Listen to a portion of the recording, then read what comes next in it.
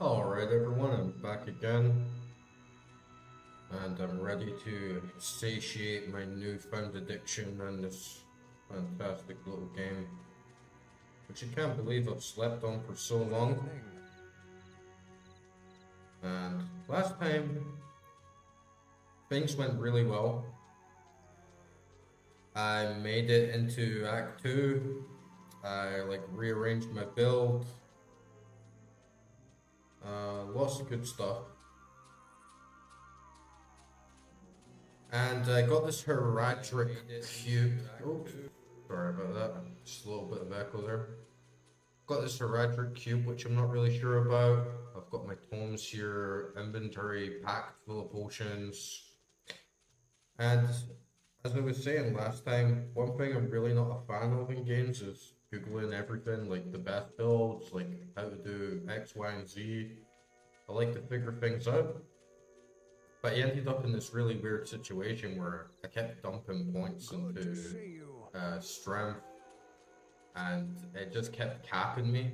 I would get to 70, and then it instantly slammed me down back to 60, which didn't make any sense, and it was really frustrating, so I ended up having to look that up. And apparently I've encountered a pretty infamous bug called strength bugging, and this apparently has something to do if you have items equipped that gives you like plus strength or plus any certain attribute. The game tricks itself out the way it counts numbers and thinks that you can't go beyond a certain threshold. So I think those stats were unfortunately lost. But I did look up like how I could potentially get them back. And I think we need to get a couple level ups in and then take off all my gear so there's no gear conflicting with my attributes. And then I can dump everything into strength, and I'm hoping, like fingers crossed, that once I get it past 70, my old stats are going to bump back in. So I think like once I get this strength up to 70 again, with all my gear taken off, I should get a bump up, and it should take me to maybe 90 strength, which is going to be really powerful. I'm still feeling pretty good because I think I did a really good job designing my build after taking that respec. I don't think you can respec again, so I'm a bit nervous of like what I dump points in case there's any more like big skill checks coming in the future. But overall, like I think it's a pretty good build. I'm going with mostly fire and summoning minions.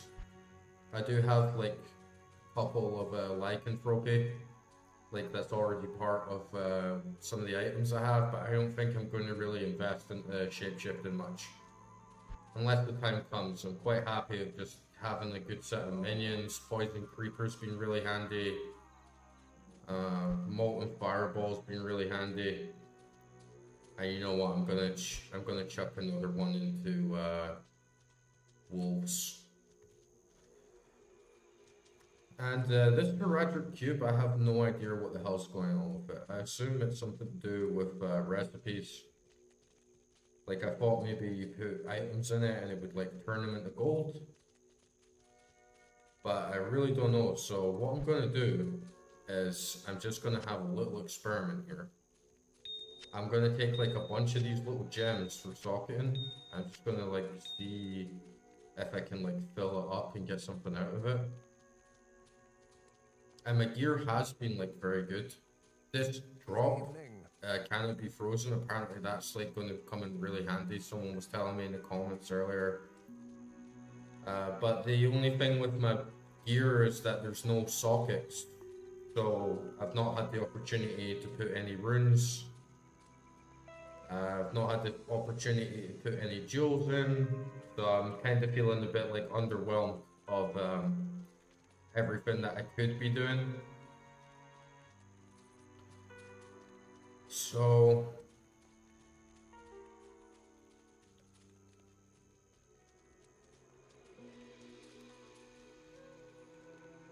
Hopefully I'm getting hopefully I'm not getting a little bit of lag. I noticed that there's a little hiccup on my connection. Oh, it's gone back up now. Yeah, hopefully there's no lag. If you are experiencing anything like that, let me know in the comments.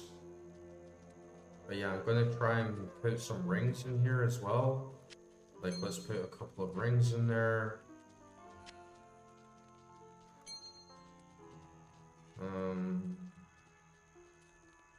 Let's just see like what's happening. Surely it's got to do some good stuff, right?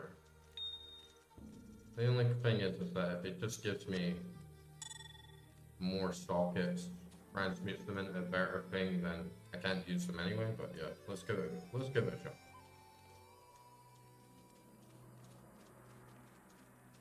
And I'm gonna change that ring as well, actually. Okay, let's put 2 rings in. Alright, nothing. 2 rings and an amulet. Anything? Nope.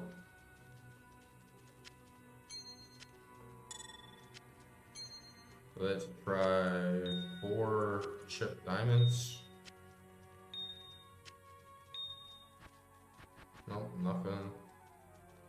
Stack the whole thing up with them.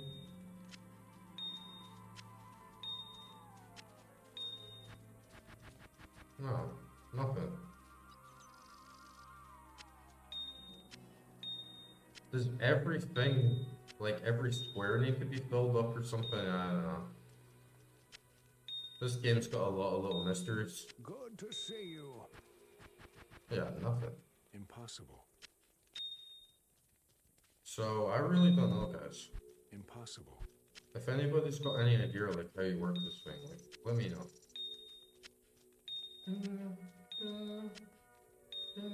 Big sound effects.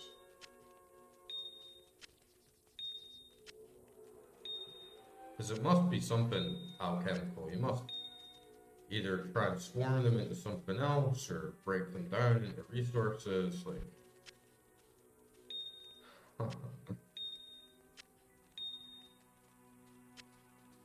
And I don't even know if I can, like, all click and just, like, throw them all in with a click. Just logging it along. But yeah, anyway. We'll get back into the game now. There's definitely a lot opening up now, and I'm excited to see where everything takes me.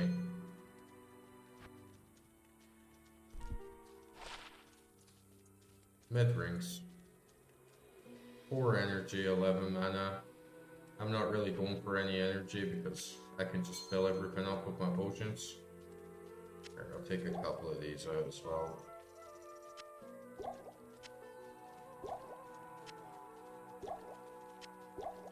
Okay. I might as well just put this thing back in there as well since I don't know what the fuck it's doing. Good to see you. Oh, I can't. Oh, maybe it's the shirt. Put back in personal. There we go. Okay. What's little Deckard Cain saying tonight? You have quite a treasure there in that Horodric cube. Oh, so maybe he knows what the hell's going on. Horodric lore, the cube can restore a Horodric staff. To do it, use the cube as you would a scroll. When the cube opens, place both pieces of the staff into it and use the cube's transmute power. You'll be pleased to know that the cube has other alchemical uses as well. 6 gems plus 1 6 sword. gems plus 1 sword transmute into a socketed longsword. Okay. You may also transmute 2 quivers of crossbow bolts into 1 quiver of arrows, while 2 quivers of arrows yield 1 quiver of bolts. I must leave it to you to discover other formulae. Right, okay. So it does have recipes for it. 6 gems and a sword. I don't really have any swords. And oops, sorry, guys. I don't know if this is even going to work if I can like fit this weapon in it, because if I put that in there, I can only fit like 4 gems. So I'll try it with my axe. Let's have a little gamble, okay? 1, 2, 3, 4, 5, 6.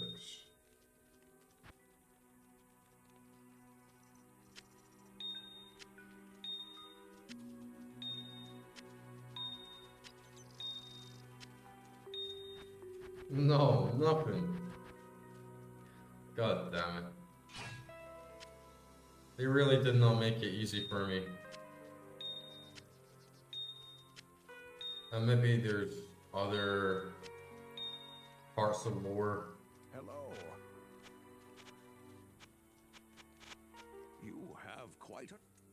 There may be other NPCs that tell me other recipes, but I'm not gonna waste my time anymore with that shit just now. I do spend a lot of time wandering around, like trying to figure out where everything is. But I guess that's just noob life, you know.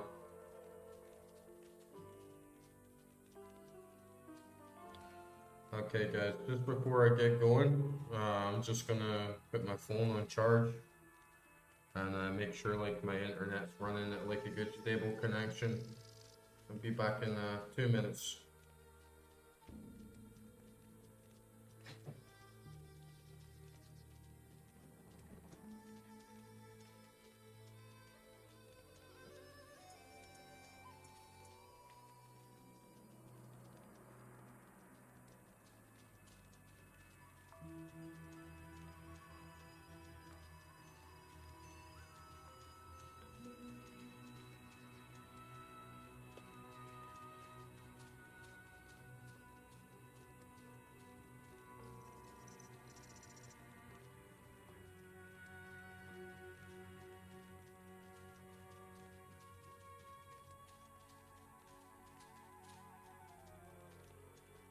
It'd really suck if I was getting any lag, because the connection's actually been really good up here. I've been getting nearly 400 megabytes per second and like 20 megabytes like upload speed, so there shouldn't be any issues, but sometimes you just never know.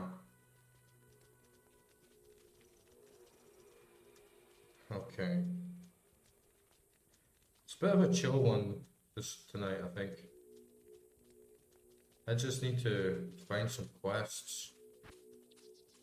Search the halls of the dead under the dry hills for the cube.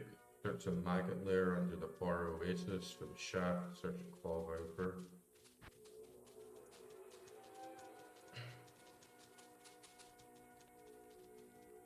And this town is like a lot bigger than the rope encampment for sure.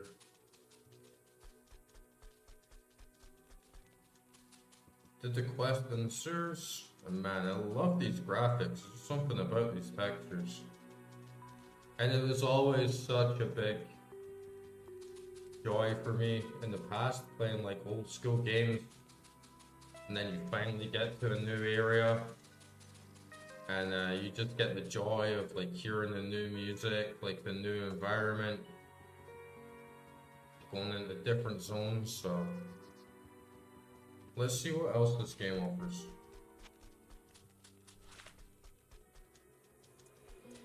Let's get out there and explore.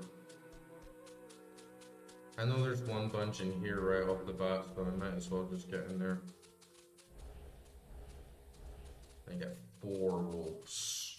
This is a druid squad now for sure. Like wolf gang. Plus, I got my little vine here. Okay, Stonington. Is that on the list?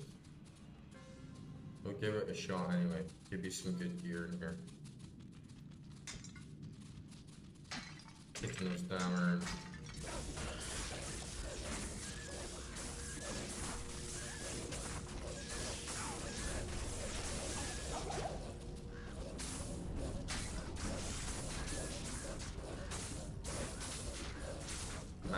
wolves are tearing them up. I'm actually feeling a lot more comfortable with the druid. Like, I think it's quite a good class for a beginner.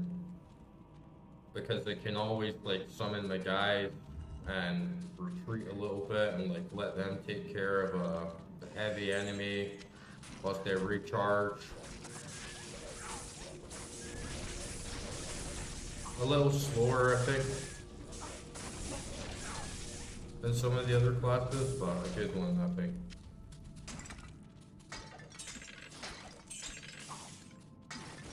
That hurts. And I'm liking this sort of ancient Egypt aesthetic.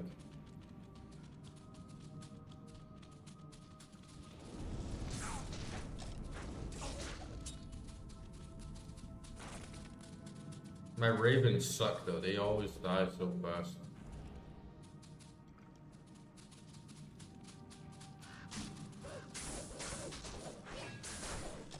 And I'm wondering as well, like, how much my gear is going to scale up with the rest of the game, because it seems to be doing pretty well so far. And if it's not yellow, then I'm not really interested in it. If it's not yellow or green, it doesn't seem like too big of a deal to me. Gotta watch this poison though for sure. That green glow is so juicy, man. I love a saturated green glow. The ravens suck, but the wolves are really hardy. Like, those wolves can take a real beating.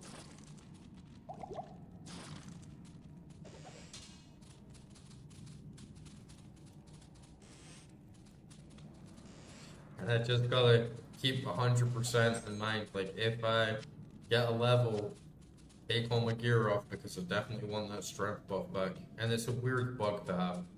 I'm actually playing Diablo Resurrected.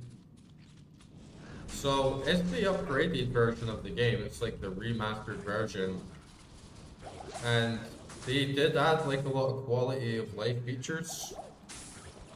So I'm surprised that this barely game breaking, like, weird bug to manage wasn't like removed or patched out. But I don't know too much about the game, so I'm not gonna assume I know everything. Maybe there's a greater purpose for it. Maybe they just didn't want to change the source code too much.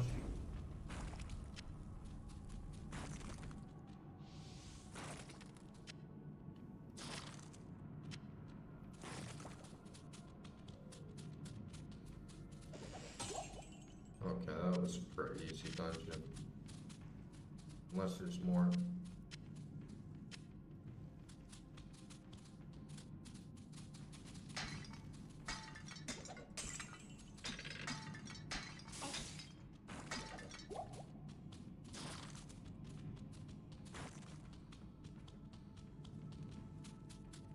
Leaving a big gory mess in my wake.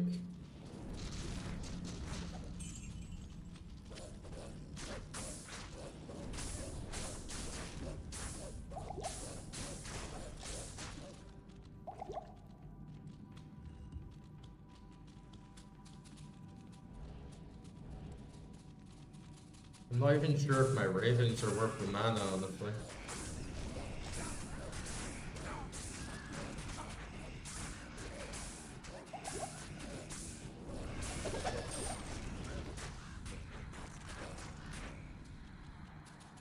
Skill mail. Decent drops tonight, at least. Let's see what we've got here. 10% faster hit. 12% enhanced defense, 1 life, 3 mana, 5 resist.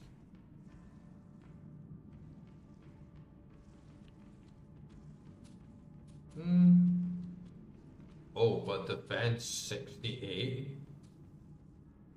That is significantly higher. No poison resistance. So that's a bit of a loss, but for 68 defense, like, big difference. I'm gonna try and put that on for now. Gnarly. Looking like a really cool druid now, for sure. Oh, that was a nice little dungeon to get things warmed up and started. This two-handed sword, not really my thing, but let's see what it does anyway. This club's useless. Arrow's useless. Picking up a bunch of trash.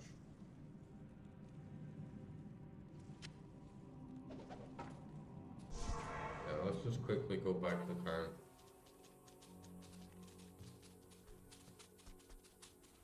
Drop off all this junk. But definitely don't need this Hereditary cube.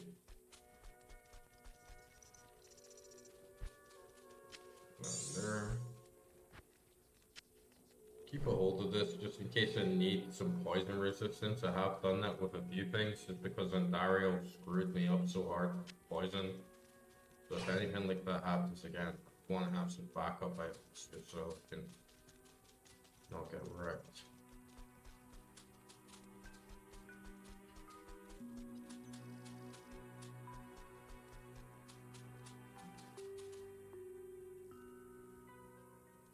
Internet connections looking fine now, thankfully.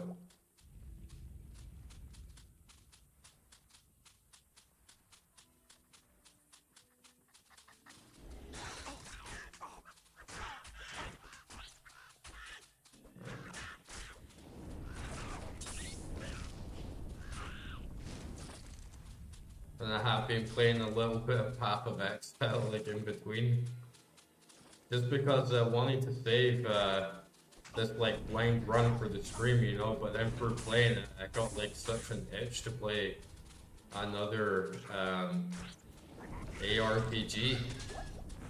So I launched Path of Exile up again and was playing a bit of that, but you know when you play a game and then you get used to muscle memory and then you go back to the other game and it kind of messes you up, like if you play Nintendo Switch and then you go back to Xbox and then A and B or the other way around, that stuff can get and you're on your nerves when you switch the game up a lot, you know.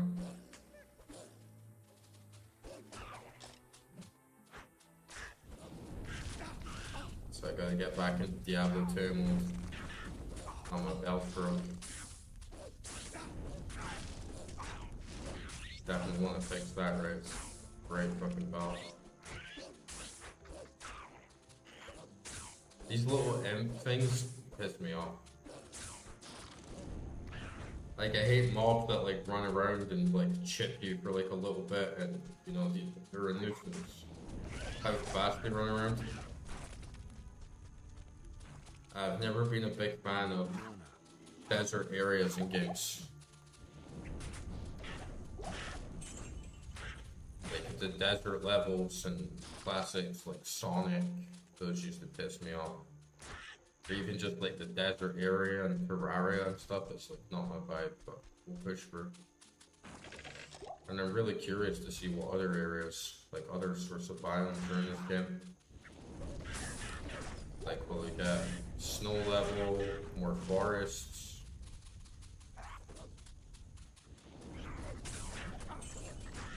The story is really cool as well. I was really impressed with it. Like the cutscenes really pulled me in. Thought they had like a great like cinematic feel with them, like great dark fantasy.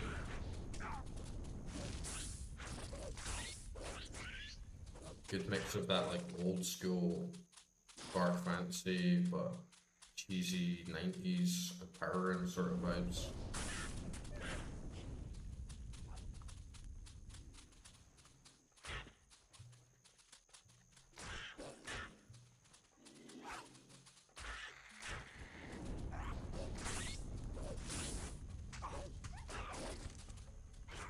Oh, nice. So I'm not like launching them behind me with my weapon there.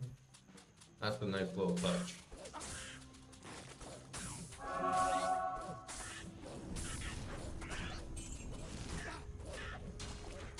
This blow, like my spear, I could do with greater attack speed just so I'm like chopping through these guys a bit harder.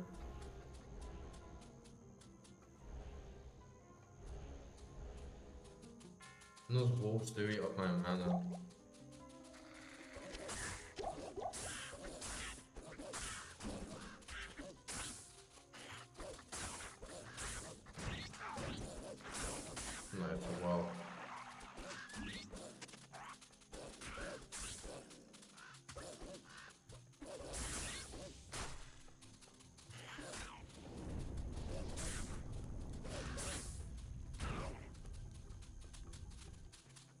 It's a really cool like night-day cycle as well. I don't think it really changes anything. I don't think mobs become stronger at night or it does anything different. But it's a nice little look. I doubt we'll be seeing much rain here in the desert, but maybe there's something else. Maybe there's like sandstorms, it gets like windy.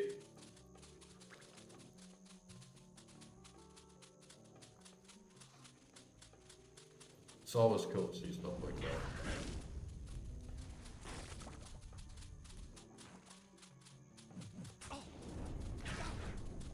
Those nice little touches in the game can really make a big difference.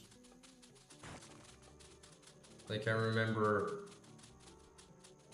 installing Nevada Sky. It's like a mod for New Vegas, Fallout New Vegas. It just changes the textures of all the sky. I think you get about 30 different types of sky added to the game. Different weather effects, you get rad storms, you get rain. And adding that with this other mod that I had that increases the amount of flora and fauna in the world, increases the amount of plants, trees.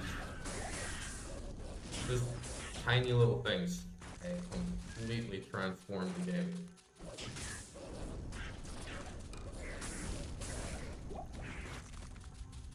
I made it so much more immersive.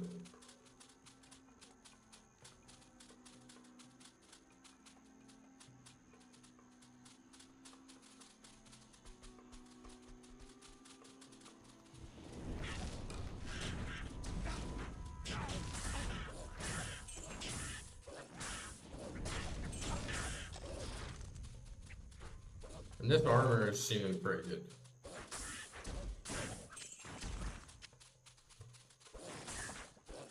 I'm standing my own pretty well,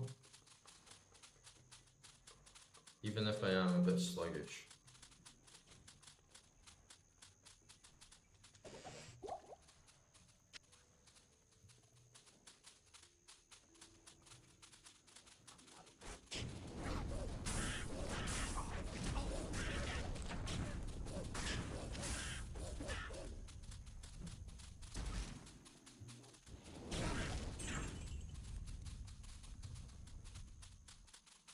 And the lighting works so well in this game. I love the full-on saturation. I love how there's like less gradient. The colors are more full. It's vibrant. And when you're at night, you see all these different spells, all these different colors light up. I feel like not immersed, but more like entertained.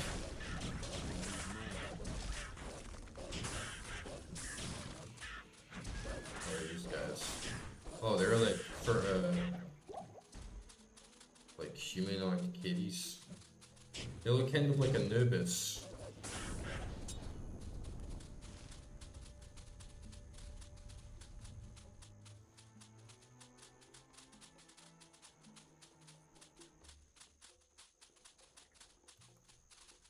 Let me turn that music up just a little bit.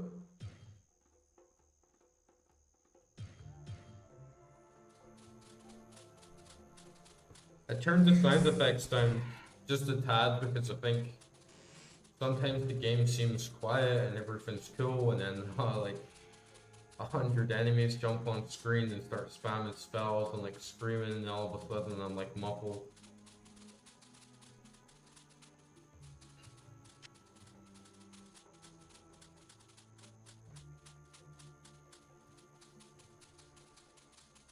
And yeah, thanks for all your support, guys. Because when I started streaming on this channel and was thinking about doing it, I wasn't sure how it would go. And I didn't want to start this and I'd only have like 1 or 2 views, you know, but the chat's been really good, like had like a good turnout. There's been lots of views, it's been really good for the channel. I got like a lot of more content, shorts, like ideas, connecting with you in a different way. So really glad to started these. I really appreciate the likes, the views. It goes a long way.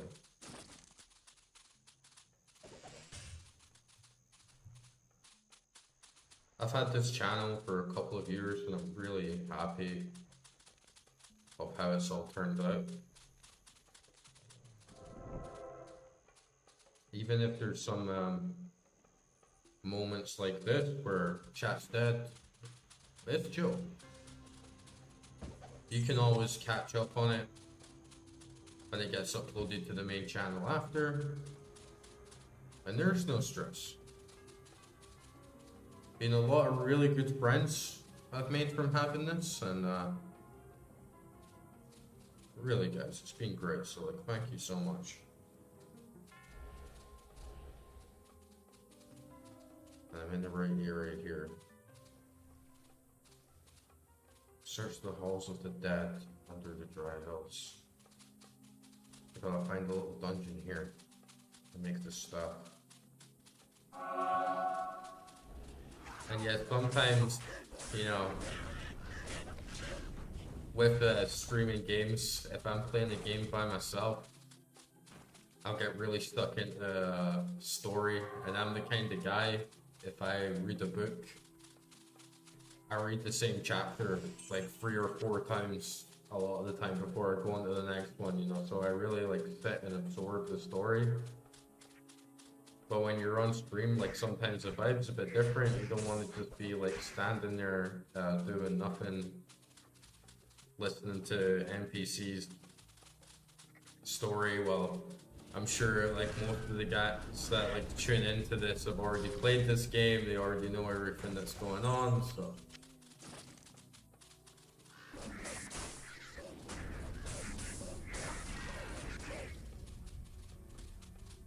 And I saw this stuff and I saw like clips of Diablo Immortal. Maybe it's in Diablo 4 as well, but it has like that obnoxious like yellow paint style where everything just has footprints layered over the whole map. So you know exactly where to walk, exactly where to go, and it feels like you're on rails. I don't want that stuff. I like exploring, I like understanding more parts of the game.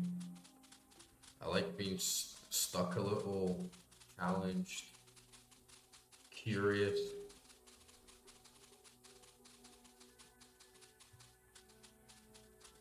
But not too much. Not like having strength bugging and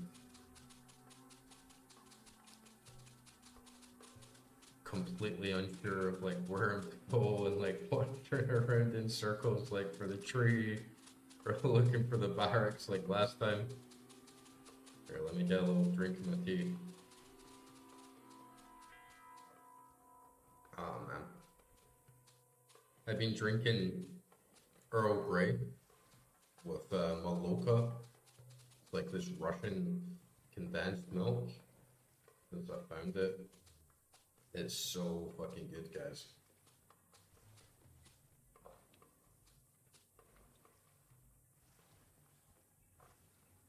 And that's a man's cup right there. I love a pint of tea.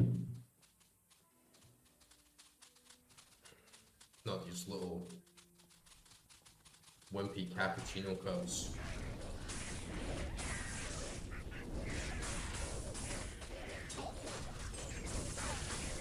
Ooh. Big deals here. I know the dungeon is back in that area somewhere.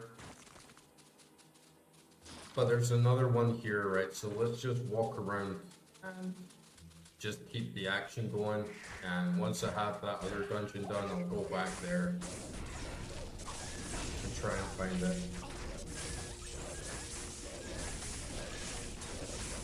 Ooh. Yeah, I'm feeling strong.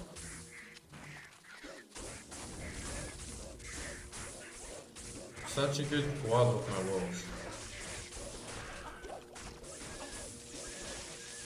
The ravens really do nothing. Like, they're so pointless. I think they're good to like whack a little bit of damage, but compared to the wolves,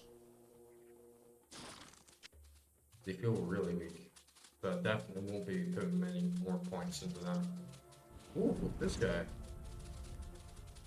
A lot of big squelchy bugs around this area.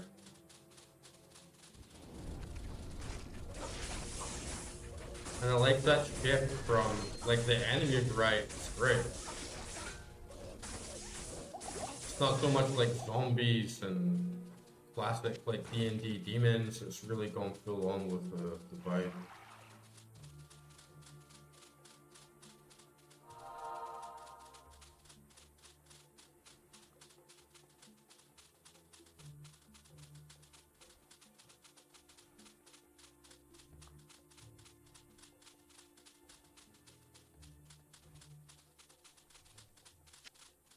I really love retro games so much.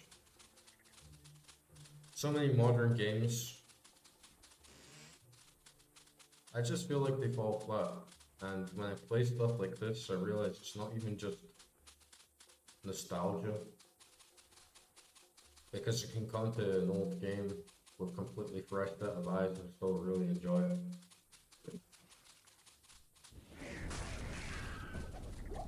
I'm gonna try my parrying game. Just so I don't have to worry about that health this much. Man, those ugly stinking bugs. Could you imagine fighting something like that though? It'd be fucking disgusting, man. Imagine fighting something like this with a spear? Man. And we should be thankful that we're so big. Because could you really imagine like beetles walking around the place? Like, could you imagine walking through the hills and mountains and there's like the fucking beetle like twice the size of you? Be like, fuck that, dude.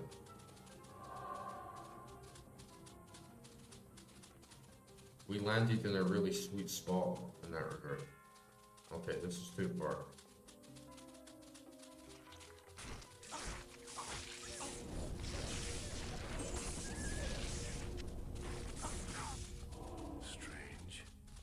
Unexpected eclipse. An unexpected eclipse.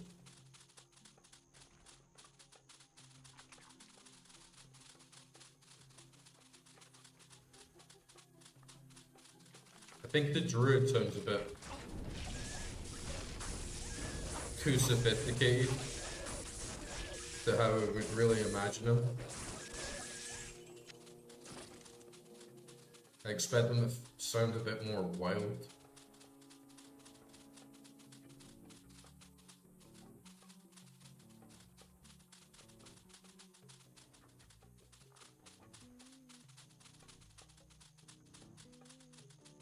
I've always been a big fan of the druid vibe. I used to like play druids a lot, and World of Warcraft. And it's always good to have a druid or a cleric in the party.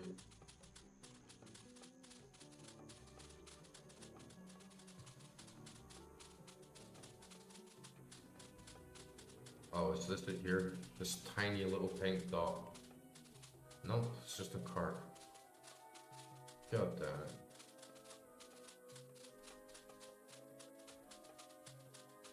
Oh, nice little staircase here.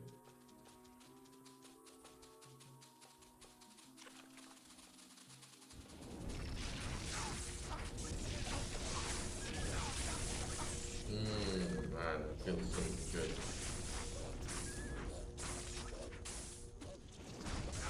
Ooh, I love how fast and snappy it is. Like, even in comparison, games like Path of Exile feel so slow and like sluggish, at least for the start of the game, but this, everything pops off.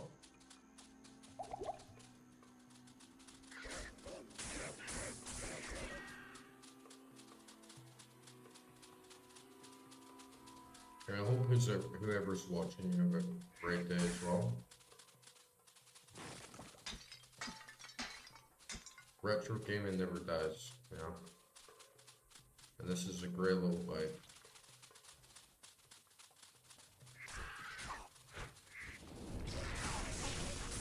I kind of pity the people that go straight into Diablo 4 when you could be playing this with the classic style graphics, like the classic sounds. To me, it doesn't get any better.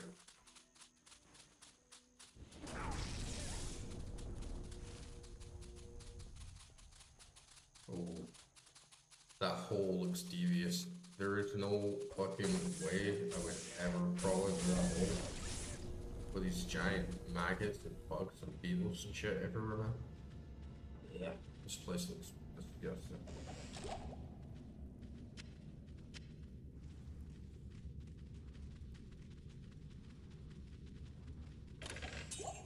Not loud ambience. Never seen any mimics in this game. I just suppose I can be thankful for it. Look at this door. It's like, ugh. It's like I'm in a, like, ant's hut. It's like I'm in an ant hill or something like that. Ugh. Man, I hate bugs.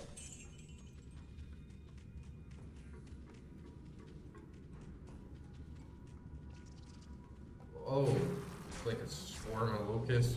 Man.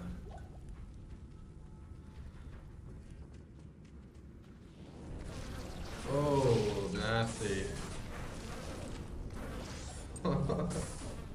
That's funny how even just, you know, they just did black pixels, just tiny black pixels, and I feel like disgusted and horrified just because of the sound design and the atmosphere. I'm feeling a good horror vibe on this area, on this biome.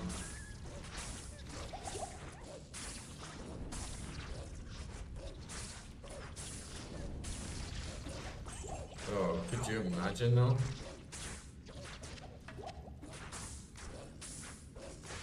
There's no way I'd be coming down here, dude.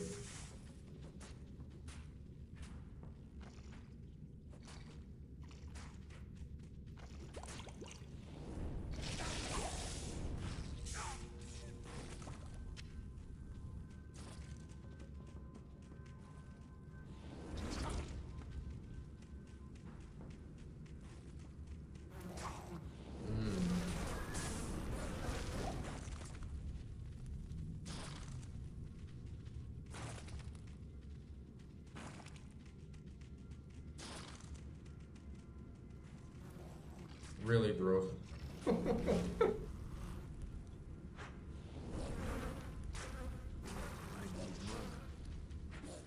For me, it's like way worse than demons. If I'm facing like a horde of demons, you know, I feel heroic, like, demons! Oh, this is like, man, I gotta get down and dirty in this stinking pit full of bugs and creepy crawlies and beetles and shit. Like, no, dude.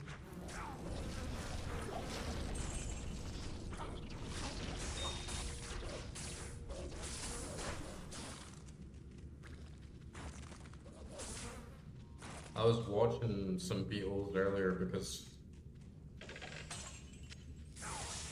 I see quite a lot of them around here.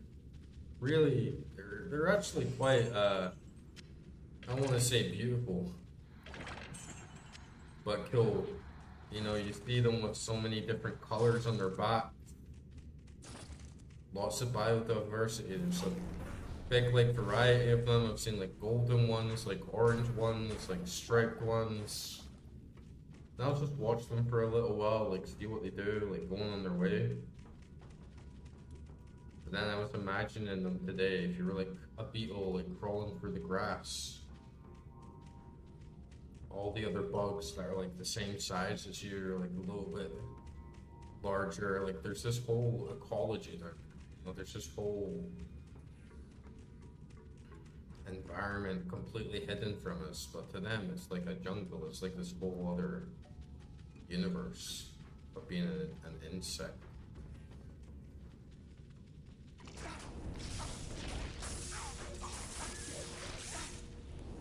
And I wonder if these bugs are even demonic. Have they been infused with like some sort of magic, or is this just like part of the Diablo universe, you know?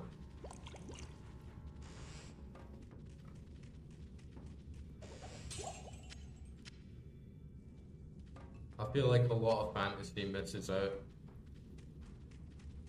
interesting elements like that. It's always very generic, it seems, these days. Not that there's anything wrong with like the classic format, you know, dwarves and elves and like goblins and trolls. But if you use your imagination, there's so many different ways a world could be like.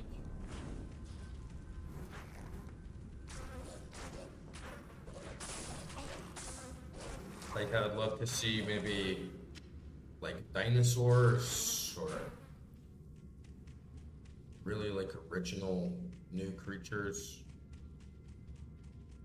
And it kind of opens my mind. Like, I think, like, what would it be like to be a human living in a world like that? Like, how would it change your culture, the way you view the world? Especially when you're not, like, top of the food chain anymore.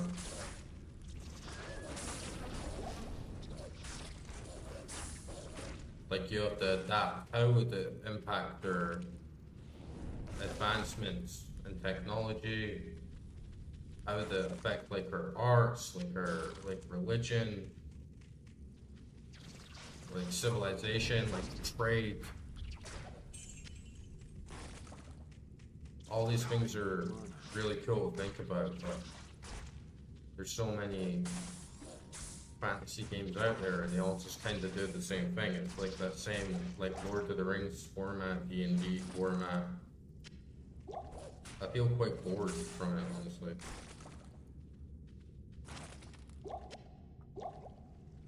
Even though I do still enjoy that sort of thing quite a lot.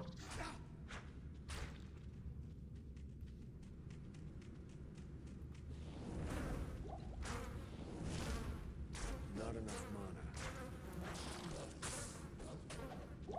I was telling another user earlier who was talking about how they had these ideas, they were inspired by like a character that they knew from Morrowind, and how they like wanted to write their ideas down and think about different things, and I really enjoy doing that. I really enjoy fantasy for the fantasizing aspect, because I had a lot of problems in my life with racing for thought, especially when I'm trying to get to sleep and I just can't stop thinking about so many different things. And instead of trying to not think about stuff, I just try to direct my thoughts into something more productive or something that's fun and enjoyable for me. So almost every night, if my mind's still racing, I retreat into this world that I created, and I just imagine all the different aspects from the big picture, like creating different religions, cultures, thinking of the environments, what the seas could be like, different temperatures, different climates. I imagine trade, economy, different resources, items. Could there be magic? Could people have the psychic abilities? What kind of ghosts could be in a place like this? Or the people on this side of the world believe in this, whilst the others don't believe in that? What could be big historical events that shaped and changed the world, you know? And I created so much. I've been doing this for like probably over 10 years. I've been building a world in my head, and it is really, really deep. You know, I created like 7 different religions, different gods, different interpretations of the stars, different countries, countries within countries, cultures within cultures, trading routes through maps, so much different stuff, and it's really, really fun, and it's really entertaining, and I don't see why so much fantasy these days it's just the same, like elves and dwarves, goblins, trolls, magic, blah blah blah. It's cool, but if you use your mind, there's just so many different places you could take it. Like the sky is literally the limit. So it is nice to see a game not just default to that same sort of perspective and make you think a little bit, put you back in your place a little bit. Imagine a world of giant bugs. And then it makes you curious as well, like what else could be out there? I mean, I'm in like the Hollow Earth now, like this underground world of strange creatures, strange music, new cultures. That's what I really, really like about fantasy genre. Not just political dramas and swords and sorcery, you know. Something that really opens your mind, that makes you think about how a world could be different, how another planet could be different, how life could be different, how consciousness could be different. This is what really fascinates me. So I highly recommend that.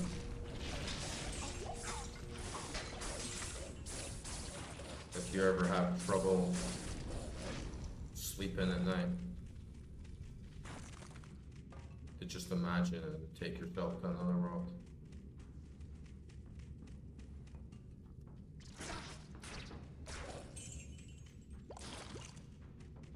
There's gotta be a big bad bug boss down the bottom of here as well, right?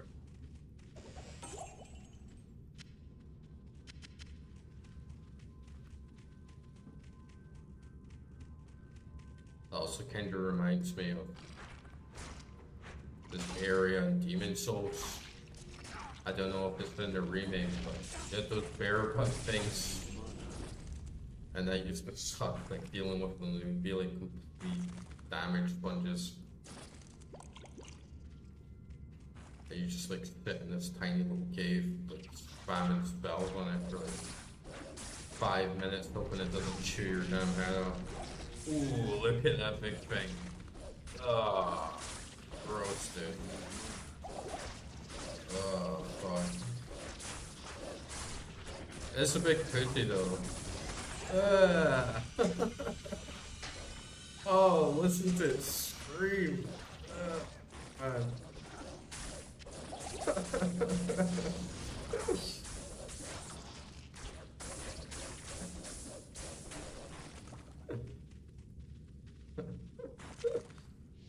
You can tell he had a lot of fun making this one. Staff of Kings. The Staff of Kings. That could be cool. Very fast attack speed, 60% attack.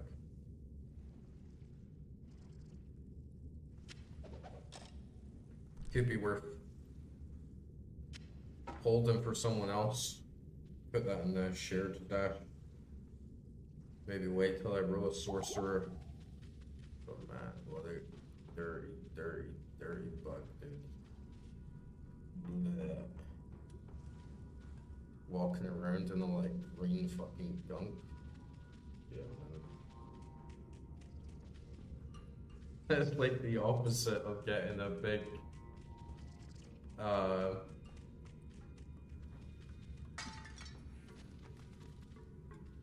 like when you squish a mob and it's so satisfying watching it like pop, but it's like a total opposite. You like pop it, you're like, oh man.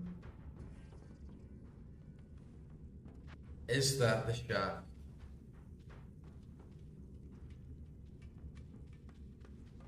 I really hope it is. Search the halls of the dead and their dry house for the cube. Right, I've got the cube. Search the maggot lair for the shaft. Search the claw viper temple for the headpiece.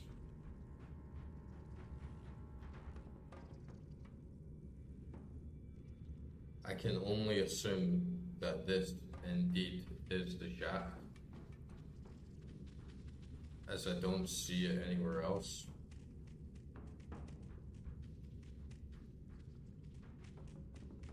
So we're gonna go with that for now.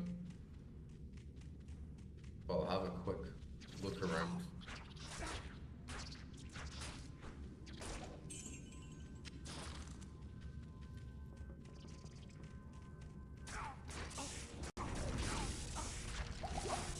Just in case.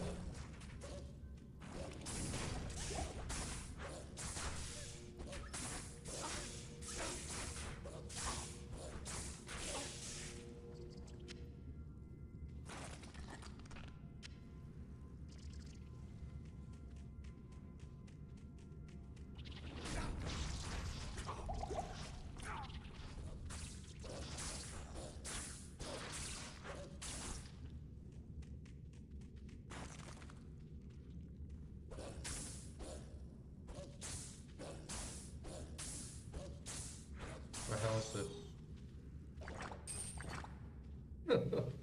That sound effect on the gear is so slimy.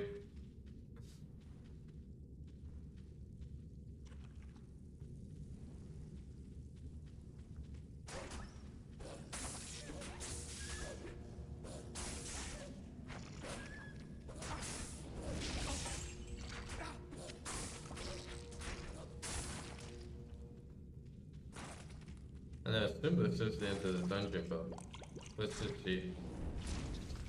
Could be a fourth floor. Ooh. Down there.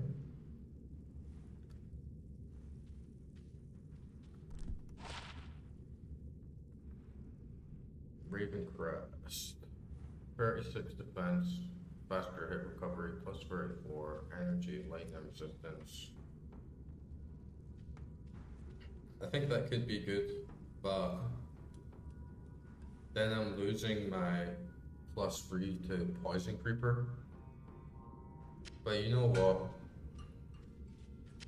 Screw it, because I'm using the carrying one for now anyway. But if I feel like going back to Poison Creeper, I know where it's at, I won't get completely rid of it.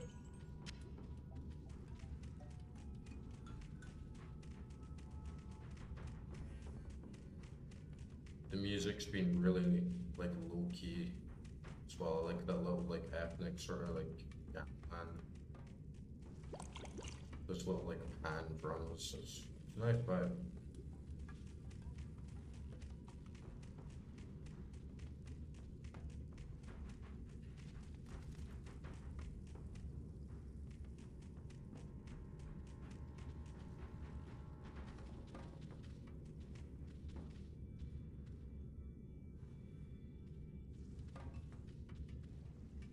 Suppose I might as well just use a portal.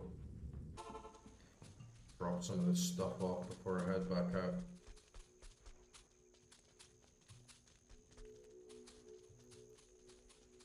So drop this wolfy head off.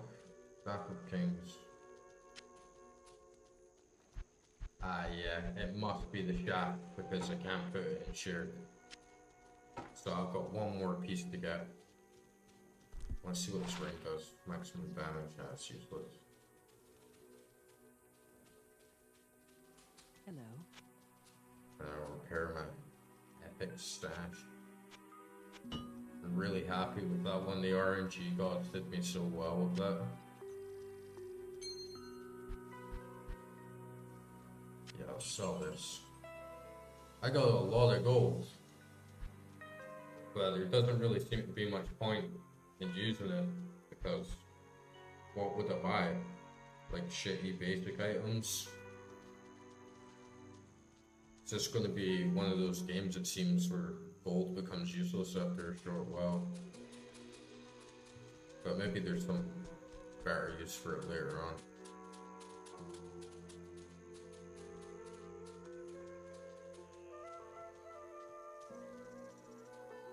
Okay. Bit of a journey. But I definitely got to keep a closer eye out for waypoints.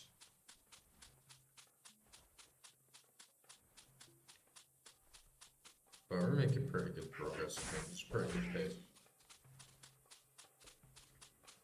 Not too much messing around like last time.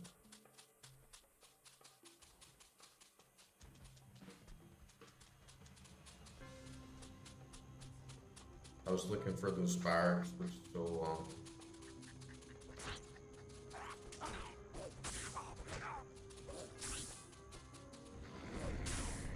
Come here, little shit.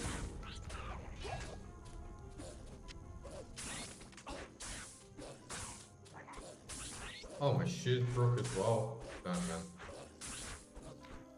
I should have just repaired everything while I was there. How am I looking? 16 is 16. Everything else is fine.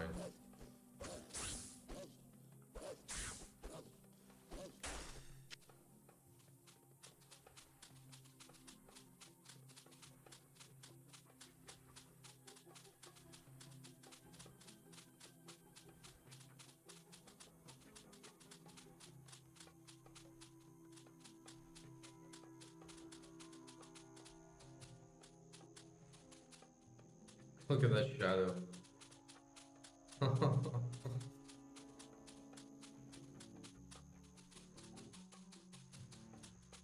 I love seeing those little old school rendering tricks. Yeah, this is the wrong way.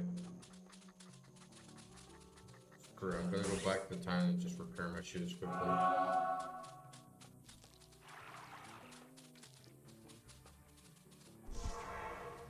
You get enough of these time scroll portals from here.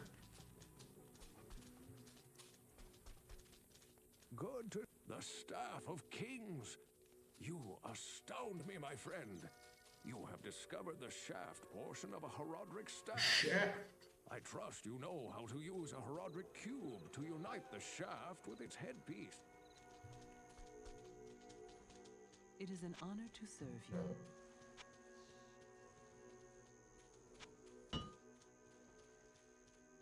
We're good.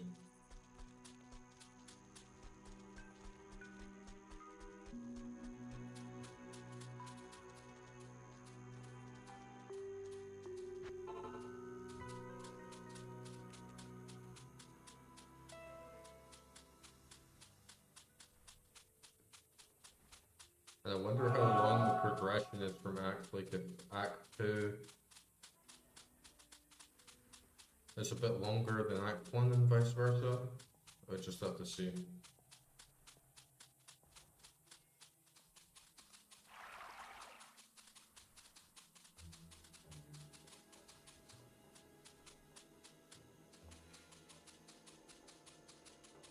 Let me get my wolves back. Gang. Oh, and I got that level there. So I just need a tiny little bit more. Should get it done in a few mobs. And then once I do that, 100% take all my gear off, and I should get rid of this damn bug. Which is really infuriating. Even when I was looking up, like, what the hell is wrong with my stat attributes, it was really hard to understand. It didn't make a whole lot of sense to me, so I'm really not sure why they left something like that in the game when it was so obvious. Because surely that would mess pretty much everyone that played this game up, right? You're just putting stuff into your stats and then it blocks you out. Just because you have an item that gives you +1 dex or +1 strength, like that just doesn't make any sense at all to me. I don't know how they could even play the game, like the developers or playtesters, and not have this happen to everyone. It seems so strange. But otherwise, the game is run very well. I did have that weird bug where my corpse spawned in town, but I can't complain about that. That was a good bug.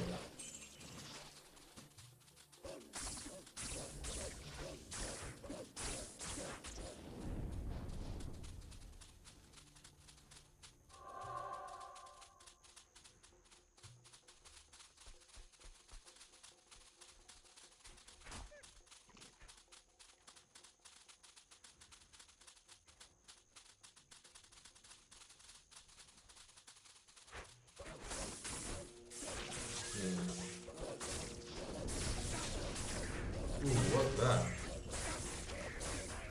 Like a little egg or something? Get 'em, boys.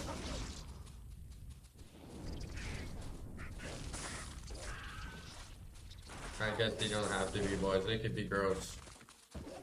Yeah, girl gang. Gang of bitches. Get 'em, bitches.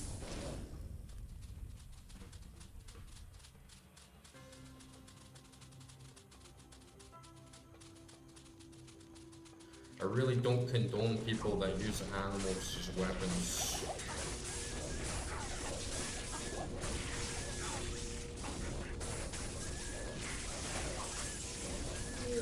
Man. I love little moments like that. There's so much energy like popping off everywhere and then just a big pile of gore.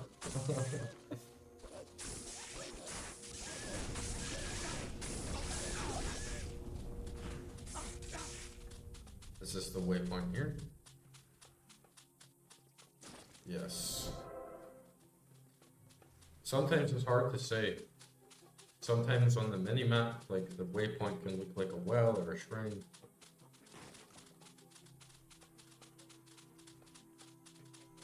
I can hear that buzzing. Oh, key. A key for me?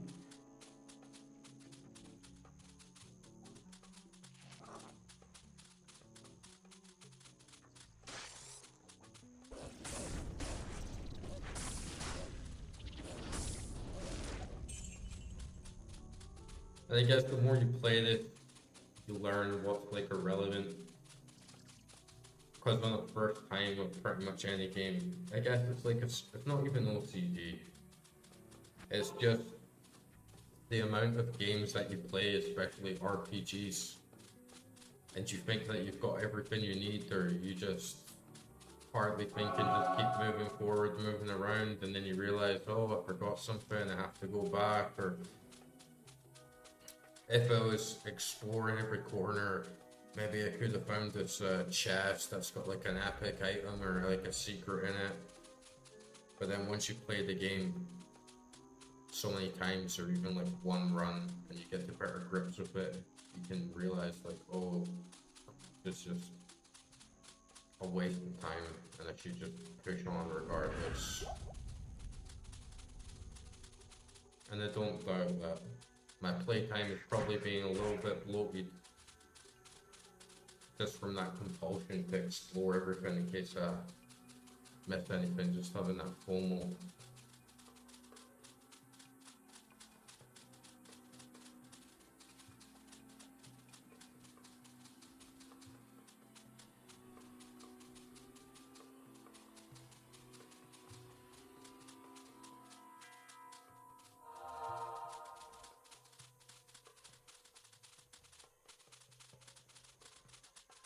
I think the maps just completely randomly generate as well.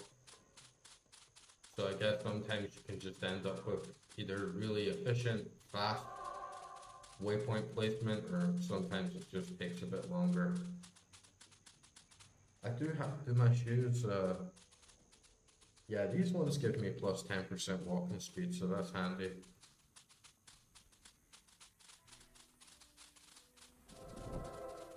And see, like right there, that waypoint's right at the entrance. Just little things like that. If I ran off and got there, it would have saved me about like 5-10 minutes of walking around.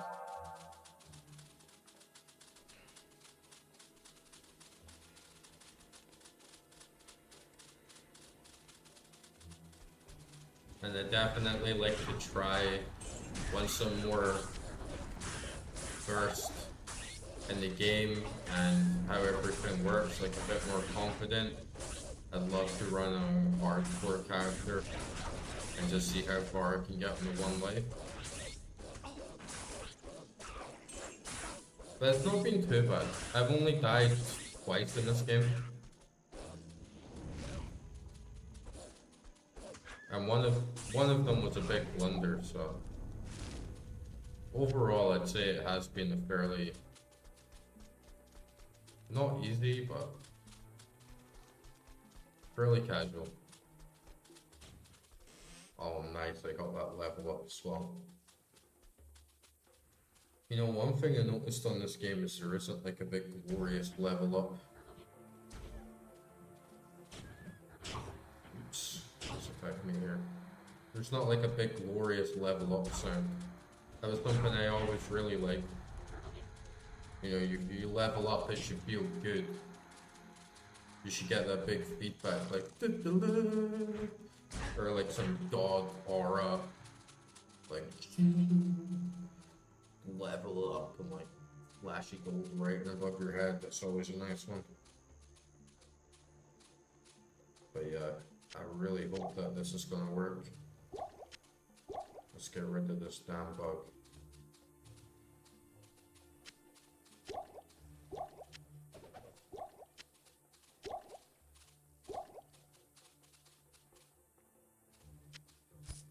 Gloves off, mail off, helmet off.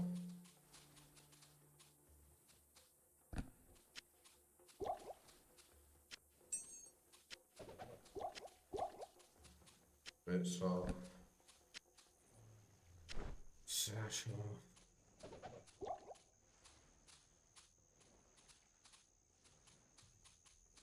Okay, this should be it now.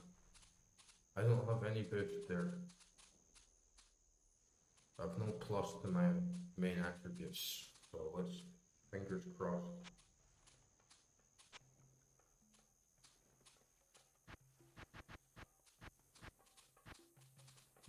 Damn. One more? Ah, damn. I was hoping that I would get all my excess points to like push me back up. But it looks like that hasn't worked. But at least like now when I put my gear back on, it's like a tiny little insignificant boost. It's like 1 point. Get my energy. But that's really annoying. Like how the hell did they manage to keep that in the game of like my stats just being like permanently gone because of a really dumb little bug? It's crazy to me how they left that in the game. It's crazy to me that this isn't like a massive deal of the game just like completely wipes out your progress. And they get like the respec. But when I was looking it up, I think I only get 1 respec per round in Act 1, so that's like 20 level up points just like completely missing that. Not good at all. Nasty blizzard. Nasty.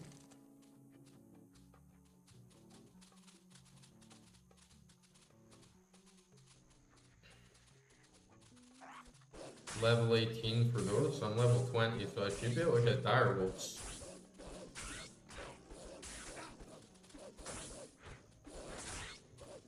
Or potentially extra firepower.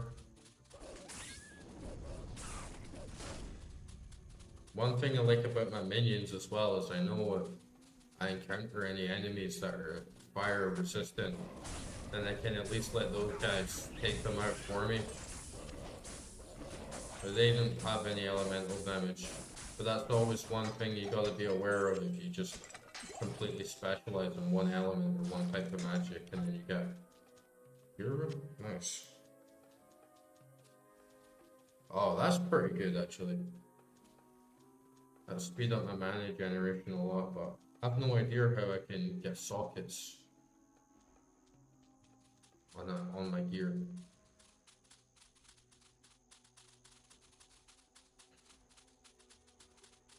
I don't think I've had any uniques with the socket on them actually, which is kind of unfortunate. But if it could, the weapons would be beast. But yeah, man, how the hell can you keep that in the game? At least they got it past 70.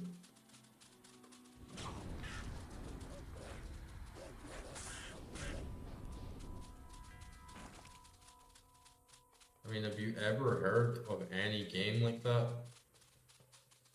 Where there's some bug where you just can't progress your level any further? It seems like such a basic, fundamental thing.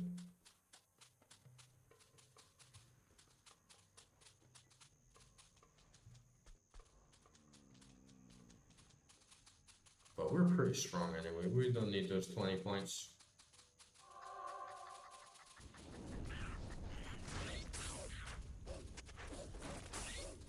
Maybe it's just the universe balancing itself out a bit because of those epic drops that I got.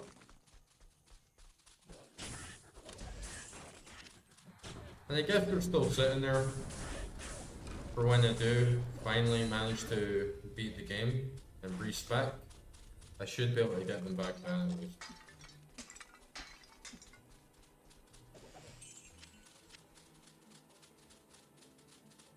Okay, I gotta find this last dungeon.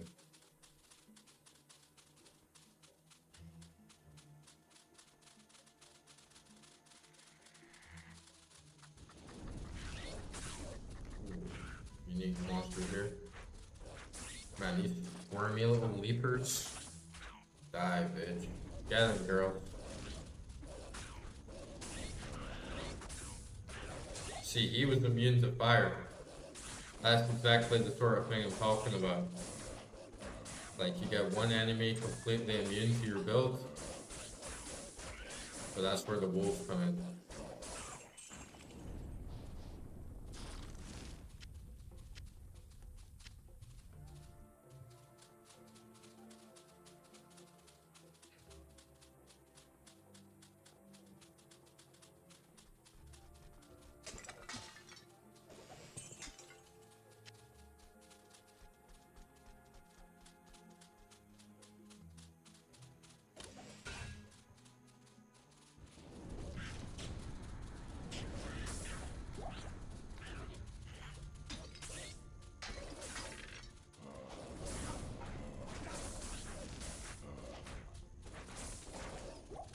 My spear doesn't seem too tanking.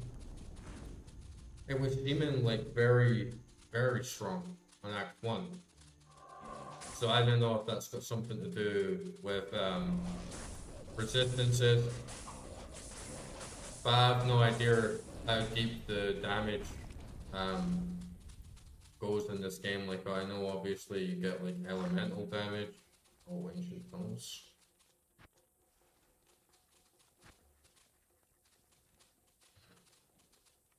Guess it's like an optional. But yeah, I know you have like elemental damage. You have obviously lightning resistance, poison resistance, but I don't know if there's like flash damage, blunt damage, and all that malarkey. Or maybe it's just the enemies in this area have like high dexterity, so I'm a bit less likely to hit them.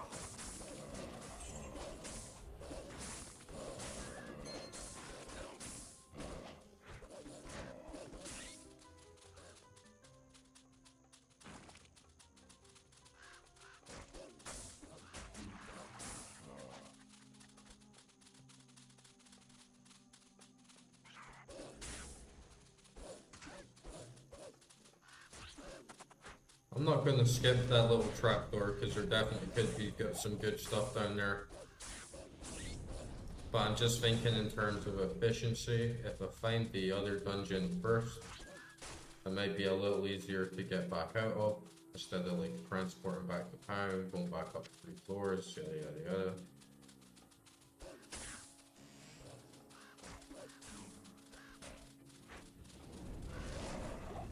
Screw it, let's just go and see what's in this mysterious trapdoor. Those little pink dots as well can be really cute, or cute, I guess is the right term. Just really can't see them blend into everything else, so navigation. Ooh, this is big, spooky looking dungeon for sure. Very gothic. Must be some evil bastards lurking down here. Definitely doesn't look like a place a lot of bugs are gonna hang out. Oh, I like that dank drip too. I love the sound of a dank cave and those like dripping drops. Everything's moist.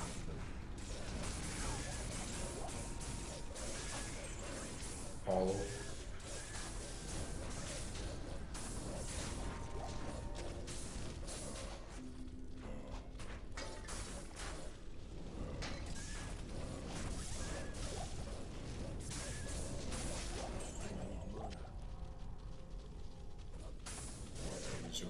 Major.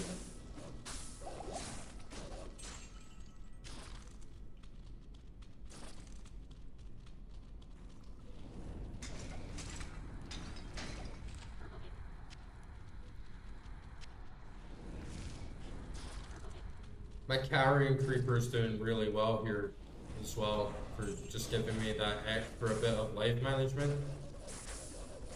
So I need to worry too much about my potions. I think I should probably upgrade that.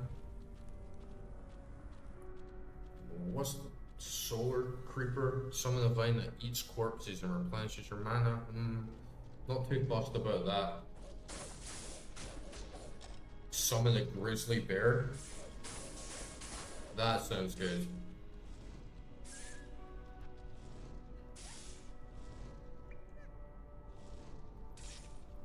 Level 24. Oh, leave my fucking bitches alone, dick. Twister.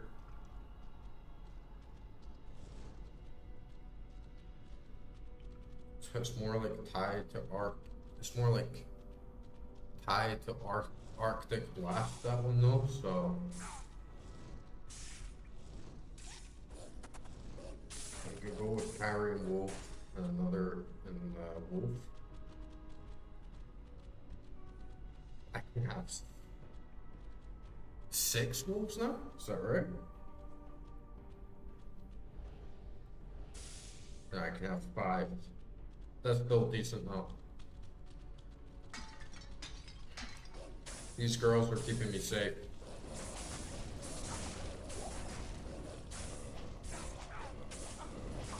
Ooh, shit. So you can all change in the blink of an eye.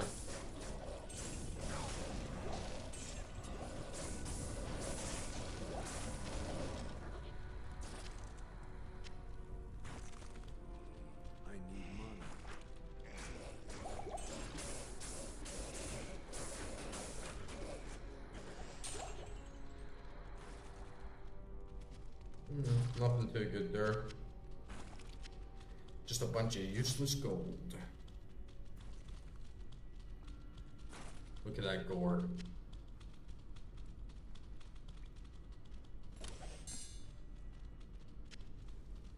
But yeah, 5 wolves is tight. Too bad my ravens just die in 1 hit pretty much.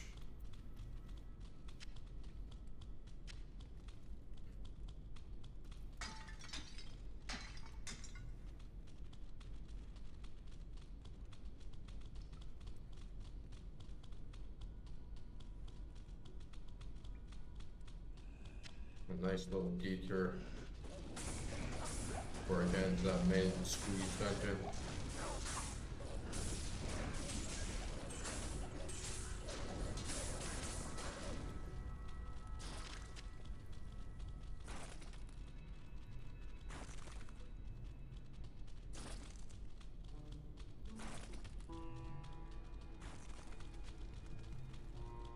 One second, guys. I'm just gonna go to the toilet. Be back in a sec.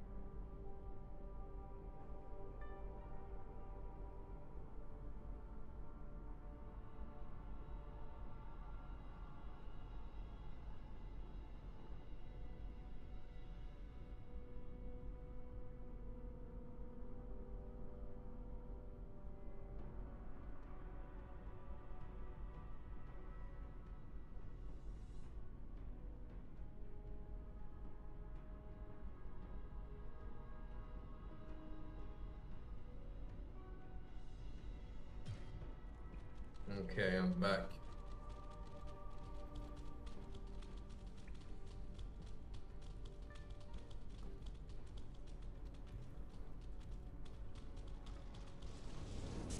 Chat is dead tonight. But that's alright. Gives me a bit more opportunity to focus in on everything that's going on.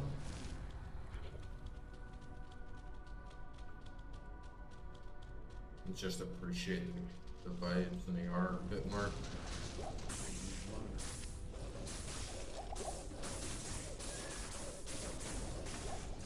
I'm not sure. Ooh, nice little unique there.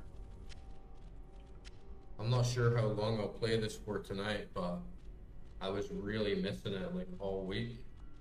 Like playing it 2 times a week at weekend, it makes me like hungry, so I might get a decent session in here. Storm branch peel. Low damage. Oh, it's like a thrown weapon. Oh well. I really wish I could get some sockets on these items. Like putting this on my Lancer could be really powerful, but every unique I get has no socket, so I don't know if there's something to that. Maybe I have to enchant them, or there's something I can do later on to get that bigger upgrade. But with the amount of jewels and sockets that get dropped, you'd think that there'd be more. Because I think at this point in the game, it must be fairly common that like your whole set would be unique, right? So.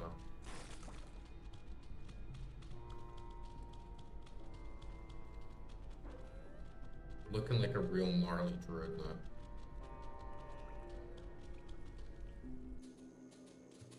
Alright, let's find it. Where is it? Claw Viper Temple. Oh, that sounds nice. A little temple for claw vipers.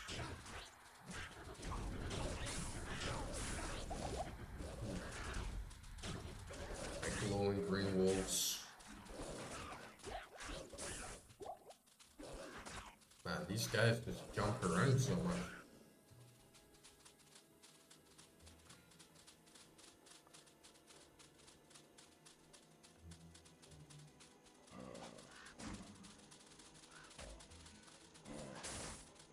Next area, Valley of Snakes.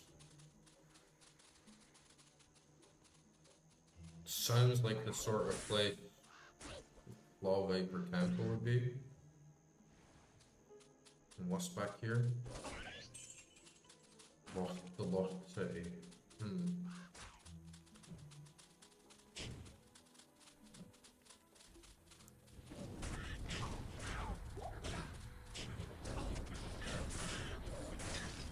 I guess I'll just explore here a little bit more, but if there was any place that Temple for Viper is going to be, it would be there, I think. Oh, nice little unique here. The dark down there.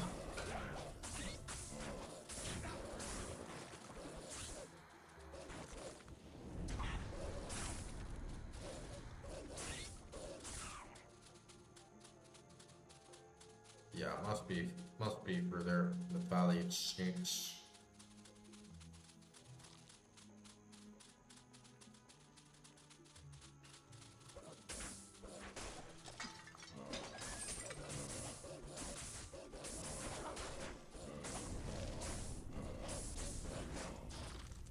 So many useless mobs.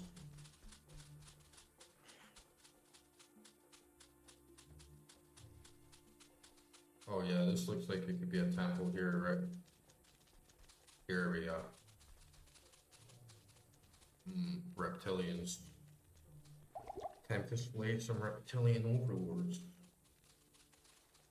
It looks like a gnarly, like, dragon turtle thing. Nagas are always a pain in the ass. I remember Icewind Dale. It's such a hard area when you're in like the Naga mix. Snakes. I hate snakes. Little Indiana Jones reference there.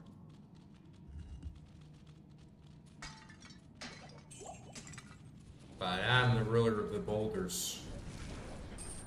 And bombed. Ah, there it is. Goddamn snake people.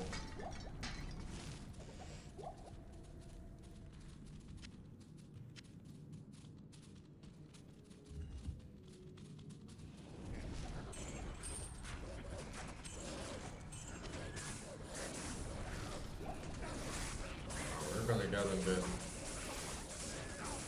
I knew that poison resistance was probably gonna come in handy here. But I figured more defense is probably better, right? Like having double the amount of defense instead of just a little bit of poison resistance is probably a better shot. Beast Cloak 64, 2 dex, fire resist, attacker takes 1 damage.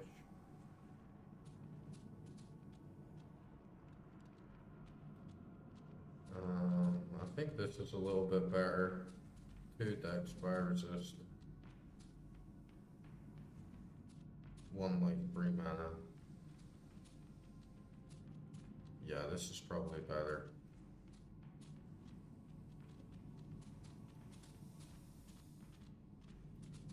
Oh, I can hear them hissing.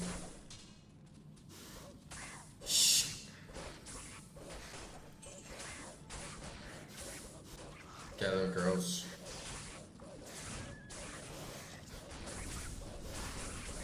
I think like my wolves must be causing like bleed or freeze damage or something to make them change colors. Let me check that.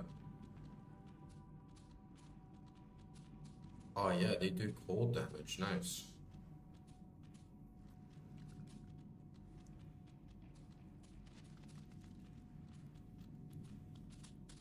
Sucks about this method stats. I'm never gonna get over that. Oh, this is like Indiana Jones. We have some traps here as well.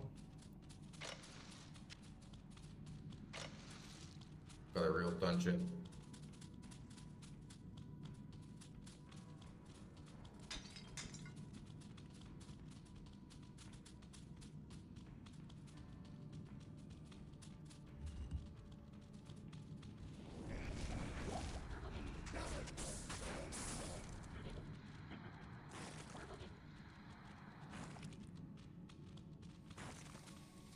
wonder why the music is so quiet, you know?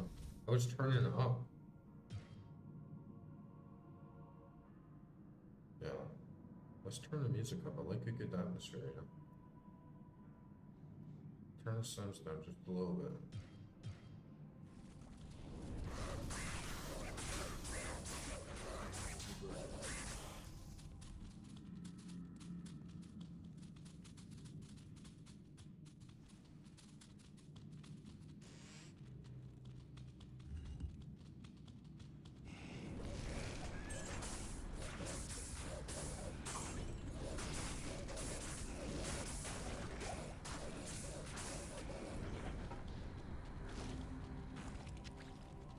And this here, when you like open these doors, that's such a classic sound.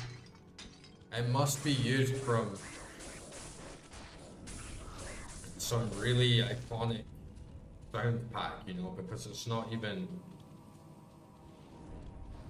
its own thing. It's like the same sound effect that you've heard for like moving stone doors in like 100 games and films.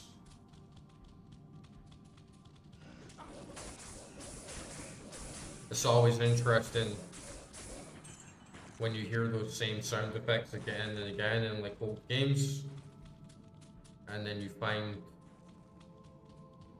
these producers, these sound designers back in the day, they all used the same sound packs, the same licensed tunes. Like, listen.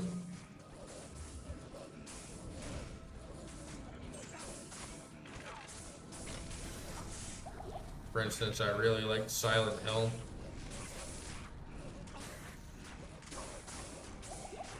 And there's so many sounds from it that come from this sound pack called Industrial Mayhem. And it also has a lot of sounds used in Unreal Tournament. A big variety of classic 90s games that's just like slipped my mind, but it's such an iconic pack.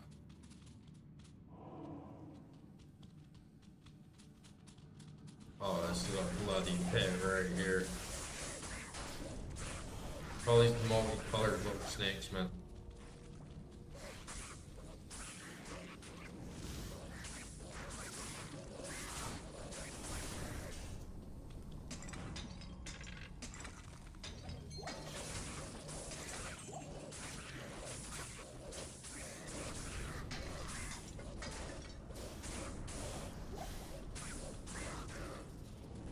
What have they been doing here?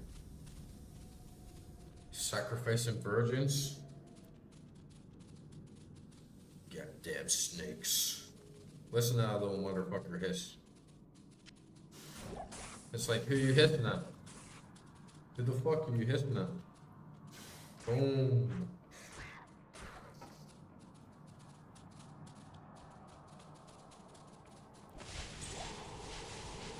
Ooh. Cool.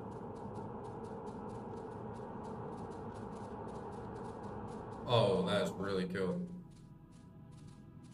Ah, yes. The sun warms the world once more.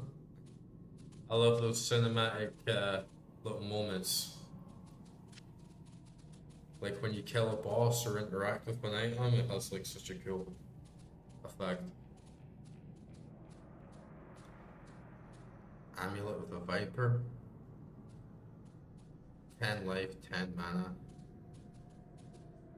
I hope that is the... yeah, it must be, right? It's got that like golden tint to it. That must be the head of the staff. Poison resist plus 26, so that would definitely come in handy for people like Andariel. See what the staff does. It might actually be quite a good weapon if I can use it. Okay, let's go back to town. Turn this thing in. Sealed Deckard.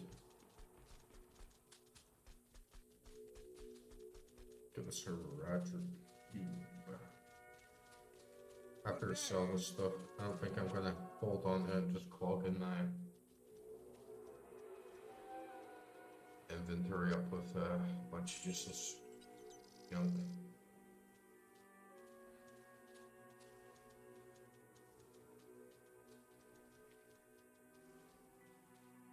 Like, that definitely is a good one though for a backup. Just in case I die, got something decent to fall back on. Yeah, I don't need these runes, unfortunately.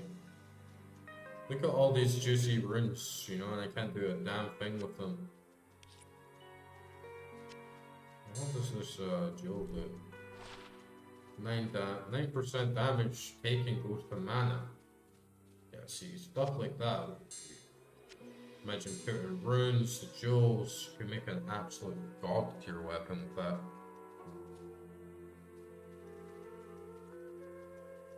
Get this cube, get this. Okay. Staff. And head. Oh, nice. Yeah, that is a really good staff, actually. Not too great on damage, but those resistances come in very handy. It's better than my axe, actually, so I might as well. I'm hardly using this thing anyway, so. Excellent. You have a Horodric staff. Carry it with you into Talrash's tomb. Find within the tomb the chamber whose floor is inset with the circle of 7 symbols. Place the staff into the receptacle you find there. That will open the secret passage into Talrash's burial chamber. But be prepared for a fight. You'll likely have to kill Talrasha to destroy Baal. Oh damn, I'm gonna have to destroy Baal? With Lord Jaren. I thought that would have been like a final boss sort of thing. Or agitated by something. You should try to talk to him again. If he still won't take you into his confidence, seek to prove yourself a bit more. I gather that his respect for you is growing.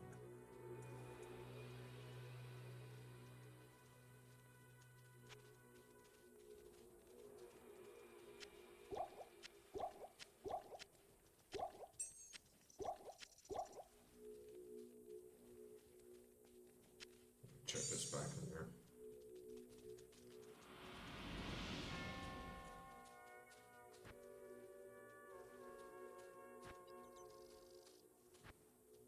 There's this quest here still left to be done or discovered.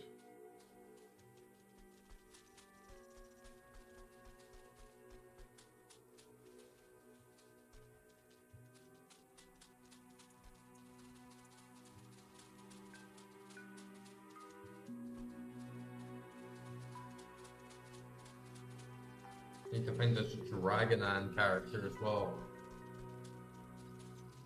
Ooh, I like this dome, man. That's a nice little piece of art.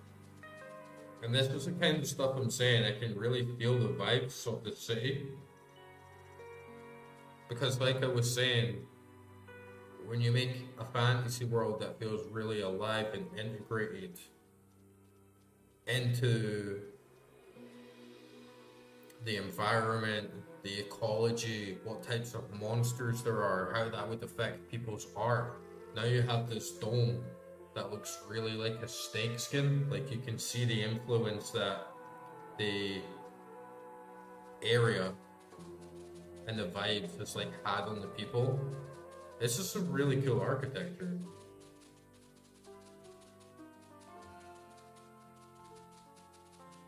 And this is like one of my favorite things in games as well, of being able to experience new ideas. Greetings. The sun again shines on Lut Gholein. I'm beginning to like you, traveler. It is well known that there are 7 great Horodric tombs hidden beneath the sands in the furthest reaches of the desert. One of them surely must be Talrasha's prison. You must explore each of the tombs to find Talrasha's exact location. Of course, Diablo is searching for the tomb as well. No one can guess as to what terrors he has unleashed in his search. trade in magic and the like, see Drognin or Lysander.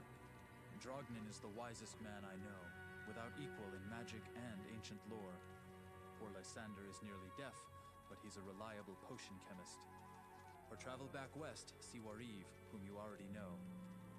Our own Farah is a fine and honest armorer, and she can heal wounds as well. Elzix is the innkeeper, and may also have some items to trade. Grays, the mercenary captain I hired to secure... Yeah, this time definitely has a lot of NPCs. Much bigger than before. Not quite like a Baldur's Gate tier city, but definitely a lot to explore. A lot of nice little pieces of lore. Let's find this dragon on it.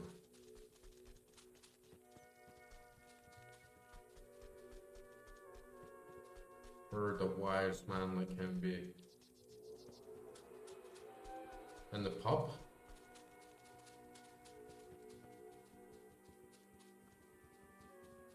Gagash.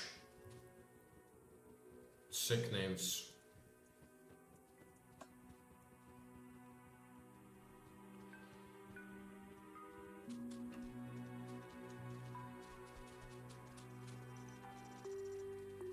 Deckard, Kibara, Lysander.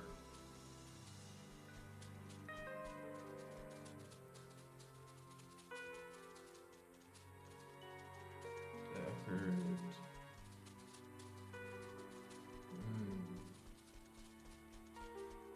Oh, here he is.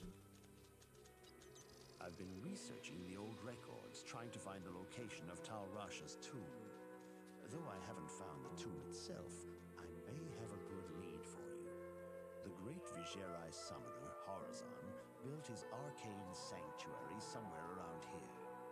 He was a powerful spellcaster and kept demons as slaves within the sanctuary. Slave demons. Great events too, such as the imprisonment of Baal. I'm not looking forward to fighting Val. Could find Horazon's sanctuary. Or Baal, they seem to call him for some reason. To the tomb's location. Though I doubt Horazon is still alive, you must proceed with caution. There's no telling what could be waiting inside. When I spoke of this with Lord Jaren, he asked that I send you to him. And he's my guy for scrolls, so I haven't needed any of them either. All these items are useless. Like, why would they pay 90k for a sector that does only 18 damage? I guess it has some pretty good perks. And it's the way to actually, like, burn some of this cash. Like, yeah, I can see it because that actually gives you some pretty decent bonuses to your skills, but it doesn't seem worth it if you already have, like, a decent amount of uniques.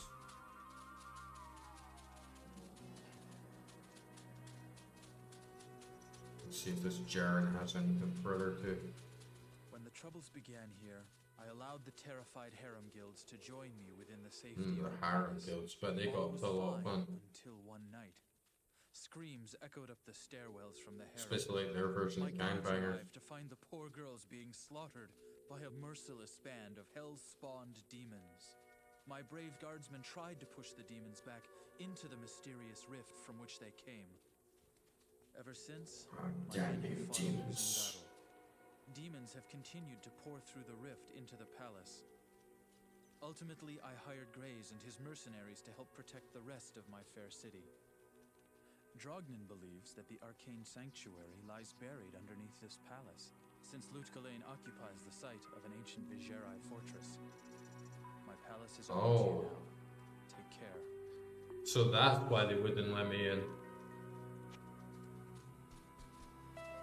Welcome to the palace. It's not much of a palace, is it?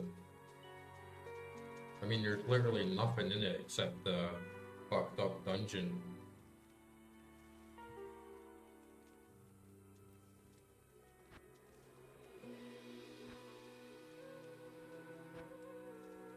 I suppose this is our next step.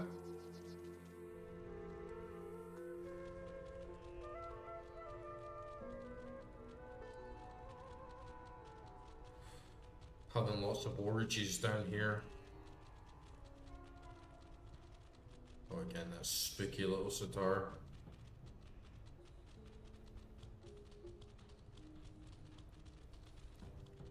The haunted orgies. I can smell the debauchery in the air.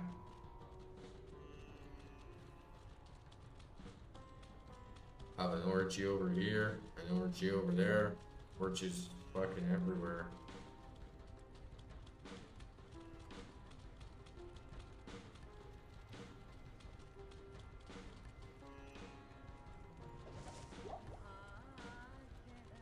Oh, nice vocals. Oh yeah, I like it, I like it.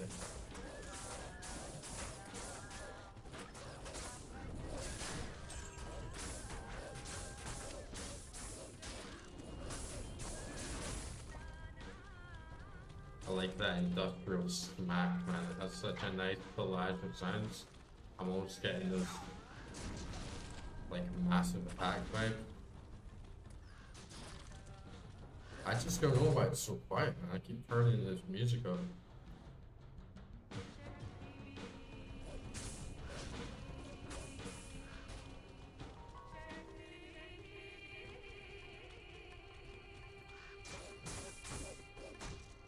It's definitely kind of cracks when I hear it.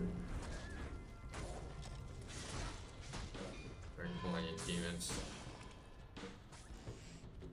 Your orgies are over, demons.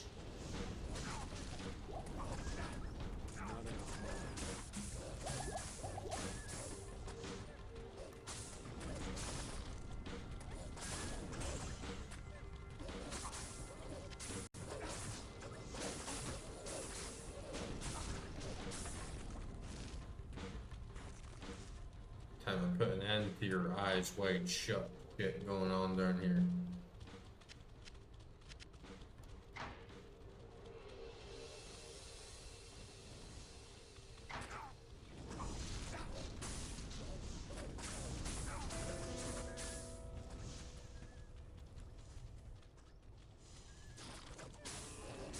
Man, Eyes Wide Shut is such a scary fucking film.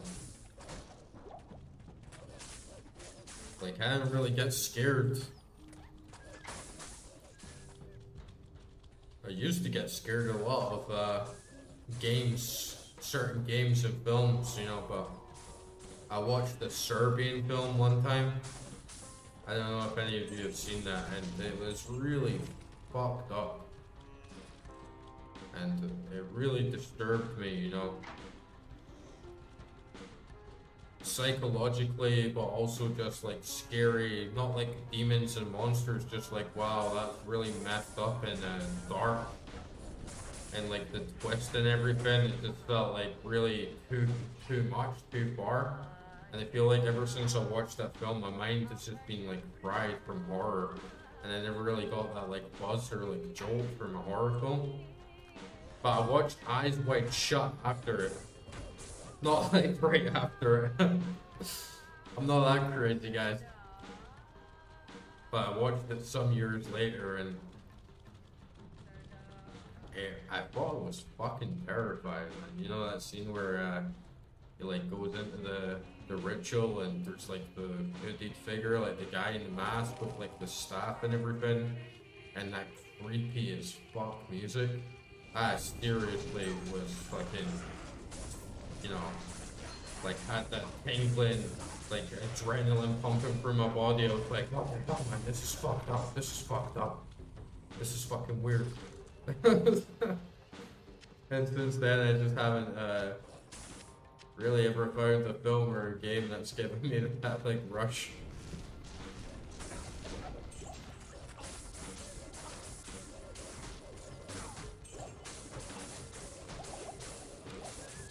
Had it in real life though. Get yourself in the right situations.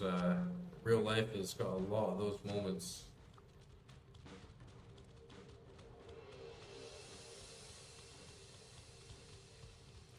Like one of the last times I had like such like a heart pumping fear. It's like in Georgia, and I'm like, I get in this taxi in the middle of the night, and it keeps breaking down in the middle of nowhere, you know, like pitch black outside. And there's this taxi driver who just like keeps trying to repair the car all the time. It must have broke down like 3 or 4 times, and I'm in this like new area, totally out in the countryside. Basically have like no idea where the hell I'm going, if I'm going to make it, if the car is going to be like broke down and we're going to get like stranded out here in the mountains. So I already had like all this adrenaline like piled up, and then we pulled over at this like really small, I wouldn't even call it a gas station, you know, it was like, it was down this dark car park. There was no like street lamp, just this dingy little light next to this big tiny little indie petroleum truck with some guy just selling petroleum out the back of his van. And there's like all these guys like smoking around it while I'm like sitting in the car, and I just got like really bad vibes, like why the fuck are all these guys just like smoking cigs while this guy looks like he hasn't even washed his hands. He's just standing at the side of the road, like smells of petrol. There's like petrol fucking everywhere. And I just thought like, man, I'm gonna fucking die. Like one of these guys, they don't know what the hell they're doing. They're gonna, someone's gonna flick a cig, and it's just all gonna be over like in a moment. That was like the last like scariest moment I had in my life. I'll start to get up here.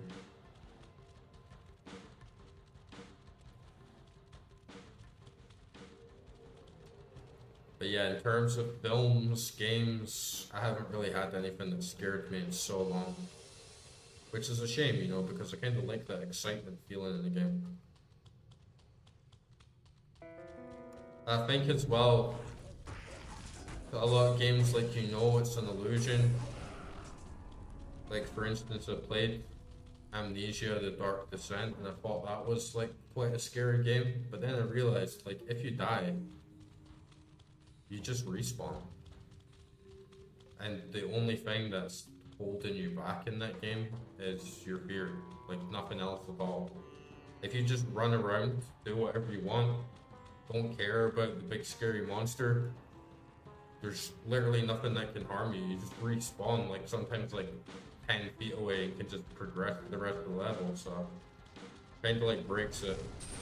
But you need a good bit of excitement to get that fear.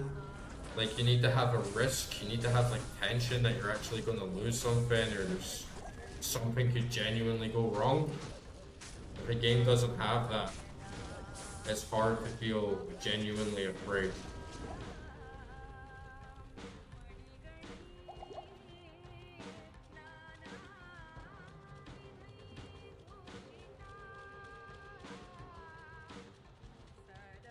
Because I still get like a little jolt if I'm playing something like Resident Evil 4, like OG. Been streaming that as well recently, and just that tension of like, oh holy shit, I'm gonna die, this guy's gonna get me. That's still real.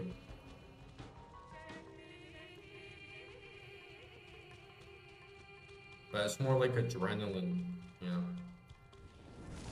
It's not like actually being afraid of ideas or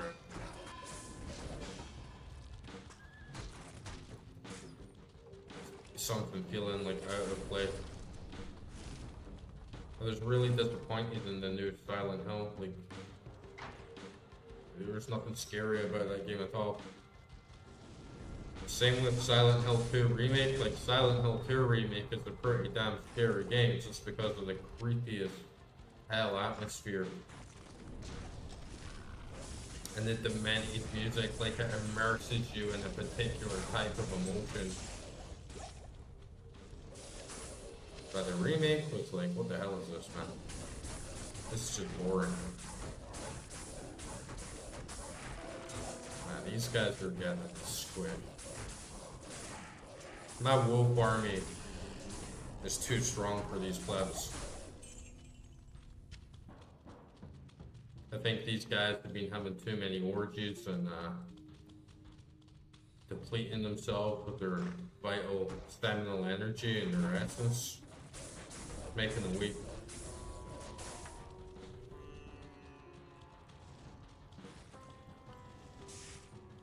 You definitely gotta retain your semen, you know. Makes you strong. You're having orgies all day, every day, it's gonna make you real weak.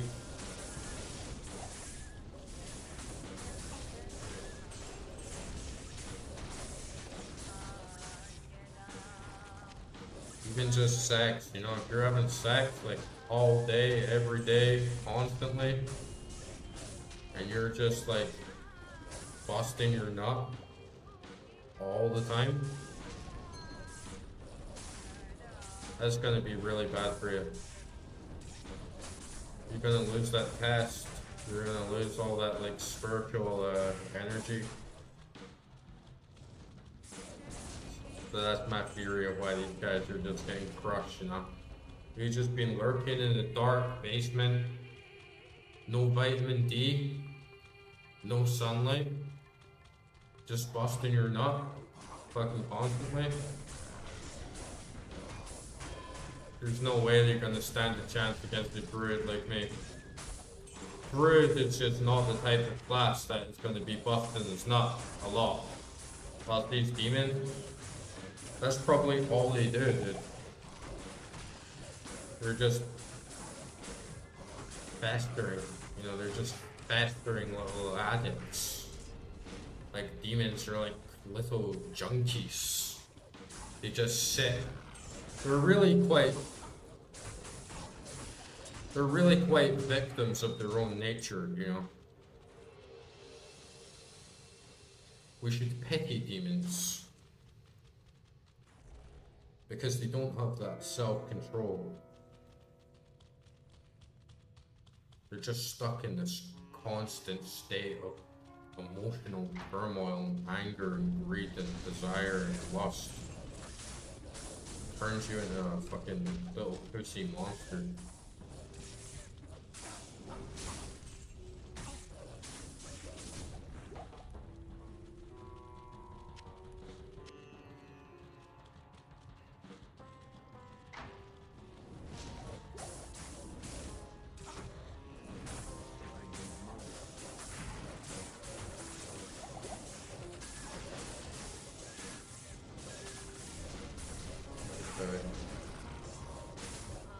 We're crushing these guys.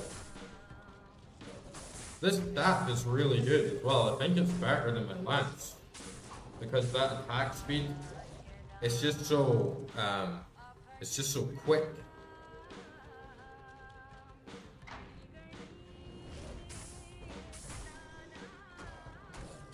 Like you can really get a good smack in there. Plus my wolves and the carrion vine, looks like I have another level actually. And I'm definitely gonna get in the habit of it. I need to take all this crap off. Right.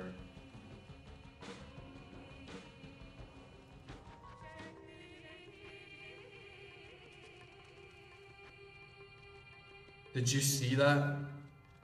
76. You put in 1 point and then it just stayed at 76.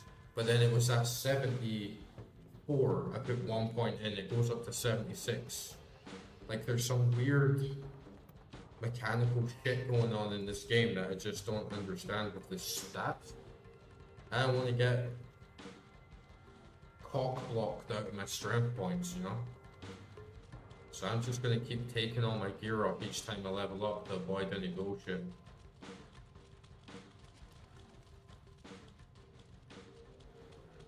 But yeah, there's no way these calm hungry demons are gonna get me. They're just down here having orgies. They're not developing themselves.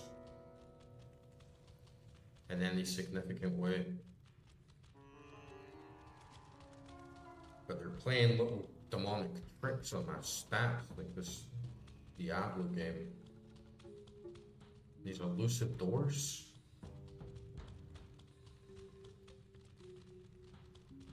Tricky damn demons. What the hell? Where the hell is this door? They're casting illusions. Right? It's not there, but you can see it right there in the map. Right there, right?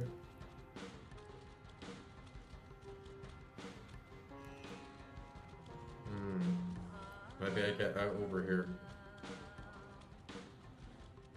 for these arches. Hopefully the boss gets a bit of a challenge. That he's probably been busting his nut more than any of these guys. He's probably like the least likely to be retaining the semen in this whole place. For the portal. Oh, that's good. This was not designed by nature's architect. Okay, this guy might be legit. Arcane Sanctuary. Nice, I'm in like outer space with my wolves. Which way should I go? I'll go up here. Oh, this is very like Asker sort of based, like very trippy. Ooh, Lord. Oh, that looks really weird. Like hard to see, like where is up, where is down, where is flat.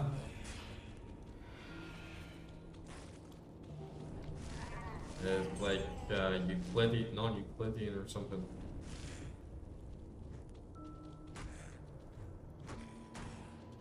Oh, that little creepy little sad melody, just a slow little creepy melody on the xylophone. It's very trans-dimensional. See, I've like standed the cum drippers. And those were like the base tier demons in that last place in the Harem Palace. Those guys that are just like sitting around in the dark. They got no vitamin D. They're coming all day. But then what's really happened lurking in the next dimension, there's these higher beings sapping all their energy. Probably this guy, whoever owns this place, is like a semen retaining black magi that's totally aware of the whole shtick. And he's just like enslaving all these guys, turning them into foul beasts. Must find their master. Put these pricks out of their misery. Hopefully they can be reborn in a good life, but you know their cycle of reincarnation's not looking good. Like these guys probably just committed so much sin that they're not gonna come back as a human. They're not gonna come back as an animal. They're probably gonna go like all the way down to being like a fucking rock, like straight back down to the mineral kingdom. It'd take them millions of years to bring up their life force to a level that's like ready to inhabit a human body again, or a being with a upper level of consciousness. But at least they don't have to suffer anymore, because it's better to be a rock than a demon. You have like heightened awareness, but you're completely enslaved. And you're completely trapped to emotional highs and emotional pulls. That is hell. That is literal torture. So we're doing like a good thing here. Like it's a good justice to just like put these things out of their misery and let them pass on. It's going to be a difficult journey for them. It's not going to be like an easy path all the way back up the hierarchy, like the reincarnation cycle, but it's got to be done. This is the only way. Ooh, big juicy pile of them here. Ooh. Oh, these guys drain my mana as well. They're like draining my seminal energy because they don't have any. Because they spend all day coming. They need that mana. They need my life force. Because they just lose all theirs. They just expel it out of them.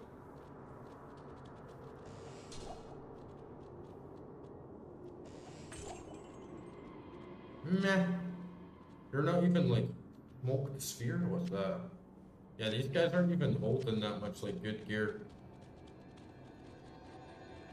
Like you think in a big like harem demon palace there would be like a lot more jewels, a lot more gold, but there's like hardly anything here. They're just wasting their existence away on nothing. And that's the thing about if you're like this type of life form, all you know is how to consume. Like just consume, expel. Like you don't know how to harness, like you don't know how to preserve. So there's no way that they can have the things that they want. They can't have riches. They can't amass wealth.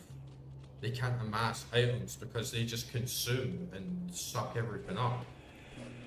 So there's no way for them. They're fucked.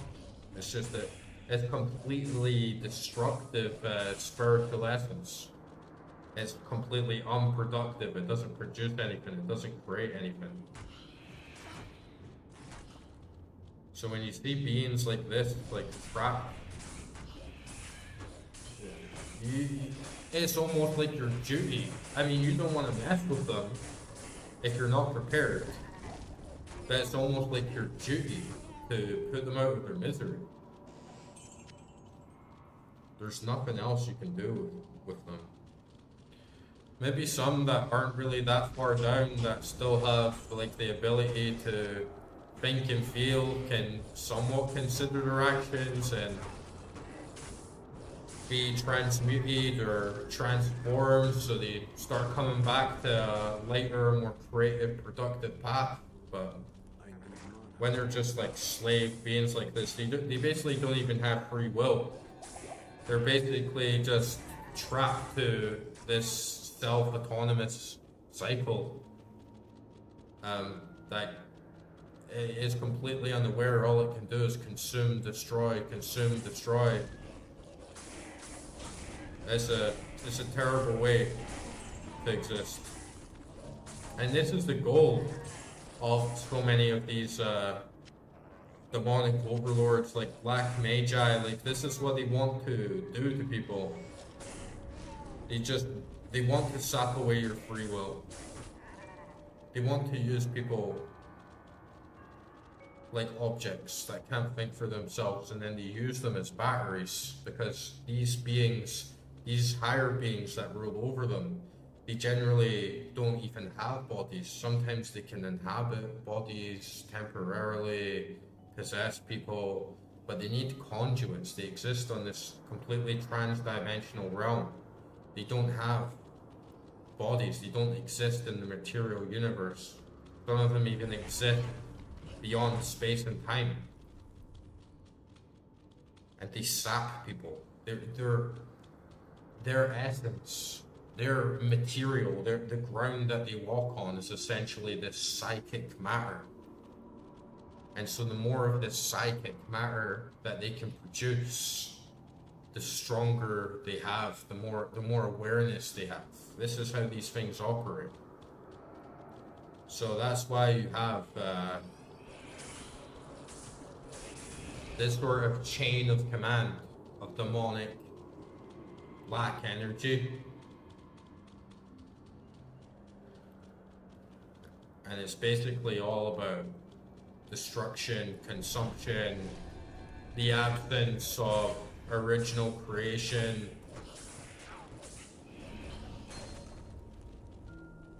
It's a very dark existence indeed.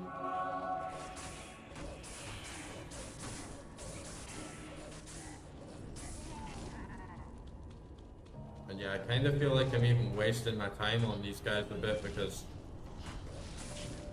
they don't have any booty. I'm not seeing that like glorious loot, like 4D interdimensional pure loot. They just sort of seem like plebs. You know, they're like bitches. Might as well just go for the big fish. And once their power source is destroyed, once their power source is taken away from them, they won't have much of a means to exist. They'll just wander around like lost ghosts, undirected. Man, I got no mana left. These bitches are absorbing too much of my seminal energy. There are a lot of rings there.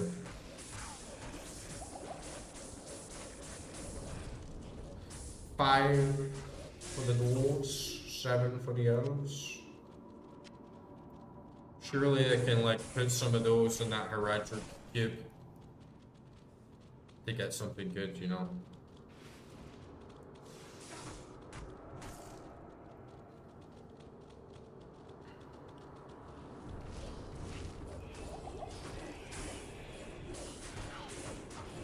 But yeah, oh no! Oh shit! Those bastards actually got me, dude. Damn, man. Damn, dude. They actually fucking got me. Those dirty little bitches, man. Look at that. Look at that. I just lost all my shit to those fucking plebs. Are you fucking kidding me right now? I just lost all my shit to those worthless little fucks. I'm totally getting my revenge. It's gone too far.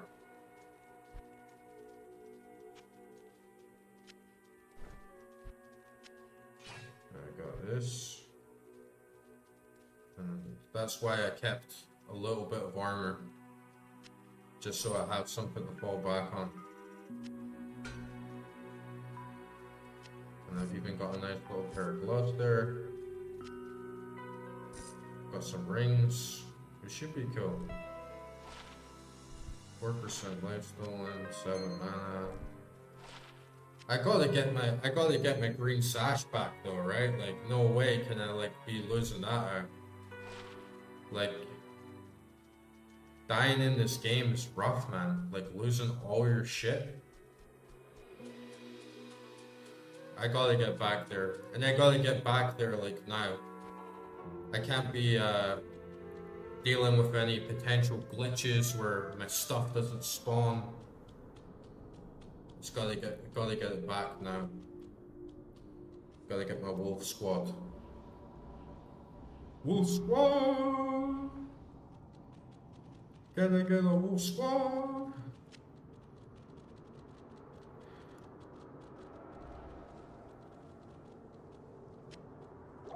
Very poor set of potions as well. Here we go. There's some potions. But yeah, I gotta get that green sash back, man. There's no way. I just feel like an absolute bitch if I've lost that.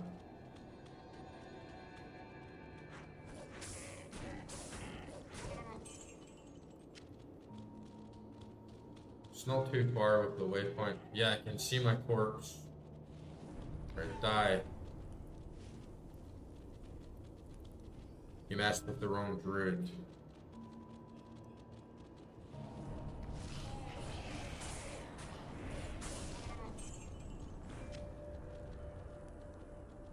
Oh, there's another nice rune there as well. There's all my gold. Okay, those guys were pretty much dead anyway.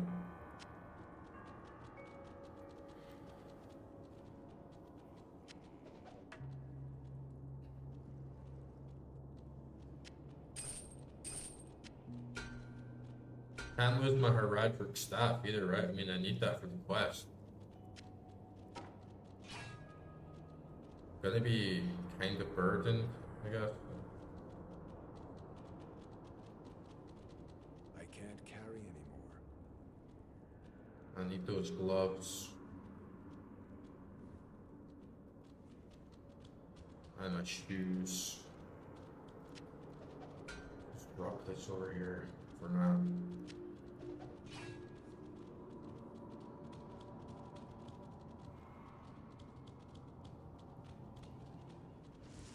Nice.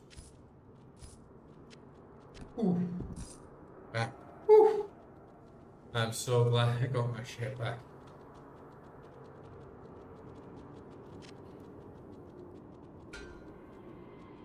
Now I'm all filled up.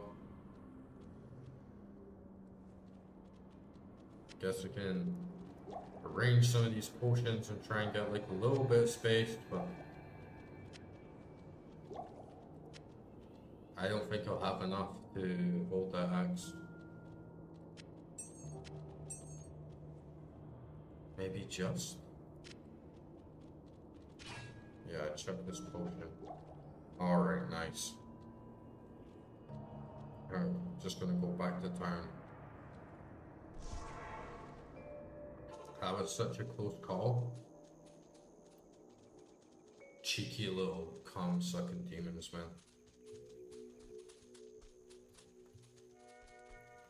I'm not even really sure what happened. It's like I just sort of got cornered very quickly. And all of a sudden, they just annihilated me. Maybe want to put some extra points into Vitality right now, because you know, the strength and the damage isn't really lacking in any way. I'm like tuned for the enemies at a decent rate. But if the enemies start getting stronger and start doing like some bigger hits in a group, or get cornered in like a tight space,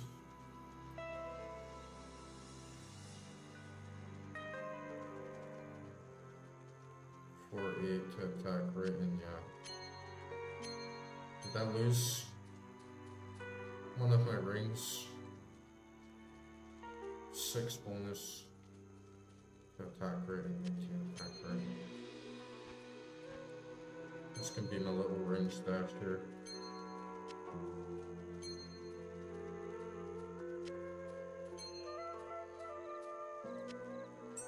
Nice and clean. How's my durability looking? Might as well do some repairs while I'm here, right?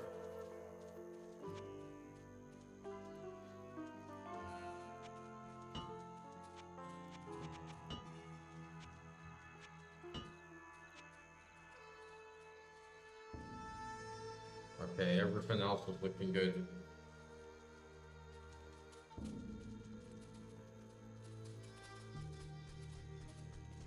I don't think there's anything else. Yeah, I got everything else for my port, so we're all good.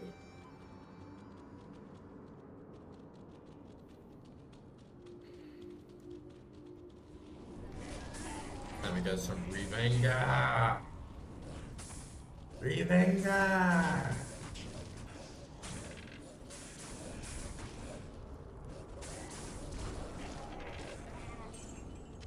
And this Molten Boulder in these type corridors actually seems like a pretty good spell, but gotta watch with my mana.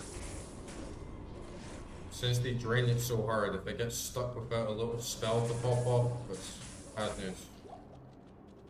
Too bad these ravens suck.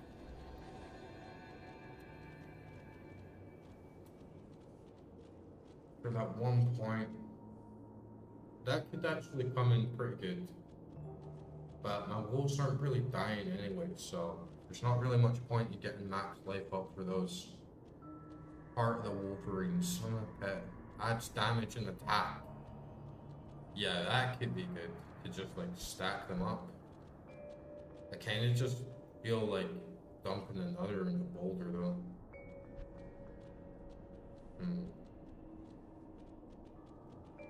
I get another one in this lifesteal. I'm gonna start carrying up.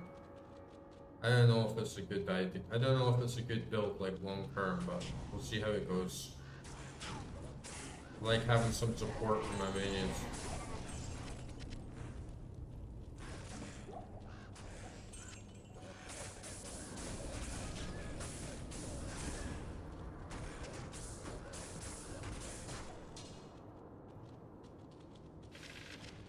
The these things here make me feel like there's gonna be some big spikes coming out, but it just doesn't happen, right? Like that, as a gamer, like your gamer instincts, you see a bunch of holes in the floor like this, and I feel like you just automatically assume, oh, there must be spikes coming out. But yeah, nothing.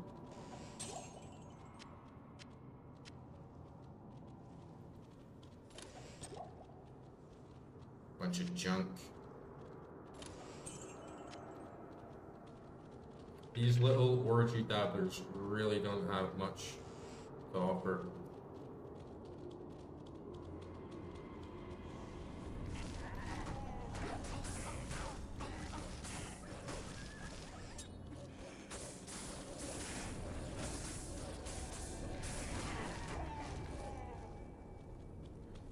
And I think having a pet is really, really important for a mage. Or like someone that does like astral projection. I don't know about dogs, right? Like wolves, no doubt. They're like very spiritually strong animals. But your main guys, you got a cat.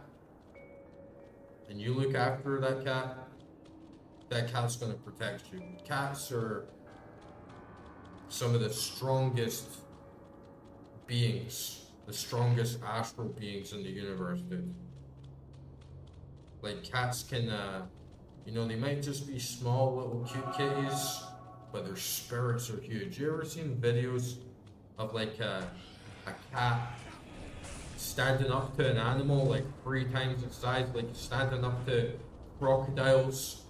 Like I saw this video of a little cat and he just bitch slaps this alligator right in the fucking head and sends it like back to think again when it's about to bite these little kids. And big dogs, you know, and the cats like fucking go. In the astral planes, cats are huge, dude. Cats are fucking massive. That's why the ancient Egyptians worshipped those guys. Because they knew, like, these guys are not fucking around. These cats are powerful. And could you imagine, instead of like 5 wolves, I had like 5 fucking tigers? Like, 5 tigers versus 5 wolves? Don't even think about it, man. One fucking tiger could probably take out 5 wolves, man. Cats are supreme. Like their spiritual power is absolutely immense. Even a small little kitten.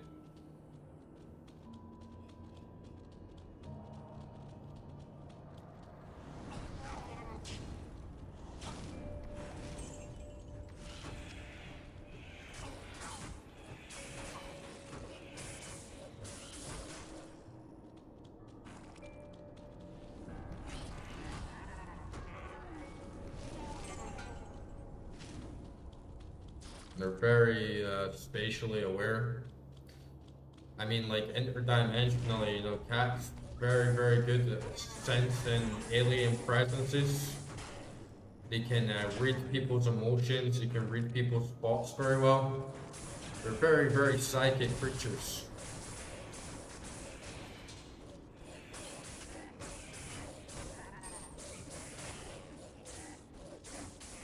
And you can form very, very deep spiritual bonds. Like my cat, he's been dead for a few years now, but you know, I still feel that very strong pull. I still know that me and my cat, like we go deep, you know, we go like beyond this life and the next. It's like a true familiar bond.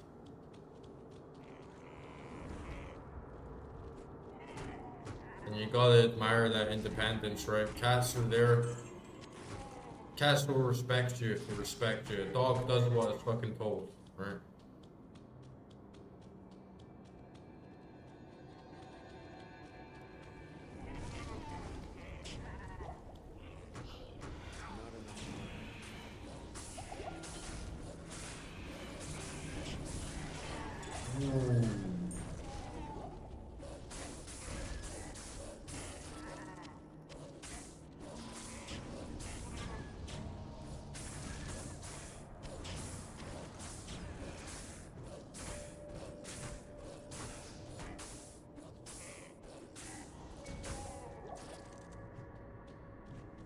And I think there's a reason why cats were associated with witchcraft and magic.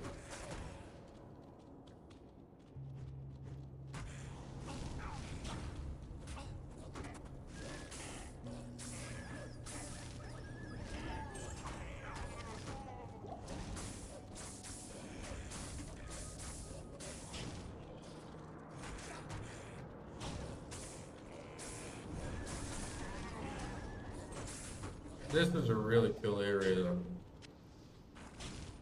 And I'm loving how this game is sparking so many thoughts. It's hardly even saying anything, right? Like the dialogue, there's not too much dialogue, there's not any dialogue choices, the cutscenes for the lore, they're few and far between. But there's something about this game, the music, like the settings, the atmosphere, it makes me think of lots of different things. Like we've gone on lots of different tangents and little chains of thought and inspiration during this stream. And it's really just from being inspired by what's on screen, what's in my ears. That's true storytelling, that's true world building, where you can tell a story without saying anything. And you can make people think about a world and be curious about a world with very little input. That's what so many developers these days just completely forget. You know, they just go Unreal Engine 5, copy textbook how you make a modern game. This is how the soundtrack should be. This is the quest structure. Blah blah blah. Completely missing out on how subtle pieces of charm, personal expression, like from the heart, can really have an impact on the way you interact with the world and the universe mentally, psychologically, how you reflect upon this world, how it affects you internally, not just the gameplay mechanics. And there's no better way to do that with people than through art. That's like the beauty of art. There's so many games these days, it's not really art, is it? It's just this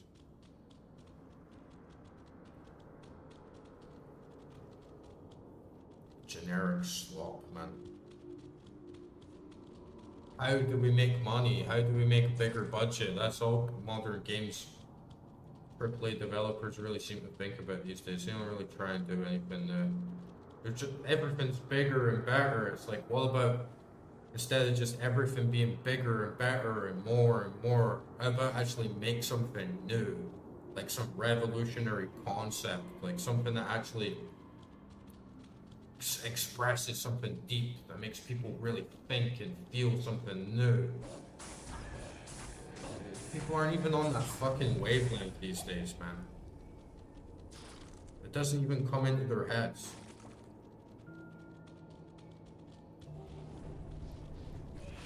Not every game has to be like that, obviously. I mean, plenty of games have copied the formula of Diablo 2. They're very, very good. They're very, very entertaining. But we're missing those revolutionary games these days. Like Diablo 2 came out 20 years ago, revolutionized this whole scene, spawned countless imitations. And where's the other games like Diablo 2 where people are like, oh my god, have you played this? This is one of the greatest games ever made. This is a masterpiece. They did something totally new. The gameplay was revolutionary. I've never played anything like it. This is great. People are still talking about it. 26 years later, people are still playing it. That doesn't fucking happen anymore. Like Pragmata, it's just another third-person shooter with a slightly different story and cutscenes doing the exact same shit that you did in Resident Evil 4 in 2005. When these artists came together and expressed something deep, did something original, did something cool, and then 20 fucking years later, Capcom still just living in the shadow of that. Just milk, slap Capcom on it, job done. Like, do you honestly think anyone in fucking Capcom for like the past 20 years is even considered. How can we truly make a revolutionary piece of art that's going to put our brand on the map of the world, on the map of world history, culture, the arts, for decades again, like we used to? They don't. All AAA developers do now is, oh, how can we add ray tracing? How can we make the graphics even better? How can we make the world even better? Oh, there's more choices. It's just the same shit, guys. It's just the same shit. Games peaked. Games fucking peaked, and now it's just fucking flatline.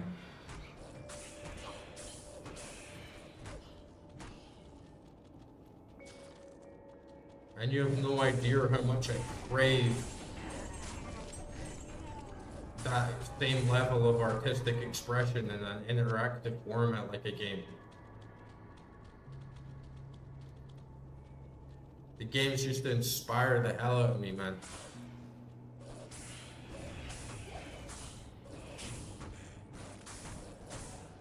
I'm still coming back to all these old classics to get like a breath of fresh air.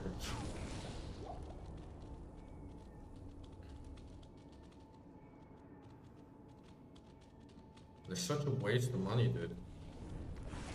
Like how much money we spend making fucking Cyberpunk and fucking Pragmata and shit. It's like, come on.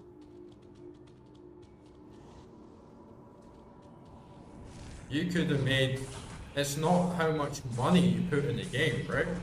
It's not how much cash you have to put in the game. It's not what engine you can do. It's not putting everything in 4K and hiring big voice actors and having a full-blown orchestra and all this technology and everything else. Is ideas.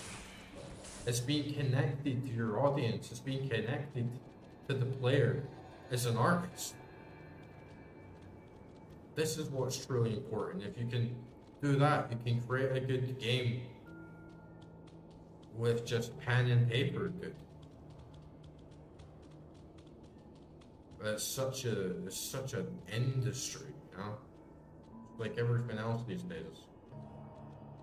Like music. How can I get the most plays?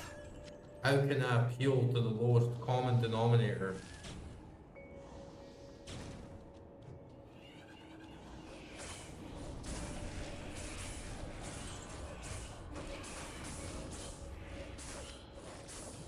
How can I capitalize on a trend? What's in and what's out? This is what developers think about these days. That's why you don't get anything revolutionary.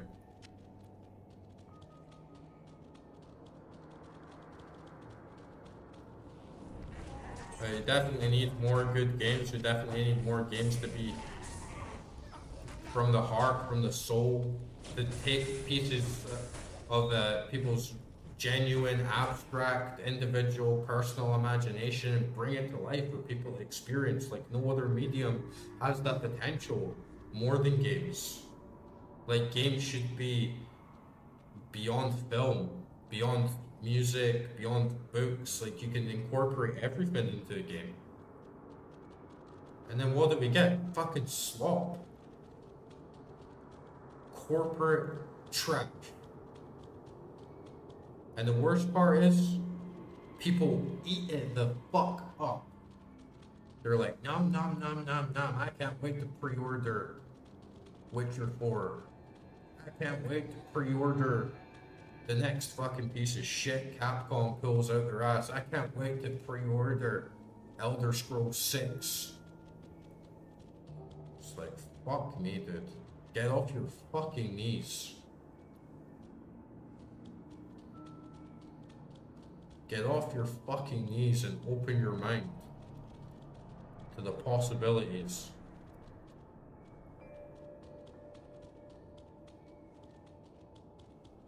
Man.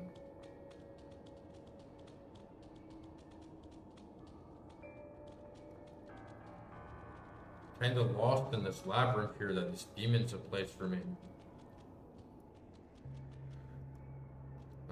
think I'm understanding.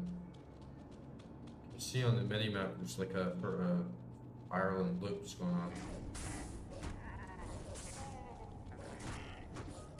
Even just little things like that, like how they integrated like this non-linear plane dungeon stuff. Oh no! Shit, dude.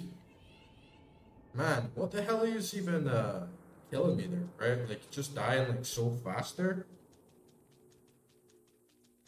It's like sometimes you just walk around a little corner and all of a sudden you just get ganked in like 2 fucking seconds.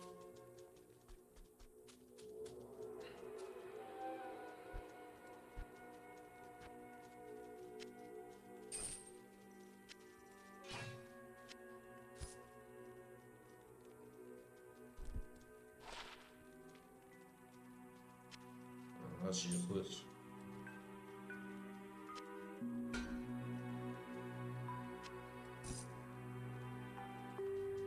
But yeah, it's like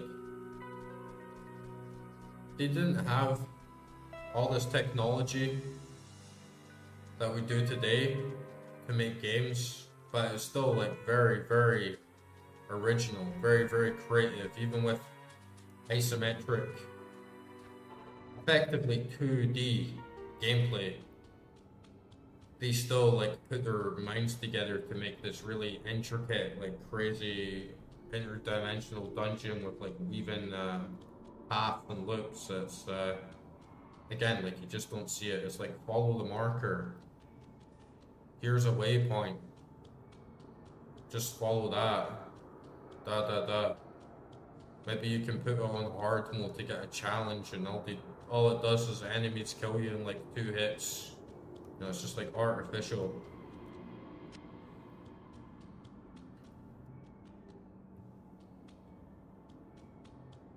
Games used to be different, man. Games used to do something new. Games used to do something cool.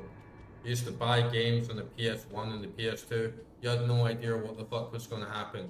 You'd look at the back of the box and you'd see this art on the front, and then you'd read the back of it and you'd be like, oh wow, that sounds really cool. And yeah, sometimes they were shit. I'm not gonna lie, there's plenty of shit games back in the day. But you had this experience of you don't know what the hell you're gonna get into when you put this game in the console. You don't know what the hell this game's gonna be like. As nowadays, you know exactly what this game's gonna be like.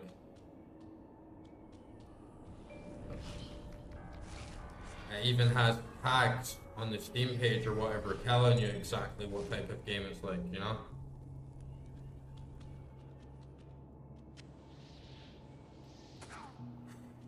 I can't carry anymore. Oh my god, dude. This bitch. There's no way I'm losing my sash, dude.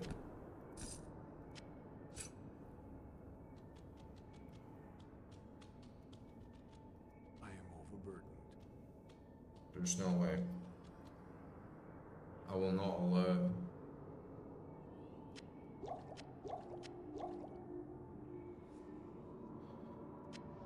Get rid of these. Get rid of these shitty boots. I am overburdened. Like, you used to have this sense of wonder and excitement booting up a game. You come up to the main menu, you just bought the game, you saw the case. Wow, what's this? This could be really different. This could be really cool. You booting up the menu, you get past the first cutscene, you're learning its unique control scheme.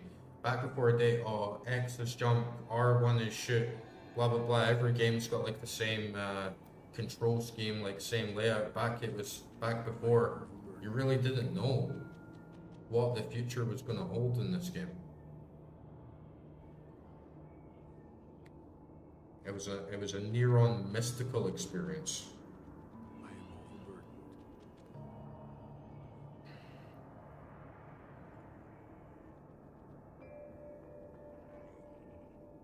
Okay. Should we go back and sell this stuff off? I guess it's just like part of the penalty, right?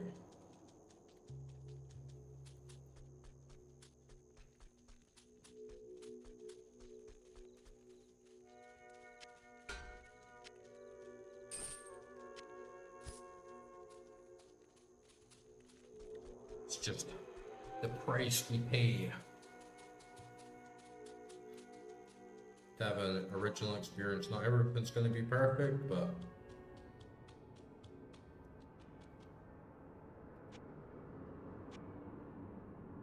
I need that heraldic spear for sure. That heraldic staff, right? 100%.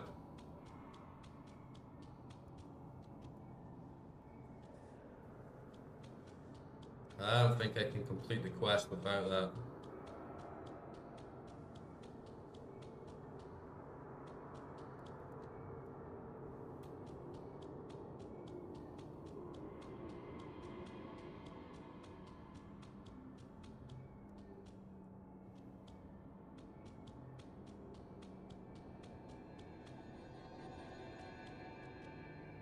The things that come into your mind was hovering in liminal gaming spaces. I like this very noir, it's like doom jazzy noir soundtrack as well. No, I don't want these shitty boots. Shitty boots. Okay. I got my staff back.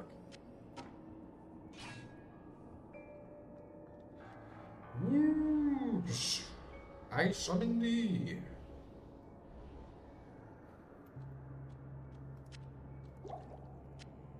Tear down my enemies. My bitches.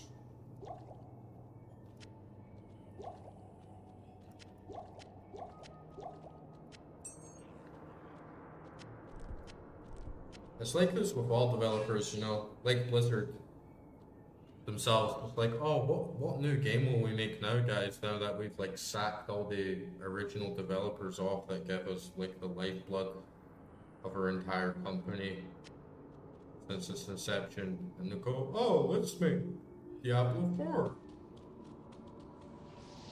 Let's make Overwatch 2.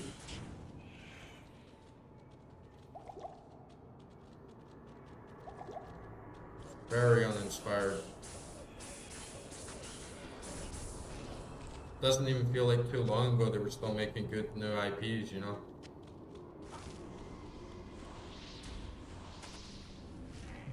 Oh man, this guy. This is that black magi dude that's been slaving all these demons. Look at that fucking laugh. Whew. Thinks he's hard, man. He's killing the will, so he's going right through those guys. But yeah, this is the guy, like, I reckon this guy, he has been holding his seminal energy. Like, he has been holding this gun. He knows the secrets, he knows the game. And that's how he's managed to have power over so many of these people. He's been using his enhanced willpower to take over others. These are like the baddest of them all, you know, the guys that know the truth and still choose the black path. These are the most dangerous individuals. But even those guys can ultimately just be serving these trans-dimensional beings. Ooh. Oh, leave my wolves alone, man. Oh, yeah. We got them. Now I can leave this twisted nightmare. We got them. It's a bit underwhelming, you know. I was expecting to, like, the whole dimension cracking down, like, imploding on itself would have been really cool.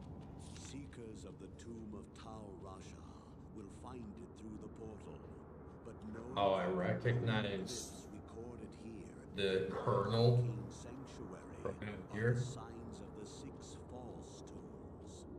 The missing 7th sign Raiden, marks the turn tomb up the of console now. Of the Herodrum, he might be called the foremost. It was a shining but brief moment for the Mage Clan. The Mage Clan, so I want to listen to The that. tomb of Tal Rasha will find it through the portal, but know that the glowing glyphs recorded here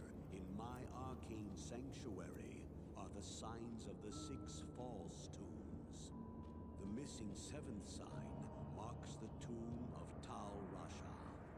Of the Herodrum, he might be called the foremost.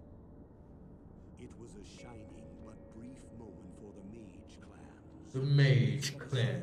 differences and worked together against the Come common in. The Herodrum relentlessly pursued the three across the desolate empires of the east, and even into the uncharted lands of the west. Man, we're getting a big The lore dump Archangel here. Duriel's hands unblemished. Yo, Francois, is the Duriel fight coming up soon? Unstable fellowship began to dissipate, abandoning their sacred charge to safeguard the three soul stones. The disparate mage clans began to squabble amongst Disparate mage clans. Their conflicts not only dissolved their brotherhood, but strengthened the evils which they had buried beneath the cold. Man, don't you just miss like cheesy 90s, early 2000s voice acting as well? Oh, okay, nice. So, oops.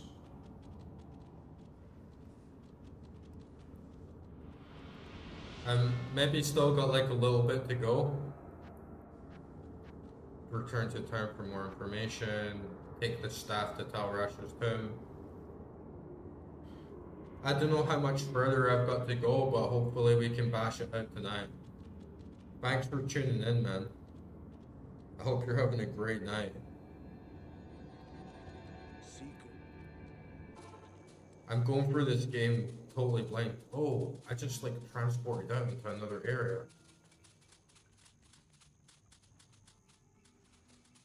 We're back into the desert now.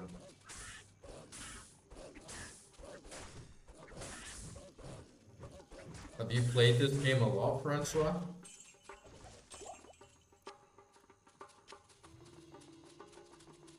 Ooh, that's such a catchy little beat.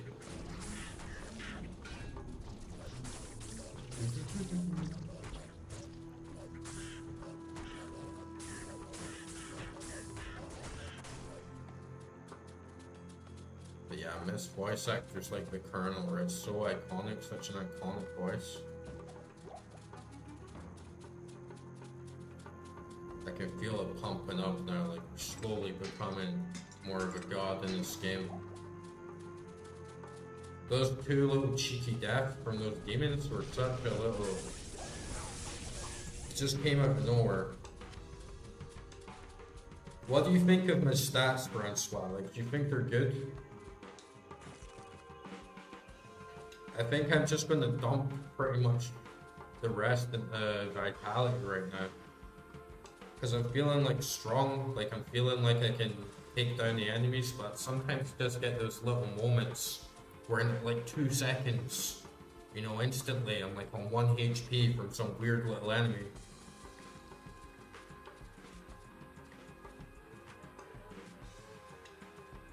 You find a square tomb somewhere, don't enter the other ones, you won't find the boss. The symbols are on the pillars before entering the tombs.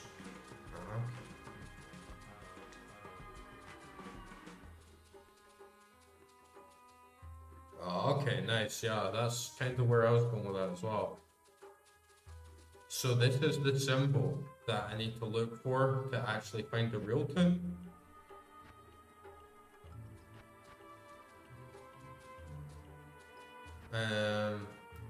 I guess maybe I should return to town. I'll find a waypoint somewhere here, somewhere around here, I'm sure. Thanks, man, I appreciate that advice. But yeah, I was sitting thinking about like how to do my build, and a lot of the stats seem a bit like useless, especially if you got good magic skills, you're like packed up with potions. So I'm just gonna dump everything in vitality.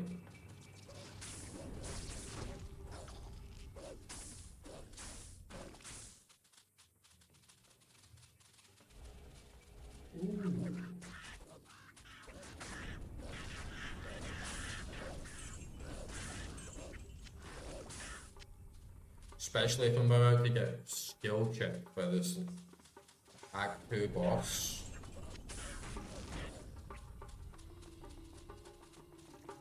Give me some mana.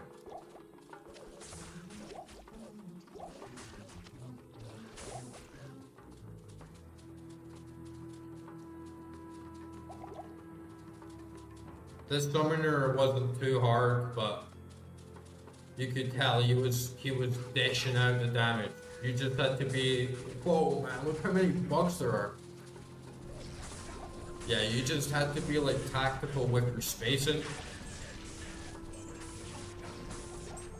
Like jump in and out. Let yourself recharge a little bit, don't let them get like too much. So I'm ready for like a bit of positional strategy.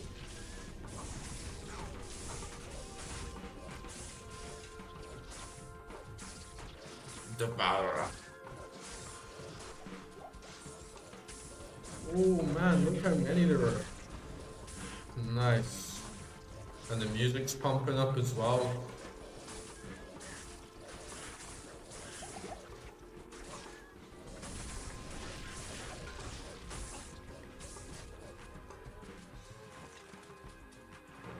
There.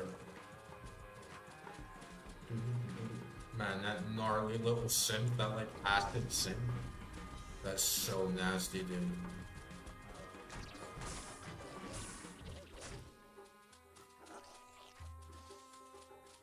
It's like you have become the desert.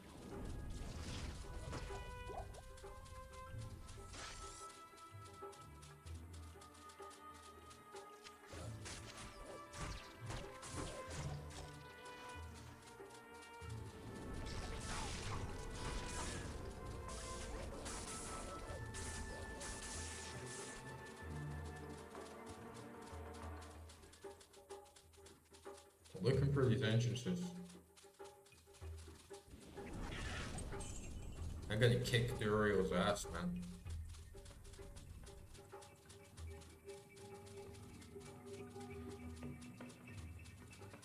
I'm tempted. I'm being infused with these like demonic forces a bit though, because I'm becoming so attached to my drops and my gear.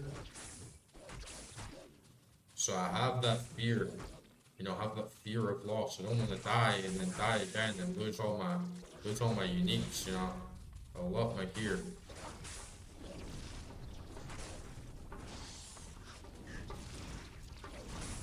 Don't want to be thrown back on the wheel and have to grind it all out again.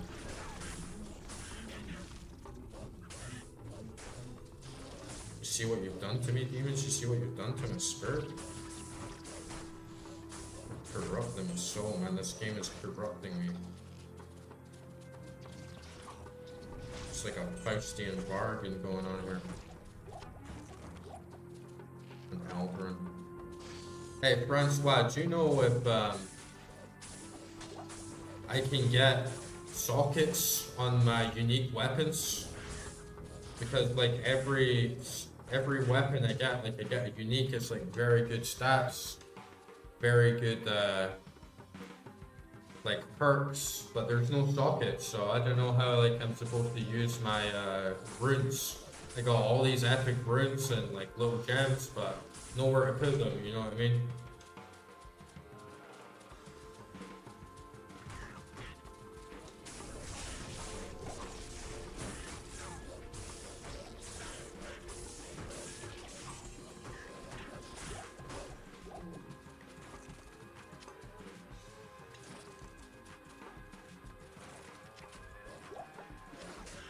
That acid simp is my jam, dude. That's it? I can socket one item as a quest bonus, but bro, like what am I supposed to do with all these uniques? What am I supposed to do with all these runes and gems? They feel like they're pointless.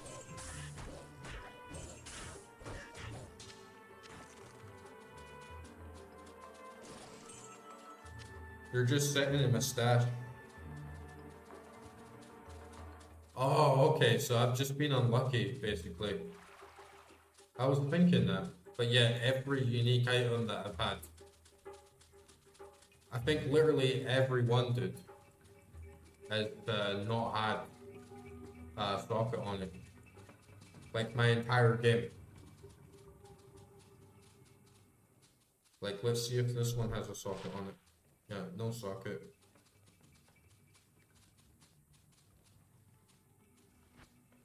I'm looking for the square.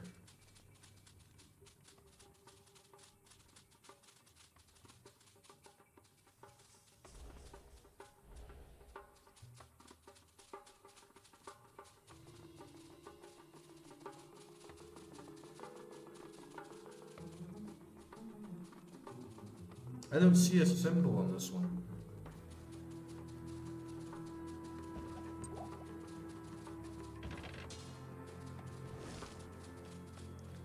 Can you guys see a symbol on this one?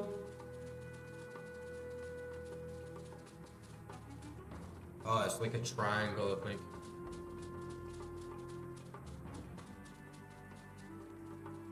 That one's like a downward triangle.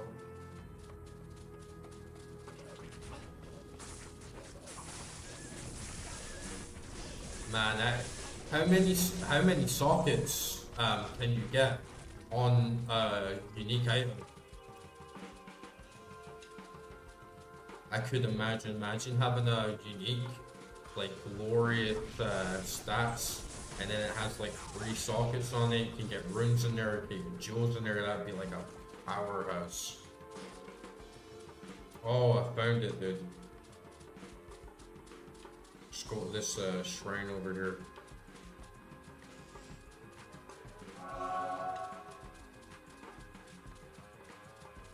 Oh, okay. Okay, I'm gonna go back to town. Just dump this stuff off, and then I'm gonna get ready to do this boss. Hello. Hello, You must okay. move quickly now, friend, for Diablo is undoubtedly close to finding what he seeks. Find the tomb of Tal Rasha before he frees the Lord of Destruction. I hope that this false summoner found peace in death. Unfortunately, it is more likely that he will be dragged down into hell by the demons he was bound to. Let this be a lesson to you. Demonic magic is a quick path, but its powers are seductive. Yeah, Deckard Cain is a wise man. He's a wise demon retainer. You can totally tell.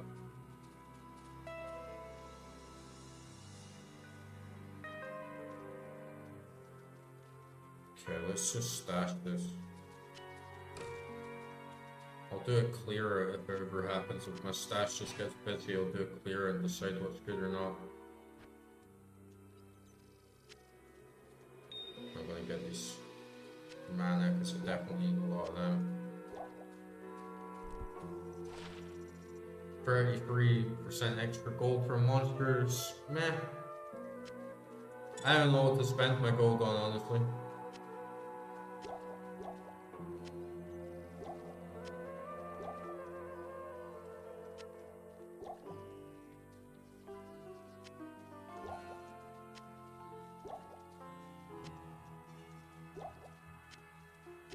I'll definitely be needing a lot of these, I think.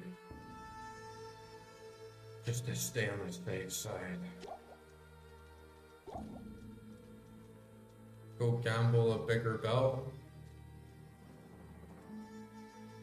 Ah, I see. I got this really nice belt. It's like part of a Death's Guard set, Death set. It's really nice.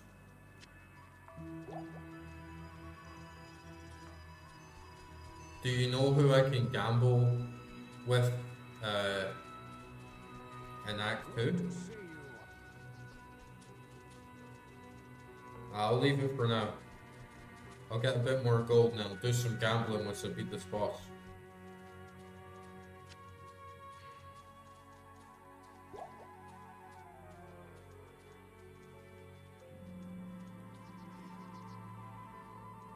The gold? Keep the gold.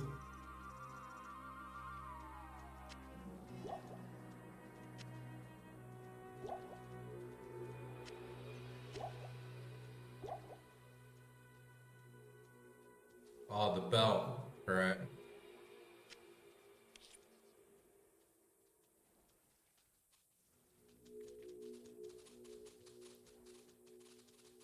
Maybe she freezes.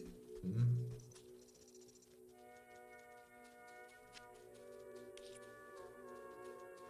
ready for this.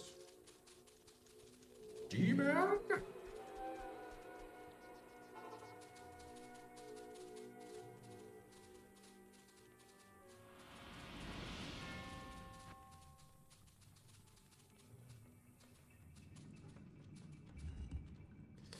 I'm coming for you, Duriel.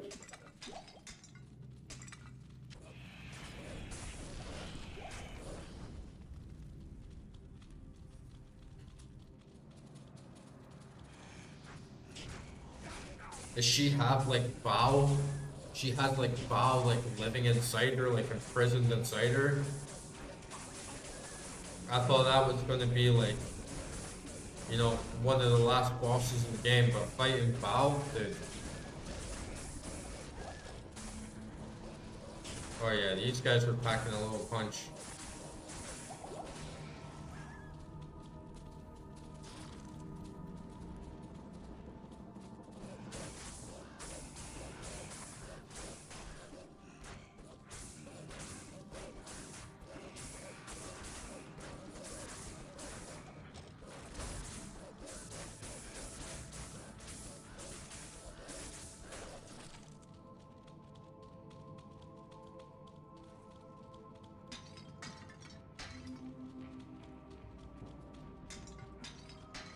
Kicking all her urns. Pissed her off a little bit. I wonder if she can like sense me like kicking all her shit.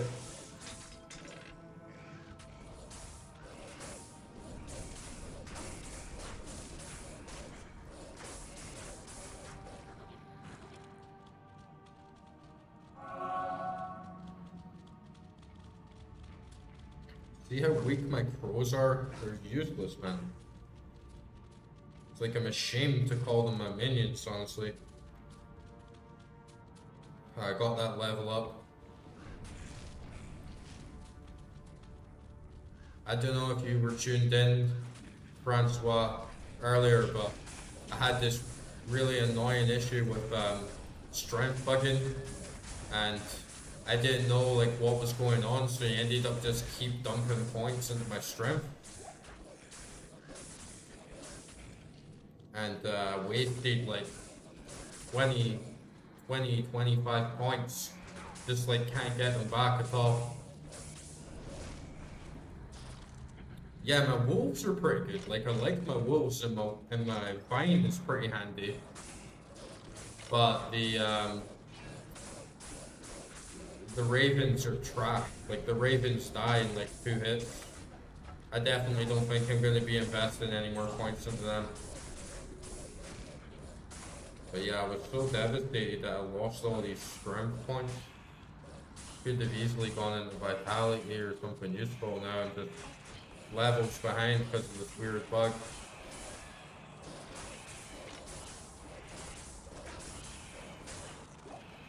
And now I'm doing this weird janky stuff of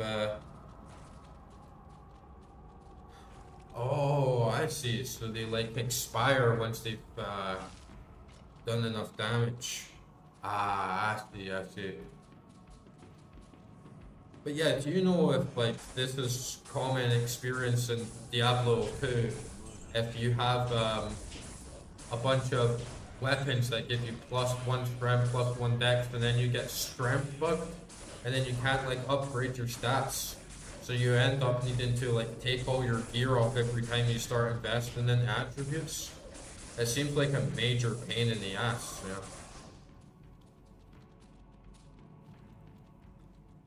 Like you gotta take all this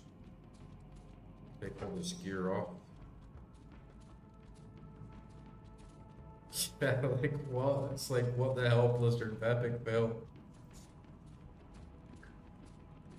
Or put this in the bit.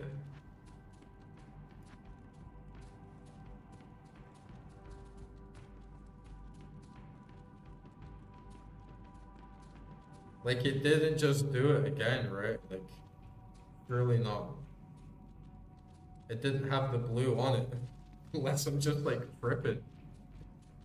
I thought it was at like 68, now it's at like 62. It's like this fucking, these demons, man, they're like playing around. You have to be like completely naked, man. Getting screwed around hard with these stat bugs, dude.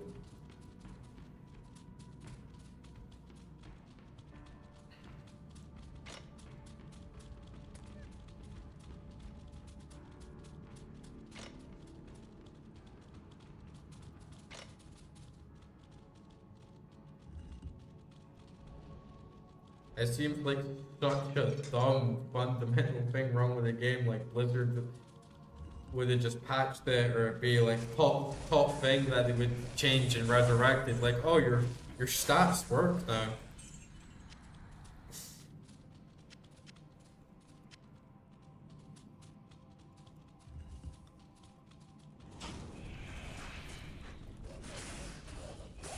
I hope I have enough help.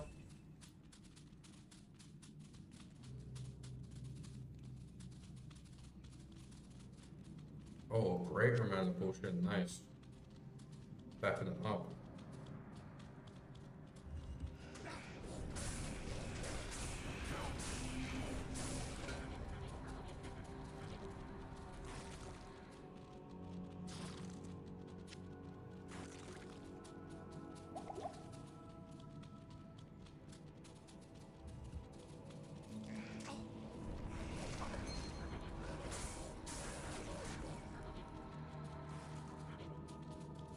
That mystic green glow.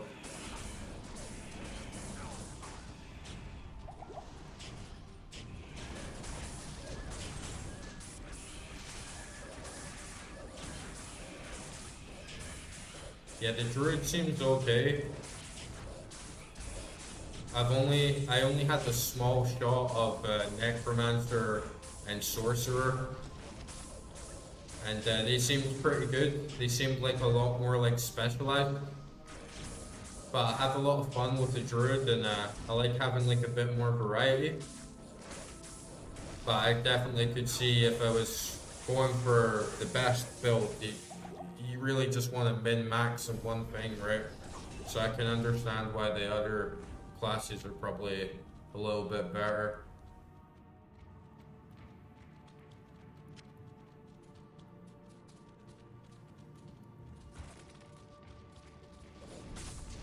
Damn demons, man. Think you're so fucking cool, don't you, demons?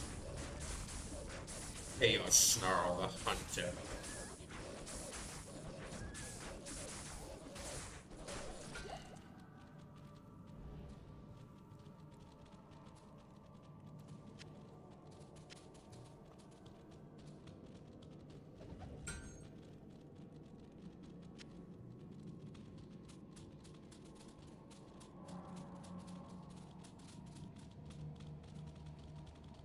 Oh, there's a lot of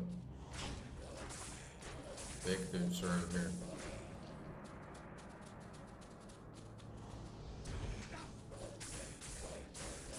Really? Fisher is immensely strong?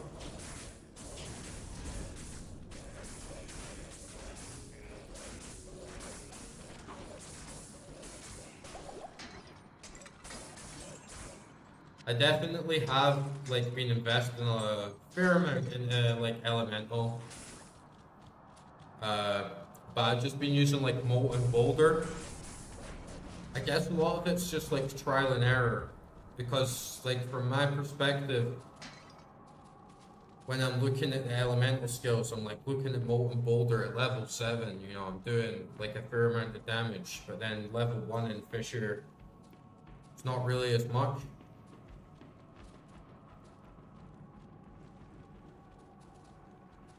Yeah, I already did that. So I've already used my respec this run.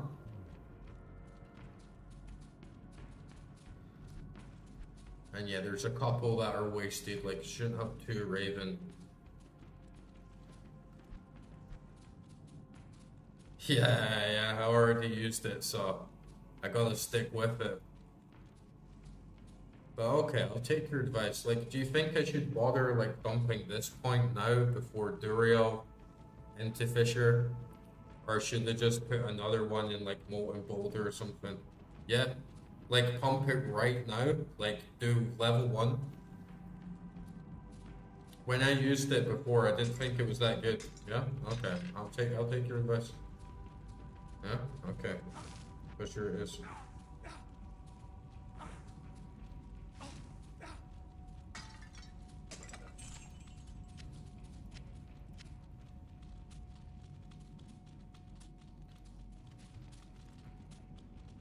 Yeah, when I used it before, I didn't think it was too good, but maybe it was just because it was a bit under-leveled.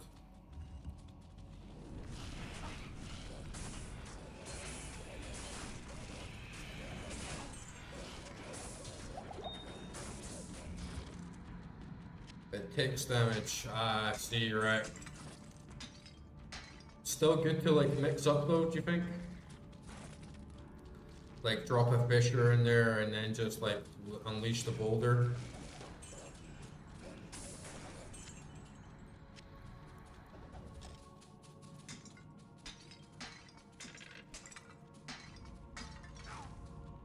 Okay, nice.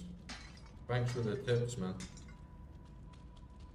I do like playing games blind. I don't like Googling stuff up and finding the best stuff, but this game's definitely got a lot of like obscure hidden mechanics that and some stuff that I don't think you would really learn too well without a lot of trial and error. So it's good to have someone that knows a bit more what they're talking about for sure.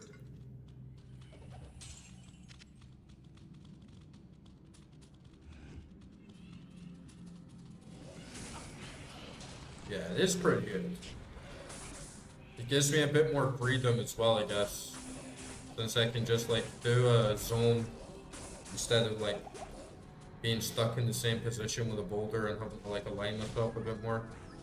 Got greater coverage, right? It's a bit more area effect.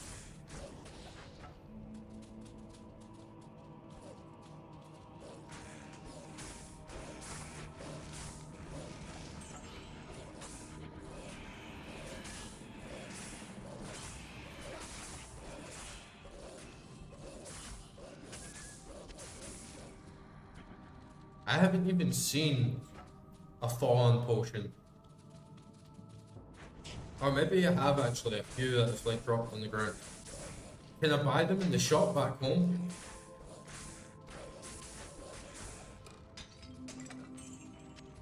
See, you know my belt. I have cannot be frozen on my belt. Okay, right.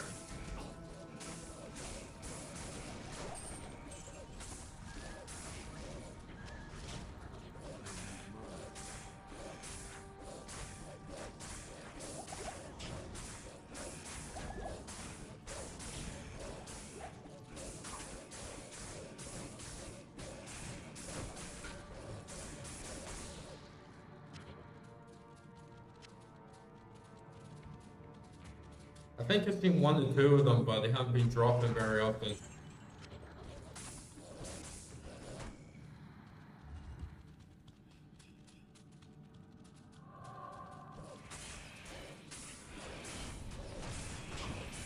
Another thing that you could maybe help me with is if you know if the enemies have like certain weaknesses. I know that you can get like weaknesses for certain elements, but I was wondering if they have like hidden slash damage, blunt damage, like that sort of thing. Like if a staff works better on some enemies and a sword works better on others. This is a waypoint as well.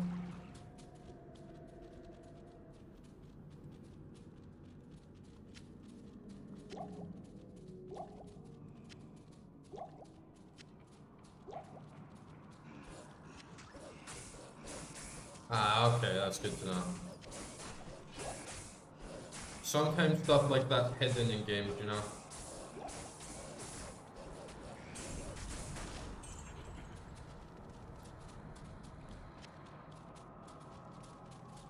Oh, there's like a little shrine back there.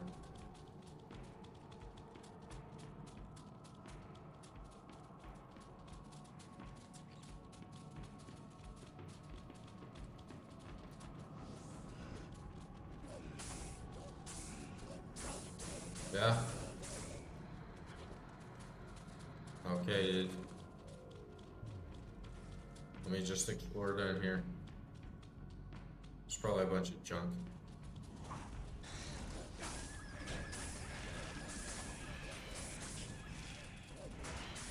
Who sells the potions? Oh yeah, it's that like death girl, right? Lysandra, I think.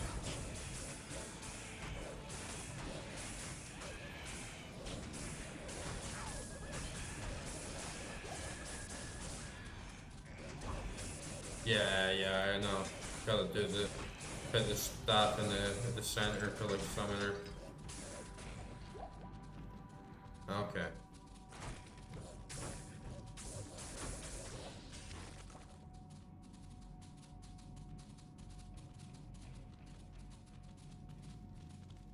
Duriel.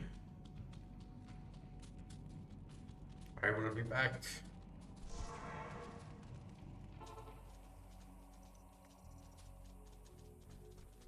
So just quaff all these bad boys in a row. Greetings. Why potion? 2, 3, 4, 5, 6, 7, 8.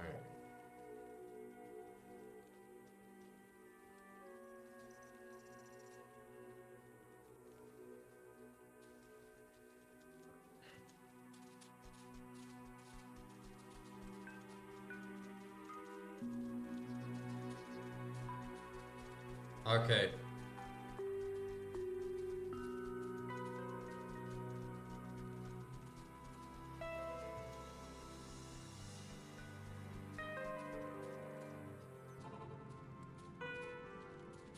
I'm just gonna go to the toilet and then I'll be back to kick her ass.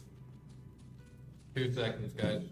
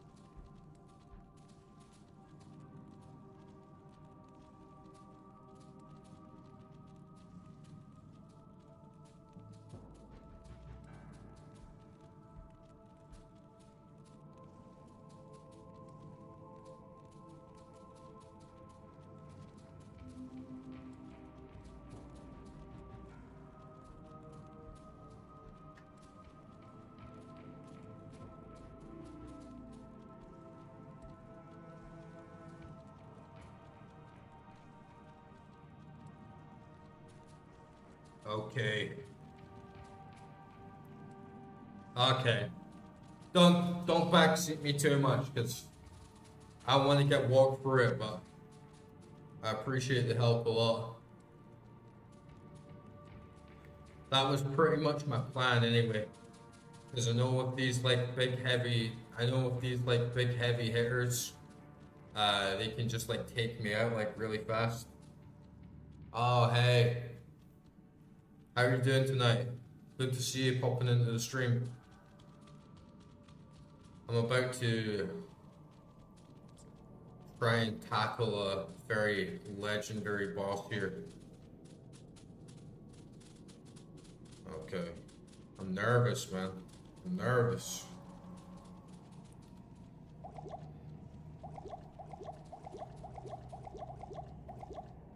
Duriel! Have come for your head. I shall slay thee, foul beast, and eradicate the demon that lives within thee.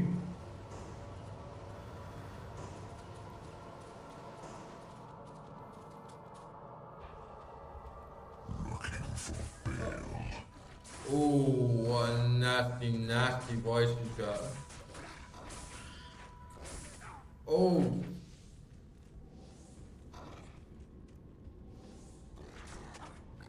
Oh my god.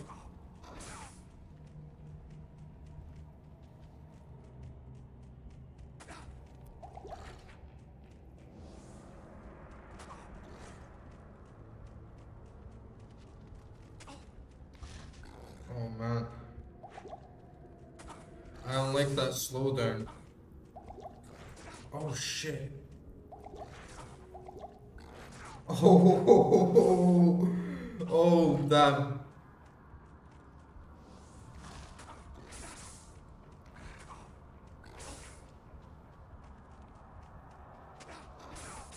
That's like all my fucking health potions gone already.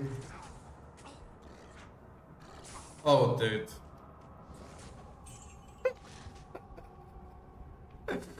Oh my god. I just got cracked, man.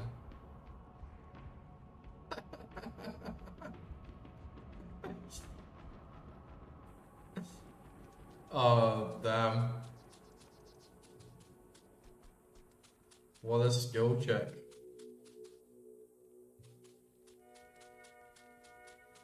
Yeah, I just got crushed. Right, yeah, makes sense. But I have to get my gear back, right? Like, fuck. Like, how am I gonna get my gear back? Because she's definitely gonna kill me if I like run in there with like no gear. And I like my belt and stuff, like I need to get my belt back.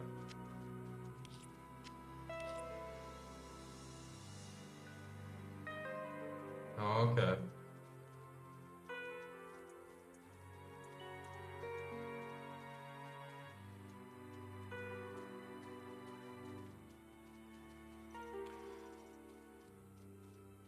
Yeah, I don't remember anything actually picking up anything that had like cold defense or cold resistance. Really? Oh, okay.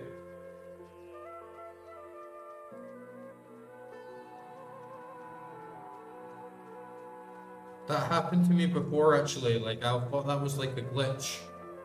But that's like really good to know. So if I if I exit, like save the game, like save and exit game, then come back, my corpse is gonna be right next to me, like when I respawn. Is that how it works? Okay, that's so good to know. Cause yeah, the first time I died, I was like devastated, man. I like lost all my stuff, and then I went and grinded like a bunch of other items and like tried the sorceress and like the necro out, and then I came back and like logged back into my character, and then my stuff was just lying next to me, and I thought like the Diablo gods was like giving me a second wind or something for my plunder. But that's actually really useful to know.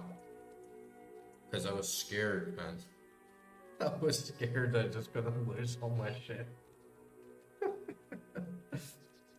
Like, there's no way I'd be able, like, it'd take me so long to grind for this belt again and the glyph land.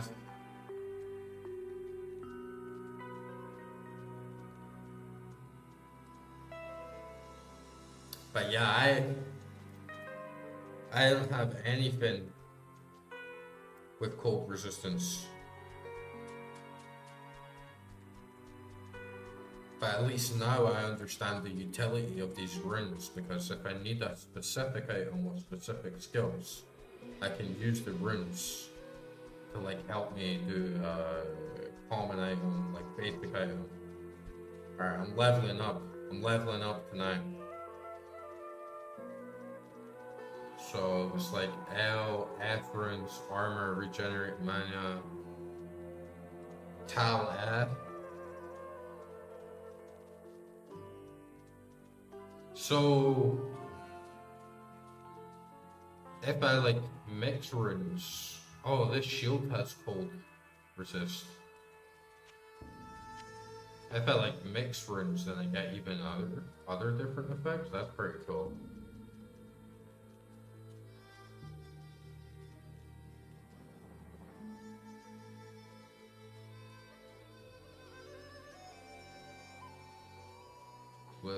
Wand.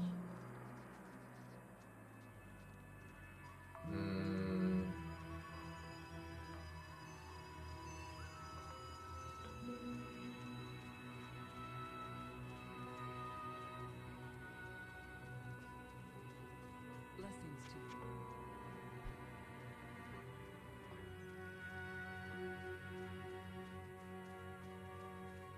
Okay.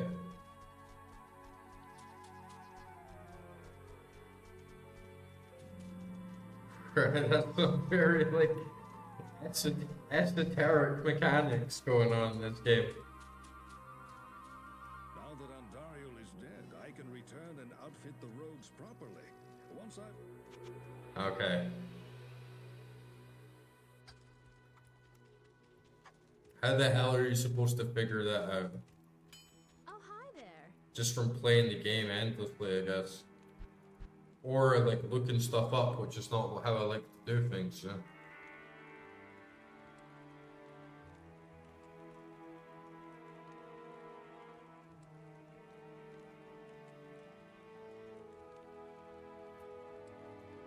But that's the gray, right? That, yeah? This leather armor.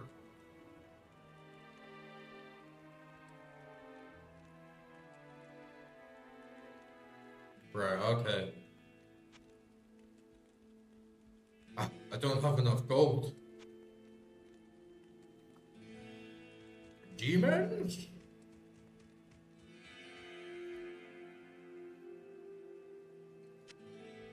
I'll sell some trash.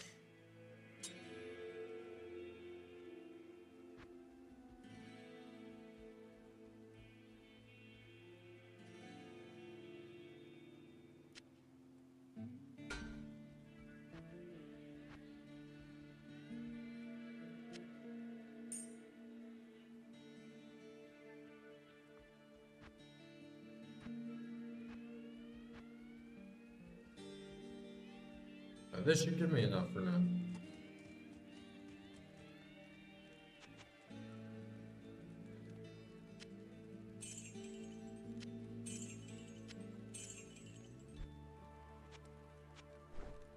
Okay.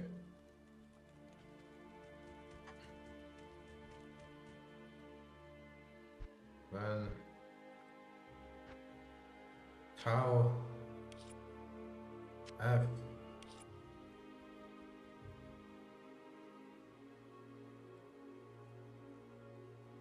Okay. Tau. Damn. Oh, damn. That's some combination. 26% faster run walk, 26% faster cast rate, 26% faster hit recovery, 6 dex, regenerate mana, 16 maximum stamina, poison resist, magic damage reduced by 3. Okay. Yeah, for sure. I have these shoes as well that give me 10% faster run walk. So I should have like a 36% run walk now. Yeah, I'm pretty speedy.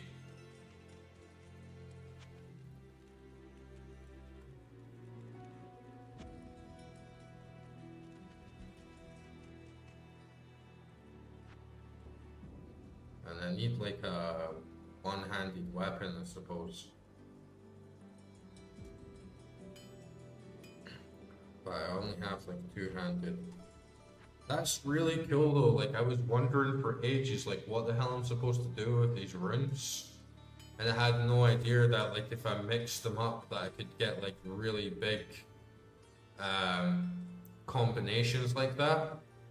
So I guess I can like do that with weapons as well. Like maybe I can buy a weapon, like a gray weapon with like 2 sockets, and then Good to see you again. like create like a really like nasty weapon.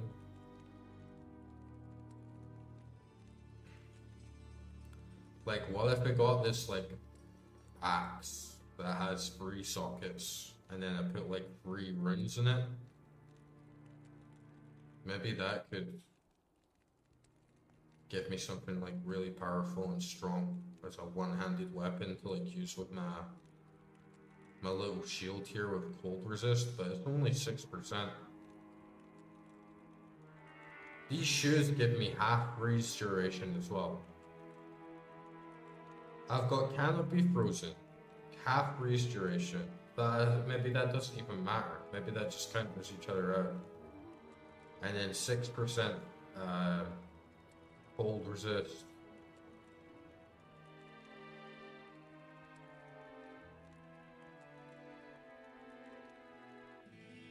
I'm gonna try it. I've got so many runes sitting around anyway. I'm gonna see like what combination I can come up with.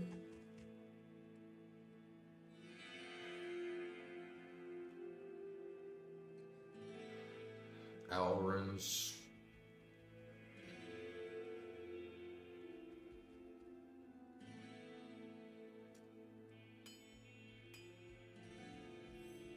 Okay, I'm gonna try like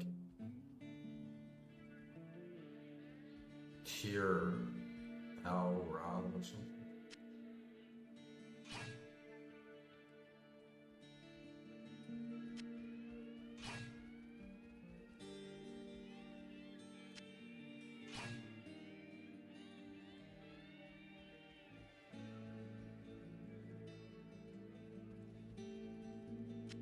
That's okay.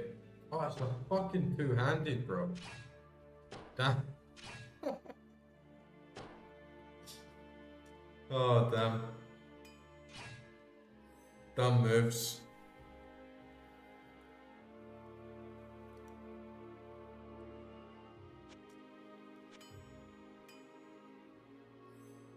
Guess it wasn't really. I used the scimitar.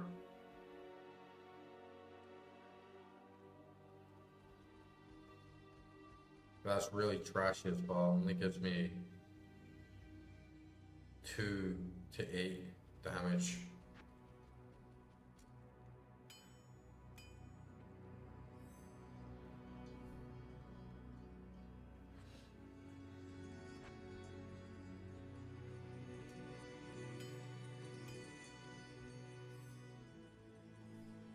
I really like using this lance here, and it had like a really good staff as well, and it had like a really nice axe.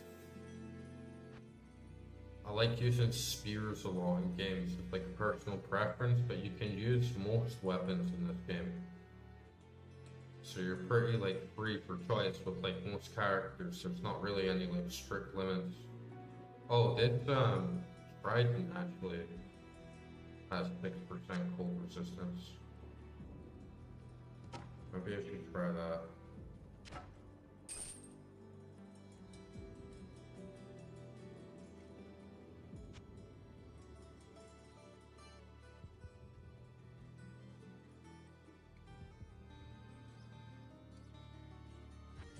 Have you ever played this game before?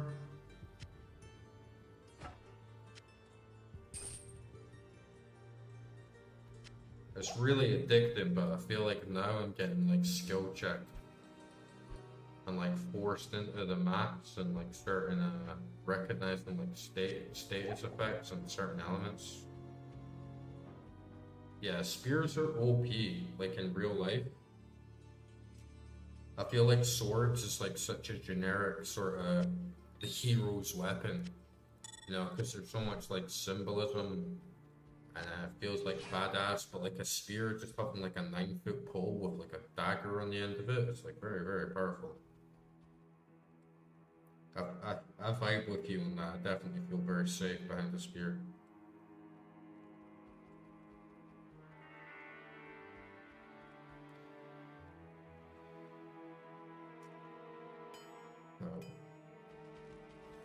We'll give it a shot. Welcome back, my friend. Remember, if you need to return... It's a really good game. I like highly recommend it. If you haven't played many like action RPGs before, like I think this is a good place to start in some ways, but you can always try Path of Exile because it's free to play and it's like a really, really good game. like really deep game as well. Like so many options, different classes, and you could sink like thousands of hours into that game. And it gives you like really good experience for these sorts of games. If you ever do get it as well, let me know. I'll like join you. This game is really good. The graphics, like the sound, the music, the story, the gameplay, everything's really good. But it has a lot of tricky moments and some little bugs that have been really annoying to get used to. It's not too refined, if that makes sense. It's not as polished as you'd expect it to be, but 95% of the game has been absolutely great. I really think it holds up. Oh, that's a shame. I'll play it with you. I just started the new character myself, so it's a really, really good game though. Definitely think it's worth playing.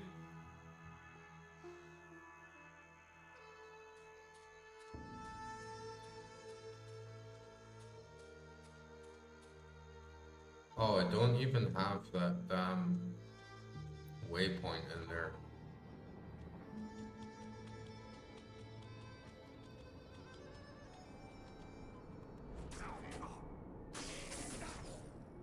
Oh yeah, if you get those ball potions, I guess you can get a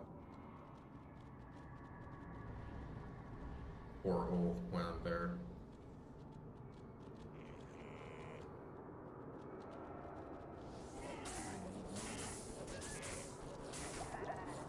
Like, I think Path of Exile is maybe even like a better starter game. Because it doesn't have like so many weird buggy things, but yeah, Diablo 2 is definitely like a classic. It definitely holds up to the big reputation it's got. I've loved it so far. And it's way more like classic, like retro feel. Torchlight 2 as well. I think that's another like really good ARPG. That's good to start with.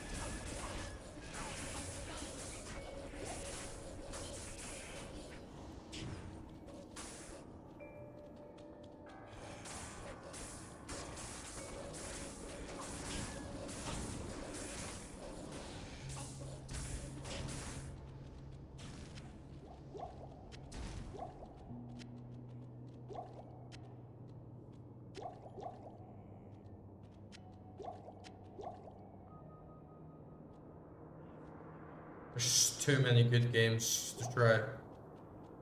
Especially if you can get into older games as well. There's just an unlimited amount of classics and good stuff to play.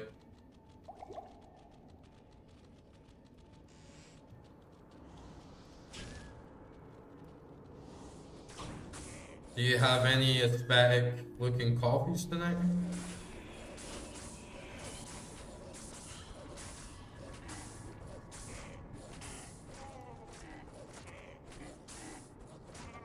Hey Francois, how much do you think this is? Do you think this is doable? I think as long as I could like run around, she's got like a lot less chance of slaying me. Oh, I said, sorry, maybe my game volume is a bit weird. But I asked if you've got any nice coffees this evening. You're always posting nice coffees and treats.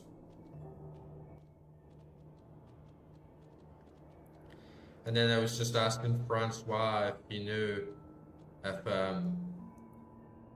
my build with this like cold resistance and run would be good enough. Yeah, coffee. You always have like a cute cup of coffee. Or like a nice like latte or like cakes or something.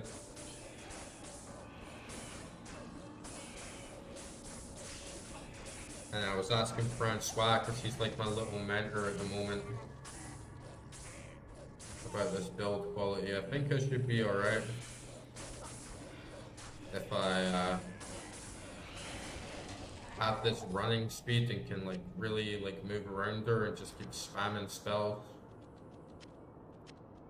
Should be enough to keep me going. Yeah, you should get a cappuccino. I've been drinking Earl Grey tea with Maloka, and it's so delicious. It's like having a spa for your mouth.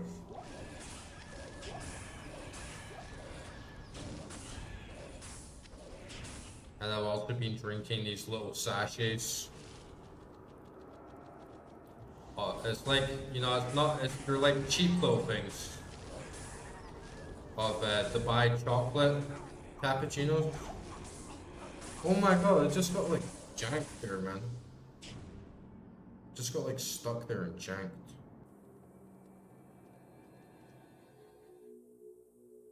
Milk tea is like all we drink back in the UK.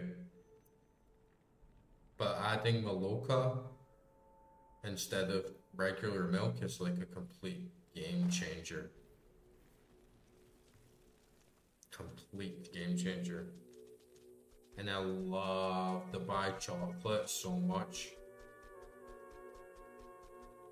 So I've been drinking a lot of those.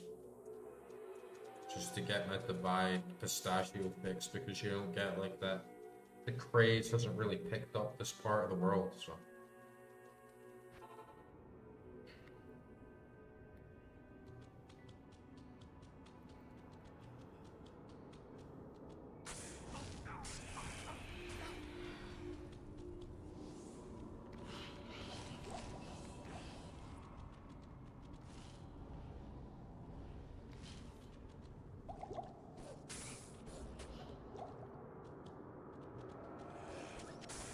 So I finally realized, like, if you ever do play this game,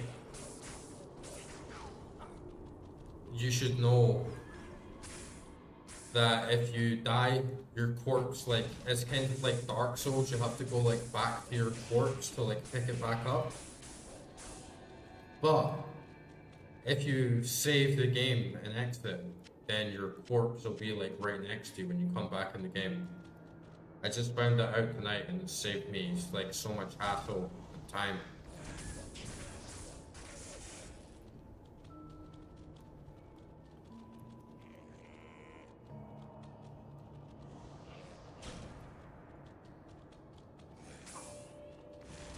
When you say milk tea, do you mean like boba tea?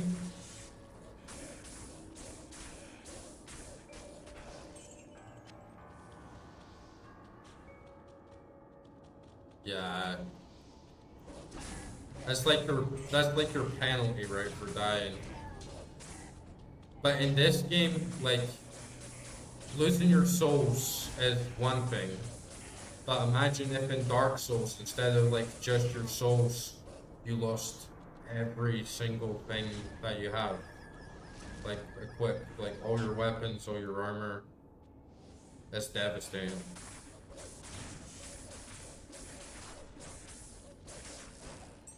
So I'm not going to take the chance for that, because this gear could take me like hours to grind. I could spend like 20 hours trying to grind all this gear again and get the same stuff, so.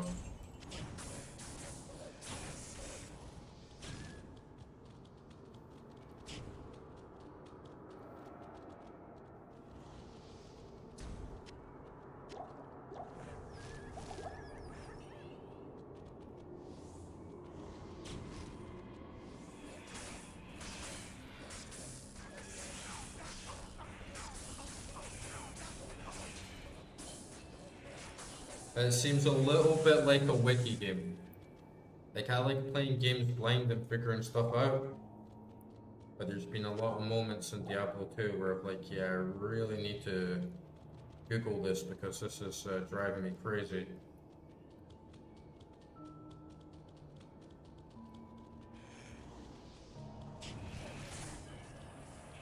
Yeah, I didn't get the waypoint, so I have to go back, Francois. But like, do you think it will even be enough? Do you think this like run speed will even be enough to like kill Duriel? I feel like if I can, I feel like if I can run around her enough and not get hit, that will be enough to like kind of survive.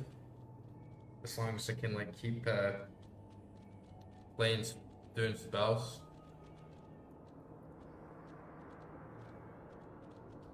Oh, Francois, dude, you've fallen in the deep end from a young age. True Diablo addict.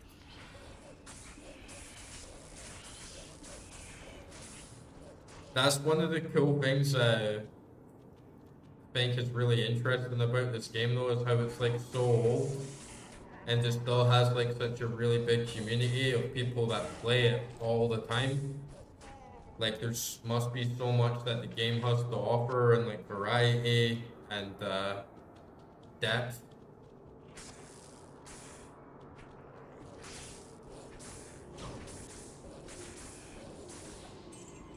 It's addicting, Ginto. It's really addicting. I feel like all ARPGs are, but there's something about Diablo 2 that always makes me want to keep playing. It's like an all-night type of game.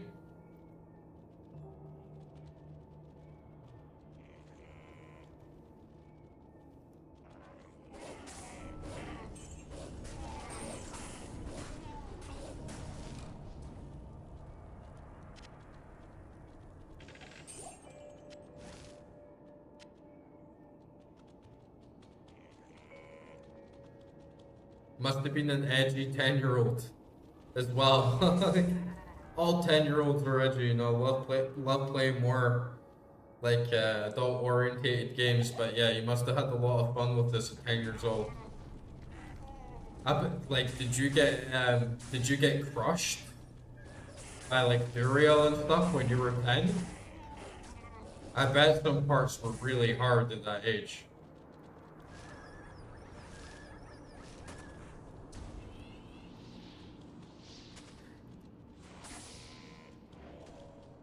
Yeah, these games, like, it's not the first thing that comes to mind when you think of an ARPG, but I suppose they are. And Odin Sphere as well, I played those a lot. But I guess when I say, like, ARPG, I mean, like, a sort of hack and slash, like, loot simulator. Those are kind of the games I mean. Like Diablo clones, basically.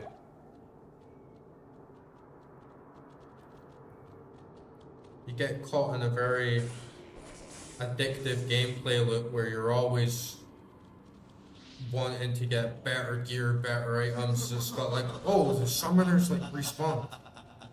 Wow, like all the bosses, every enemy's respawn. This guy is evil. But yeah, you get caught in this loop of you just want to grind and get better gear and level up. It's very, very addicting. Especially Path of Exile can get like that badly as well. Ah, yeah, Sacred's more that type of game. Sacred's not the best one though. Sacred's a bit mid.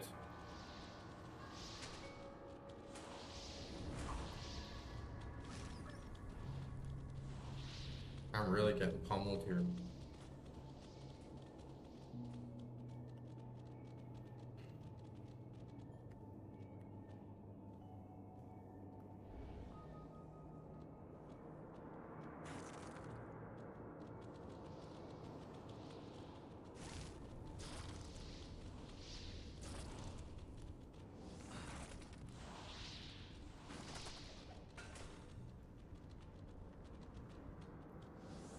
Oh, nice to go.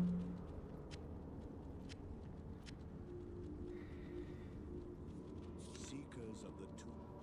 If you do get Path of Exile or something, definitely let me know because they're really good games to play with friends.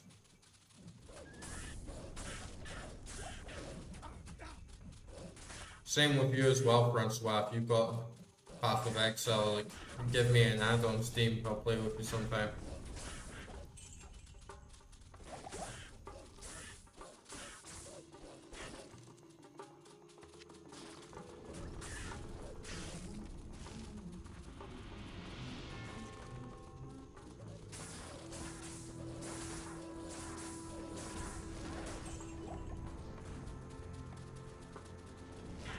I need to find this waypoint.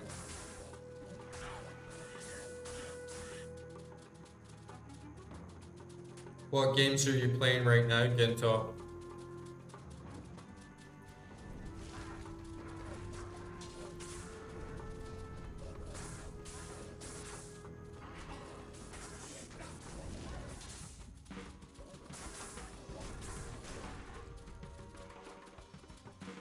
Oh, nice. Chrono Trigger. The classic. Yeah, I really like Chrono Trigger as well. It's such a good game. The story, music, art is all peak. I love the battle system as well. Like, it feels so immersive when you're playing it, even though it's like normal. Yeah, the pacing's amazing, exactly. And the battles feel so alive, even though it's just a sort of normal turn-based game, the way it's presented. It's really a good game.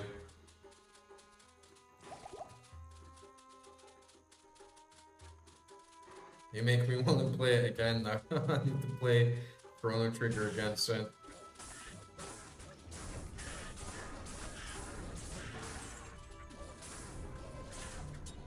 Yeah, the art style is so good. It doesn't take itself very seriously, but even like with the more comical style, I still feel like the story, it's hard hitting like the little story of like Toad and everything else. It's good. It did such a great job with the game.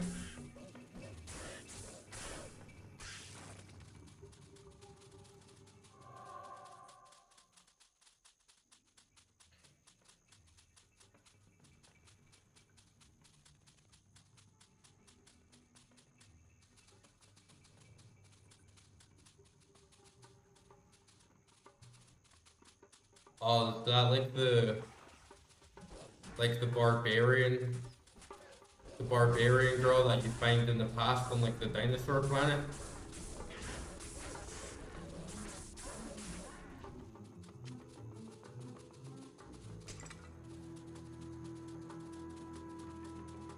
Yeah, I really liked her as well. It's been so long since I played it.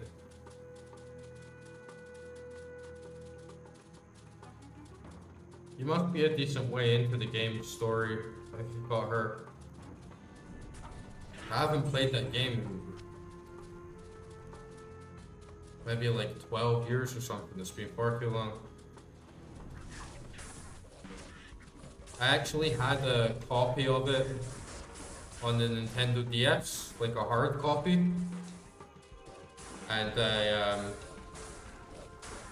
sold it on eBay for, I think it was like 140 pounds I got for it. Maybe that was one of the Persona games, but it was definitely one of the very expensive games for my collection.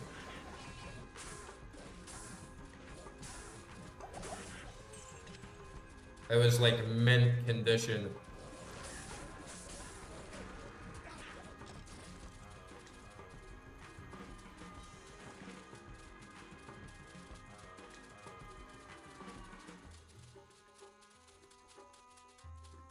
But I got kind of paranoid because I hadn't played many of the games that I had for quite some time after I sold them. And for like some of the DS games, some of your data I think can be saved like on the cartridge. And they used to like call my characters names and stuff in the games like very like edgy, like offensive names. I got paranoid, like I told someone the game and they put it up and it says like fuck you or something when they open the game.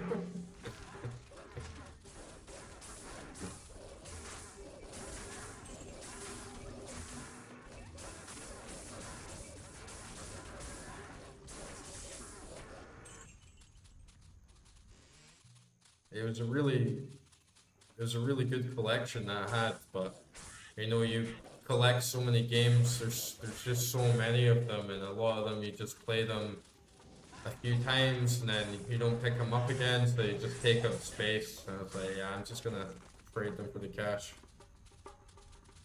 Yeah, he called her wife. He's a hottie. She's definitely my kind of girl.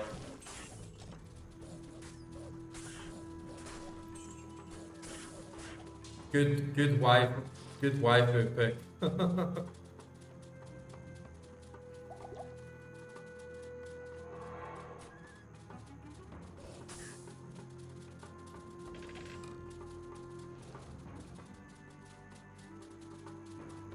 Man, I'm looking for this waypoint. I can't find it anywhere.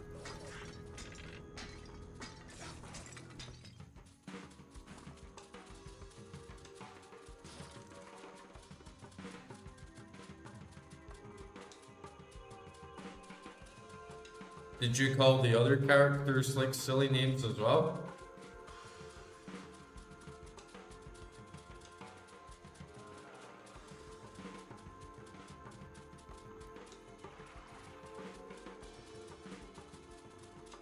Used to do that stuff when we were kids on like Pokemon and stuff.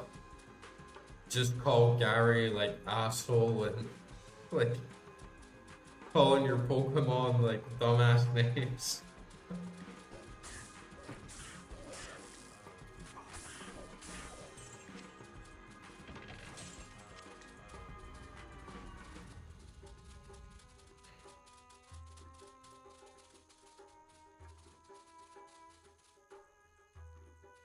Spur.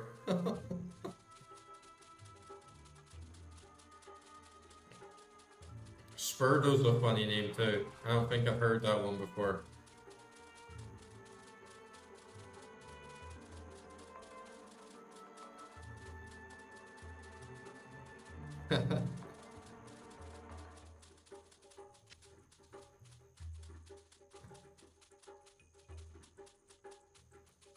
Where the hell is this waypoint?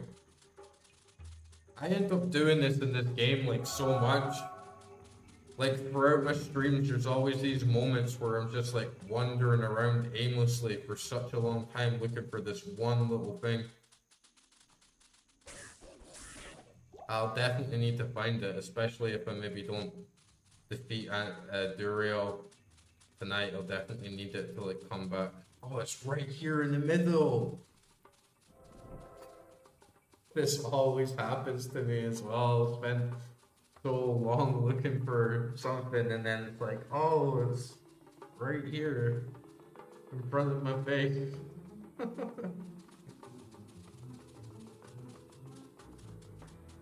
Okay. I'm gonna try Duriel maybe 1 or 2 more times and then call it a night. It's been quite a long stream, but I made like quite a lot of progress, so hopefully I can kill her in a couple of 1 or 2 tries. But if not, then I'll leave it until next time.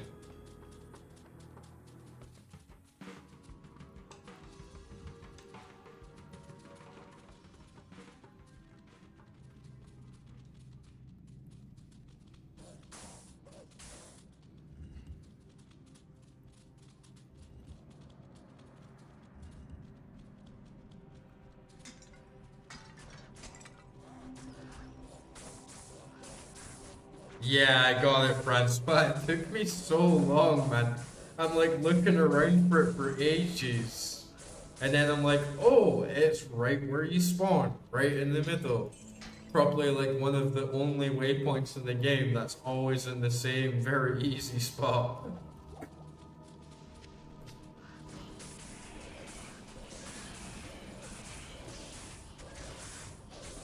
Yeah. I've done that so many times in this game, like I was running around looking for the tree of Enthusiasts for like 45 minutes, like, where's the tree? Where's the tree? And then I'm like, oh, there's a big picture of a tree on my mini map.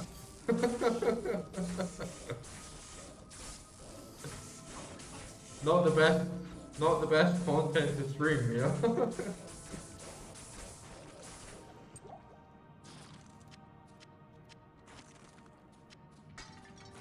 But yeah, what do you think, Francois? Like, do you think I've got it in me?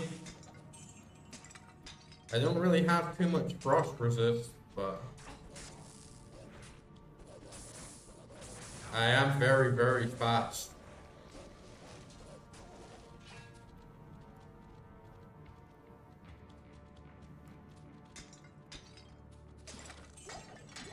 So hopefully it's enough. I am overburdened. Oh yeah, I've got this breastplate. Meh.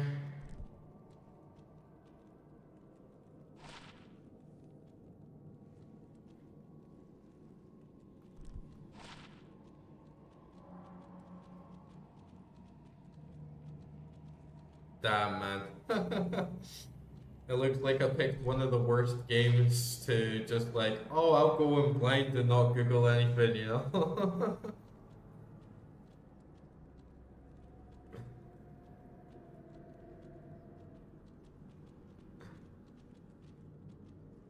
But I started to notice that. I started to notice that stuff quite fast. I've just realized I'm like, yeah, this game isn't telling me everything that I want to know. And like the stuff with the strength bugging, that was infuriating, man. That was so infuriating. Never in a game before have I like dumped into stats and then they just disappear. It's like, what? You can't do that. You can't release a game. You can't release a game where your stats disappear. 36 minutes. Is that like they use like skips though? They use like glitches to do that stuff?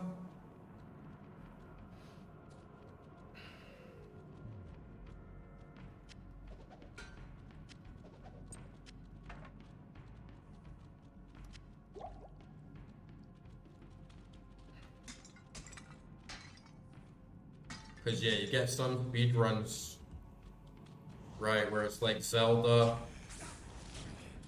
and someone finds like some trick where you just like run into a corner and then it like rubber bands you to like the other side of the world and stuff like that. But I like a speed run where people like straight up just like run through it, crush it, defeat all the enemies.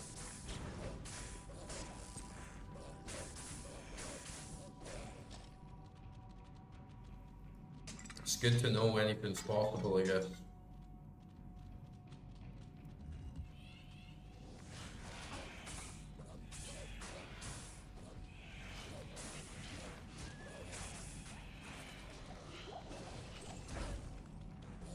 I assume that, you know, you don't have to do a lot of the quests and can just like skip them, run like straight to the boss.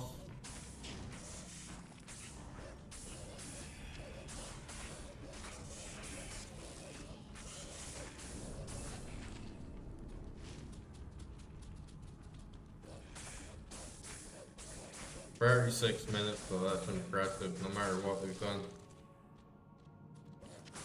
Especially on a game like this, right? 'Cause it requires a lot of numbers. Like, you gotta get those stats up somehow.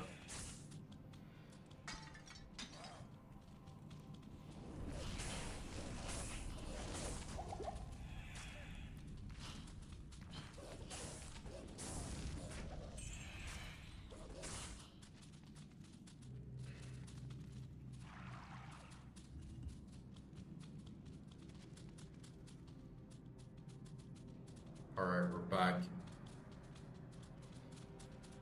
So I'll get those falling potions. Wish me luck, guys. I think I'll need it.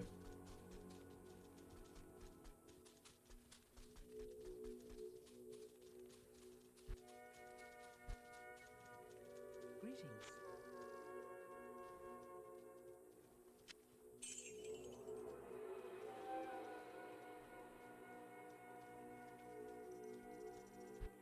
Thank you. Feel like I'm definitely gonna die.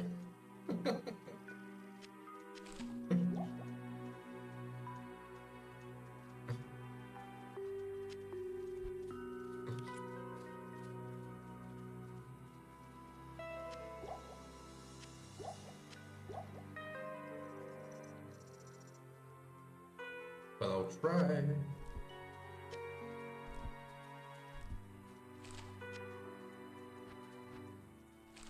And hopefully I can just run around like a coward and have enough space to let my wolves do some damage.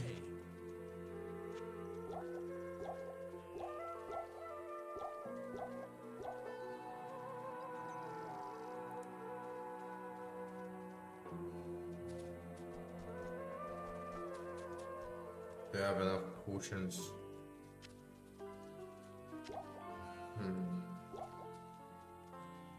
Guess for Duriel, I really just want to have as much health as possible in case shit hits the fan.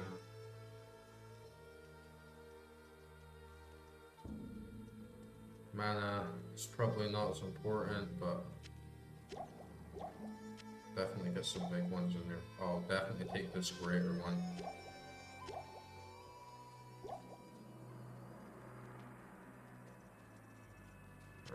Okay.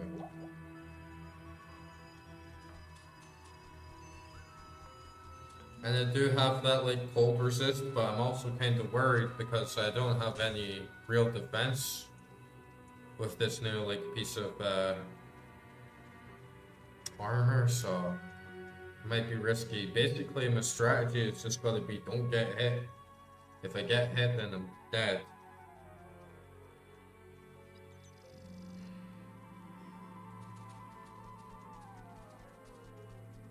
I am very fast though, so that's good.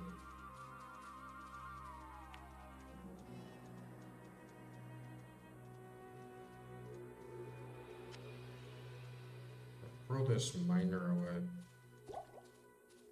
Just give me another mana in there.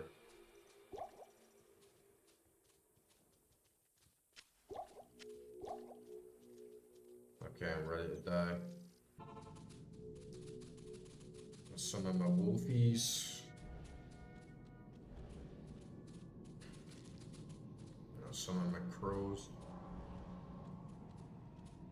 And I'll quaff my falling potions. So wait for my mana to regenerate naturally as well, just so I've got that bit of edge. Okay. I'm coming for you, Duriel.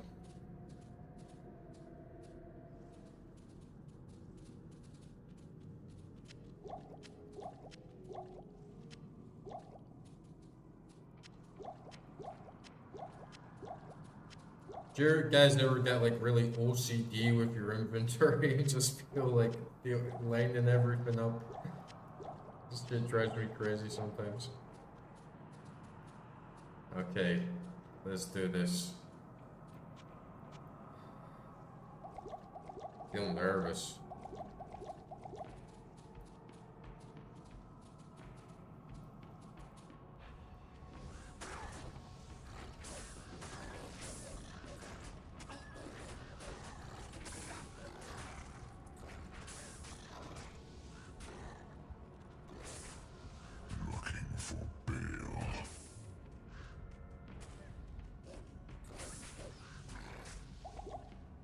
Oh, that like running skill though, like that really is making a difference.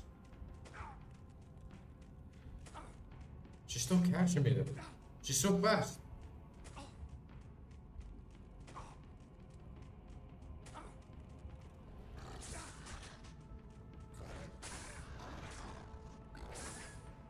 Get her, girls.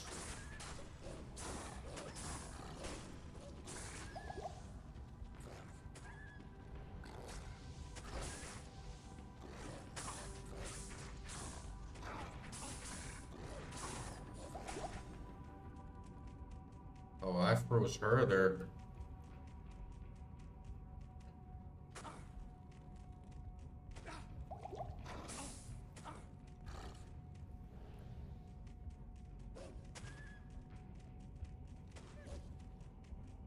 I'll go for the wolf, don't hit me.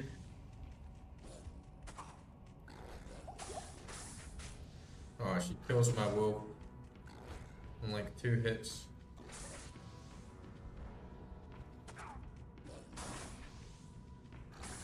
Yeah, I don't know how the hell I'm gonna beat her.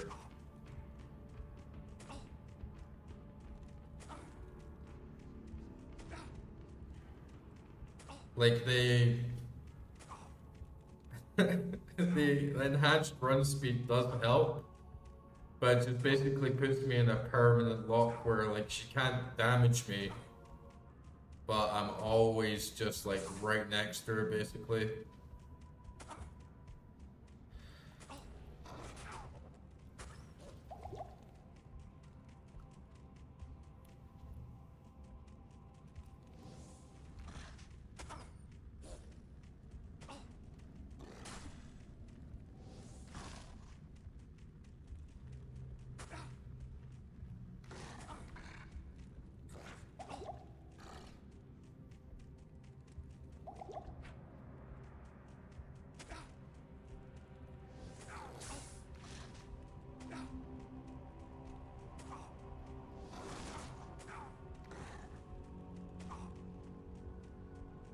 He's so annoying. Like, what the hell? What the hell was I supposed to do?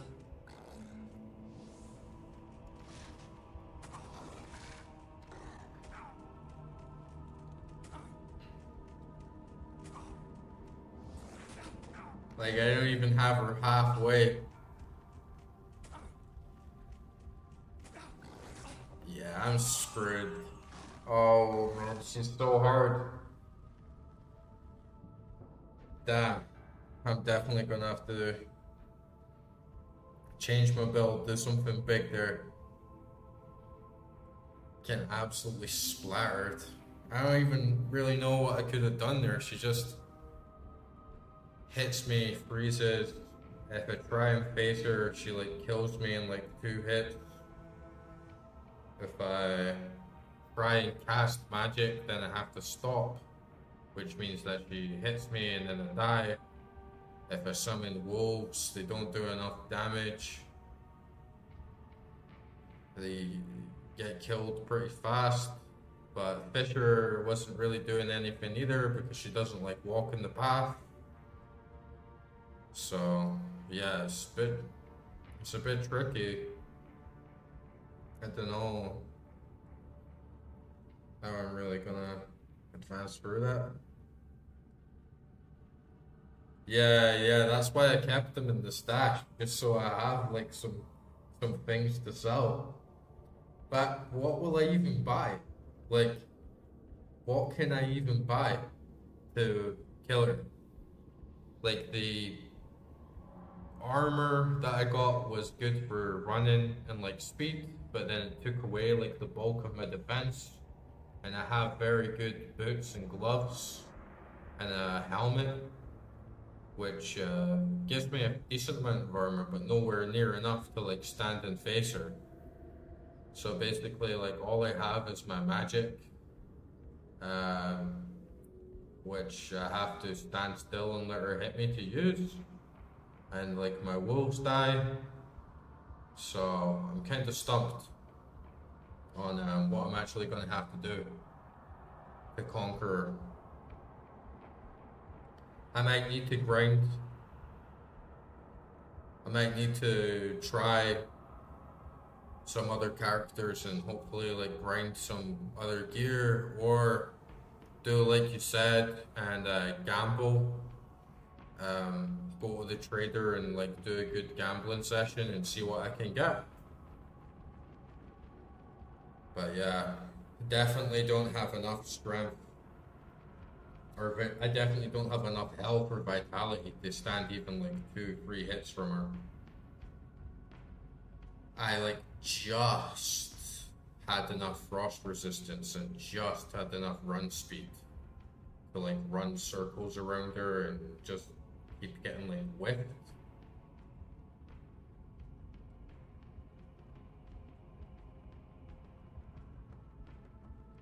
Drop a TP.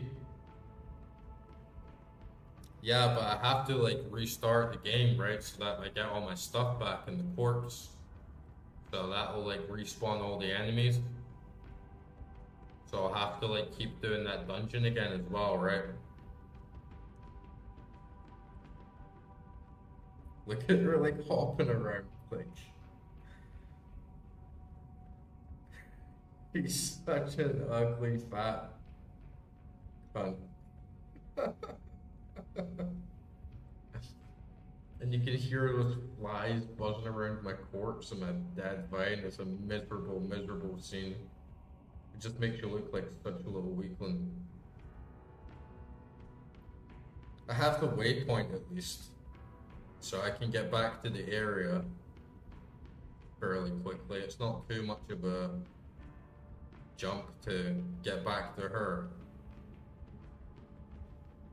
But yeah, what do you think, Francois? Do you think I should just gamble until I get like better gear to actually like face her, or do you think I need to be a higher level? Maybe my build is just screwed.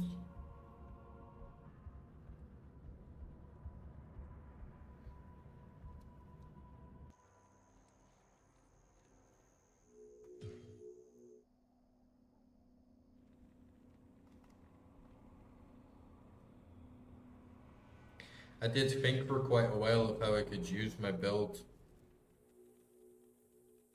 in Act 1, because obviously like my first time I didn't really know like what I was doing. So I had a different think of like how I should use my build, but then I got kind of scammed with the glitch that like sapped my attributes. So I kind of needed to use my respec just to get even on that. But then I got scammed on my attributes again because I didn't understand what was going on.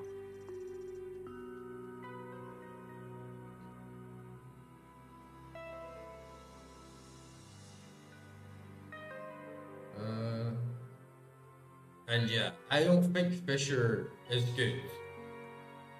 Like, you're saying you use Fisher, but honestly, like, Molten Boulder does that much more damage that it just doesn't make sense to even use Fisher.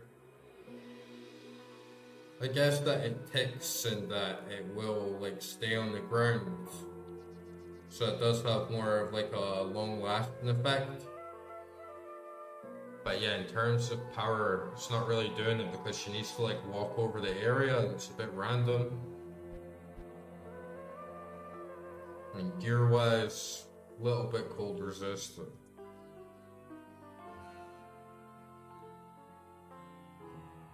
Oh, okay, yeah. That's sort of like a better idea.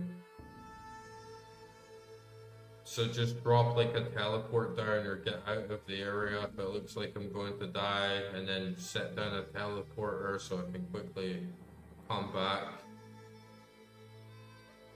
Oh, really? It won't regenerate? Okay. Well, like, that's going to be how I'm going to, that's going to be how I do it. Okay, great. That is kind of, yeah, it's kind of like safe scummy moves, but it's totally going to be how I'm actually going to beat this boss. Like, that is going to be my strategy.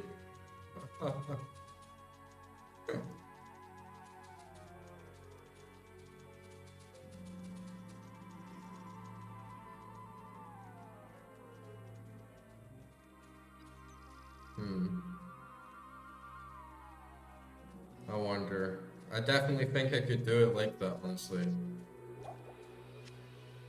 How are you guys feeling? Are you like with me? Are you like with me to give this stream like another 30 minutes and we'll get her? Blessings to you. Or are you guys like burned out? I could do it tonight and like stick to it, or I could like leave it until next Saturday.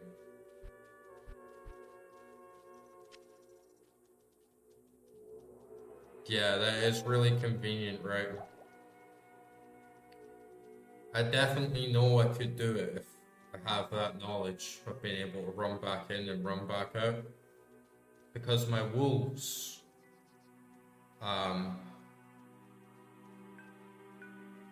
yeah, my wolves knocked her down like nearly 50%.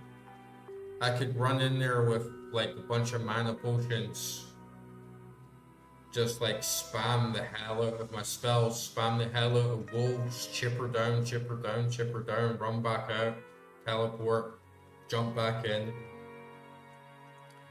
and yeah, it'll be a done deal. What do you say, guys? Are you with me for another 30 minutes?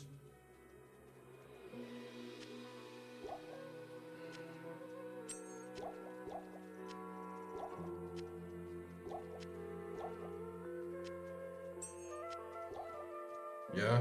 Nice. Okay, let's do it. I'm gonna need a Moloko tea.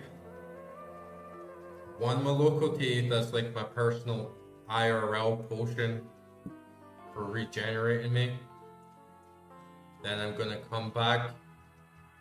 I'm gonna clear that dungeon again. We're gonna get to her and then I'm gonna smash her. I'll leave you guys for just a couple minutes while I make a tea. I'll leave you with the nice ambience and sound effects here. Guys, I'll see you in a bit. Thanks for the support. I definitely wouldn't be like surviving this far without you guys.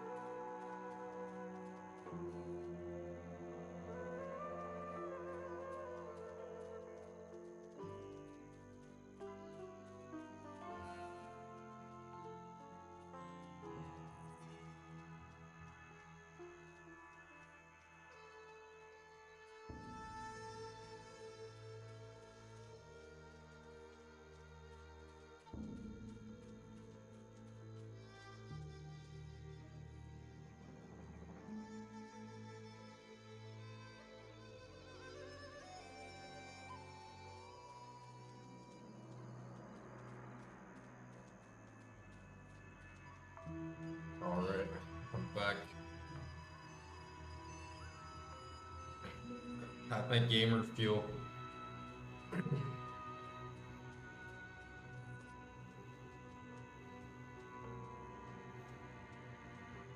I love Maloka.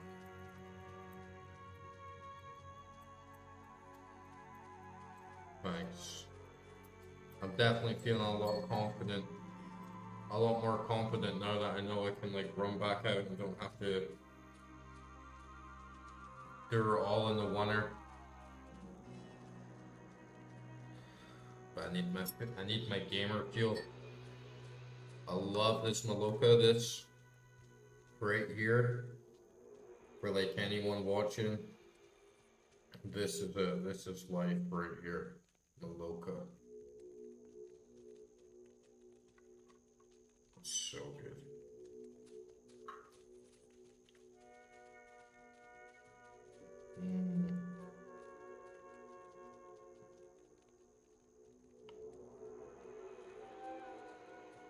It's one of those foods I could just eat and eat and eat and eat, and I have to stop myself for my own good, you know?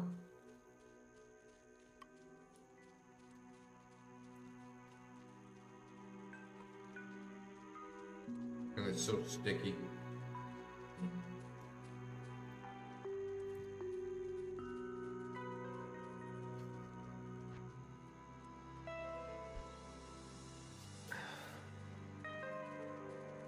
I can feel the power. Yeah, it's so calorie heavy. That's what I mean, it's why I have to stop myself. It's just so good, you know, it's like almost cheese. And I put it in my tea, and I have to ration myself. I'm allowed maximum half a tin a day, and to be honest, I've like broken my rule because I've had like a full tin today.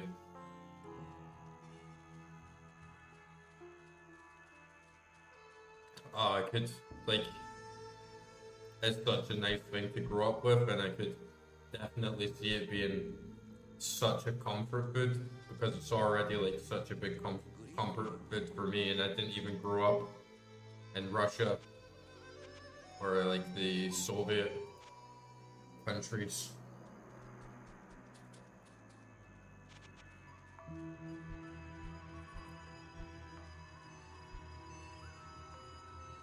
In the UK, like you do get condensed milk,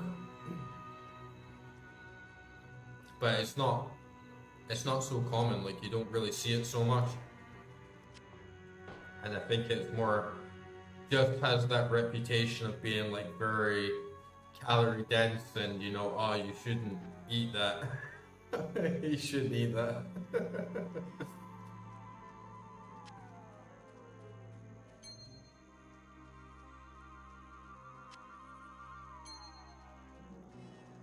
But it's just so good. What is it? And you do get sour cream, and it is quite popular for like dipping like Doritos and like chips into, but it's not the same sour cream as like the Russian sour cream. It's quite different. It's more like garlicky, like herb style. It's not like Russian sour cream where you like mix it, where it's more like a yogurt, you know, and you mix it with like buckwheat and stuff like that.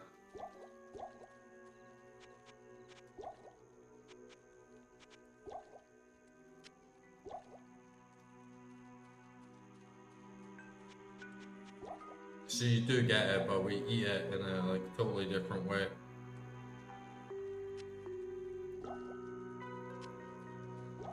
Yeah, it's mostly for like chip and dip, like tapas.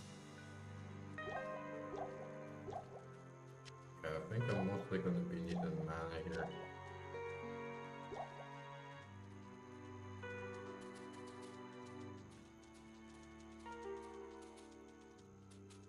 I think Russia and the UK are actually like really similar.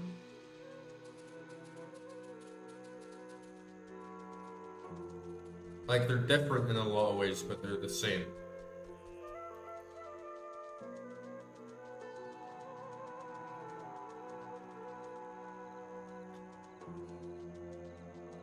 Yeah, yeah. Like my girlfriend makes the pancakes with like the condensed milk on top. In the UK, it's not like the same things. Like we do a lot of things like very differently, but it's the same in essence. You know, there's a very popular dish like dessert in Scotland. It's just called tablet, and it's just you just boil sugar and milk, and you just boil the sugar. You have to get the right consistency. It's quite hard to make, it's quite hard to get right, but you just get lots of sugar, get like a big pot of milk, and then keep adding sugar like into the milk until it turns into this like condensed bar of like sugary milk, and it's like really, really unhealthy, you know, but we eat it a lot. It's like one of our national dishes, and it's so good. It seems like a simple thing to make as well, but it's actually very, very difficult to make, to get it right. Like to make nice tablet, it's very hard. You have to have the heat exactly right. You have to have the ratio like perfect.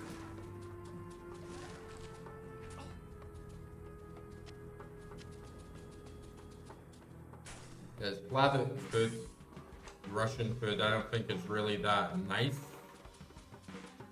It's like good, it's like tasty, like condensed milk. It's comfort food, but it's not like high-end cuisine. It's not like Mediterranean, it's not like Italian, it's not like Indian, Chinese, Malaysian, you know, it doesn't have that same degree of quality to it.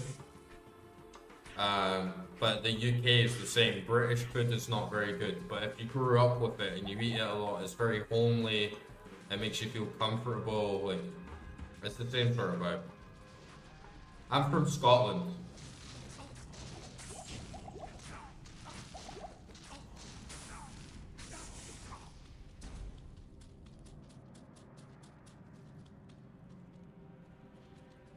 Yeah, I'm from like Edinburgh, like the capital city.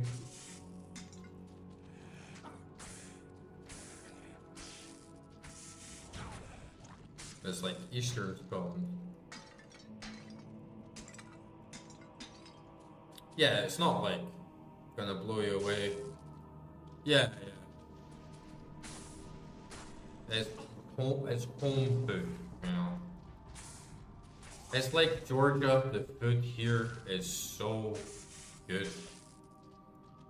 It is really, really nice.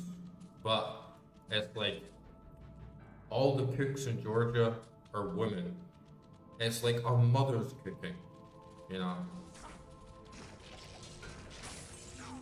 That's how I feel about some Slavic food as well. It's like a good mother's cooking. It's salty, it's fatty, sugary.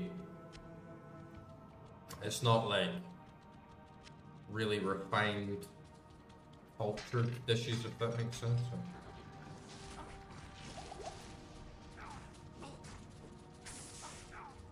Oh my god, I'm literally about to die in this dungeon before I even get to her.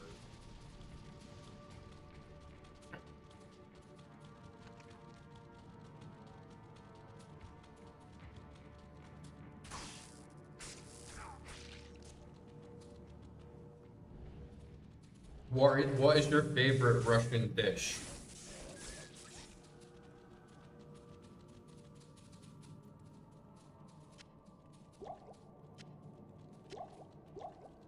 And one thing I really do like the flavors of Slavic countries is the liqueurs. How you get like cherry alcohol beverages and lots of nice little spirits and liqueurs made out of lots of lovely little fruits and things. I really like those.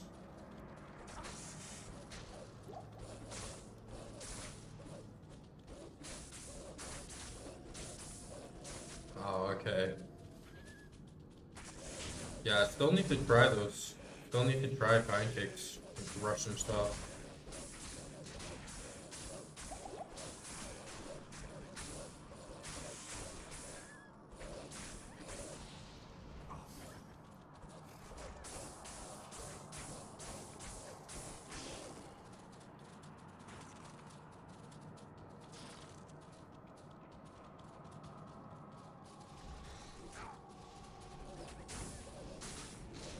I need to try Taiwan food as well. I imagine it's similar to Chinese, but it's probably like, you know, Chinese food can be very different depending on what region you're in.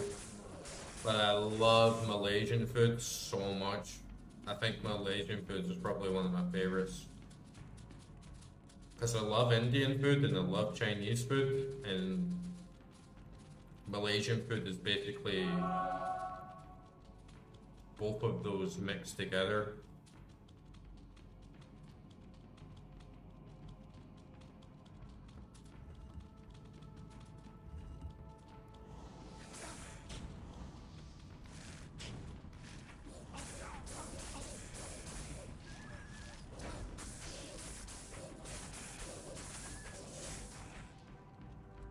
And you get like a good variety of flavors.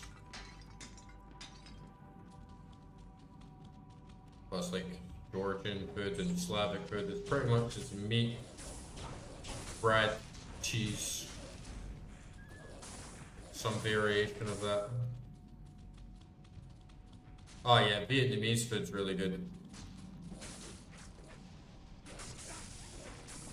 Yeah. I just feel with like Asian food, you get like much more balance.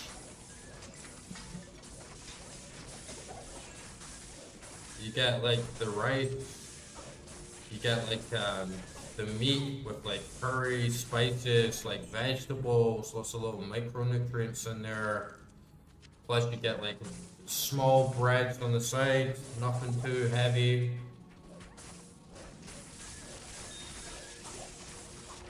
You get like a very balanced diet, I feel.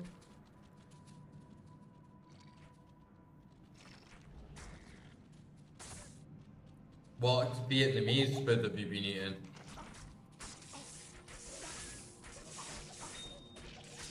I really like Nepalese food as well. I like Himalayan food. I really want to go to Nepal and eat like genuine Nepalese cuisine.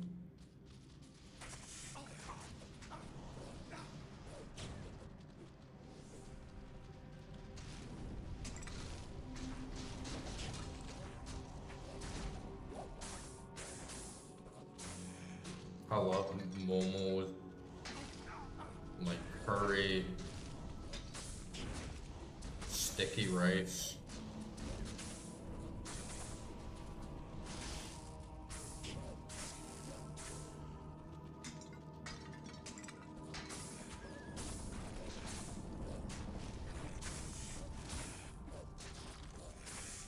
Georgia has not really got the best variety, you know, there's not really too many things you can get. I know like a really good ramen place, but you can't even really get like pizza here. Like Chinese is pretty limited. The Indians are not that good.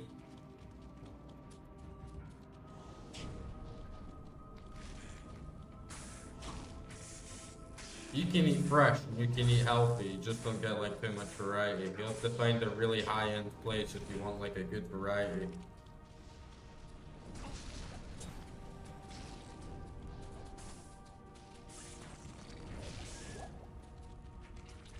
Okay, I'm stacking up on these potions for Duriel.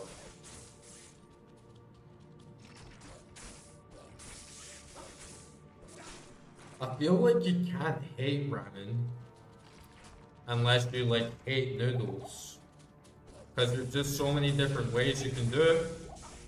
But yeah, ramen It's got to be good ramen, right? Like there's so many bad ramen places, and there's so many like big mass market like ramen places or like shitty little chains. Now Fisher's still level 1, Francois. I haven't had any levels. I don't know if you were, I don't know where you were, but like I took a little break just to make myself a cup of tea before I went back into this. Because I really want to kill Duriel tonight.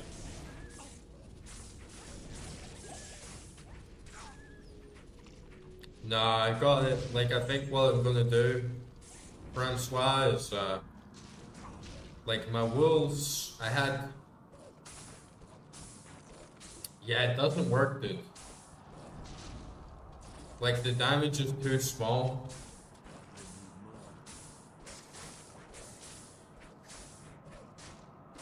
I mean, I guess it could do if I was, like, running in and out and going back to town. But last time I had 4 mana potions and just like spawned my wolves, and the wolves like kite her and she goes to them, like gets baited, and so then I can like run around more freely. So I'm basically just gonna run in, spawn my wolves, run around her, get a couple fissures or like molten boulders in there, run back out, portal to town,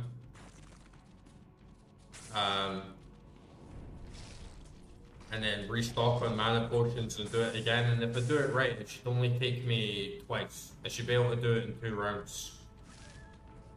Because I got her to 50% with 4 mana potions. So if I use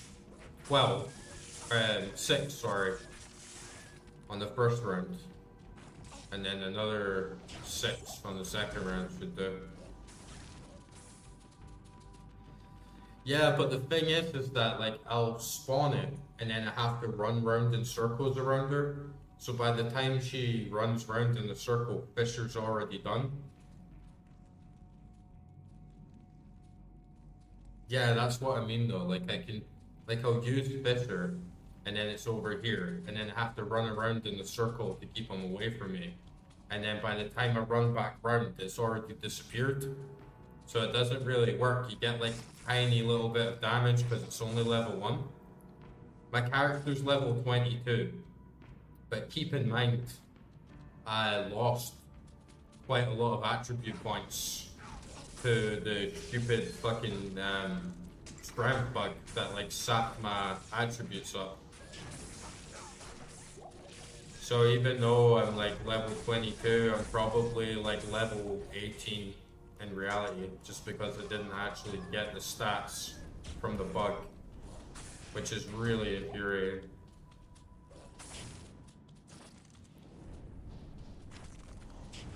But Fisher is just too weak, doesn't do enough damage right now.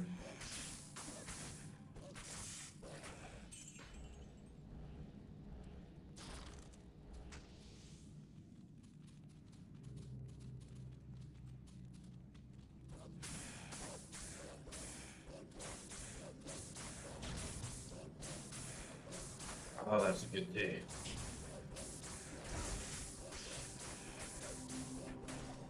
But I can use Fisher when she's distracted by the doggies.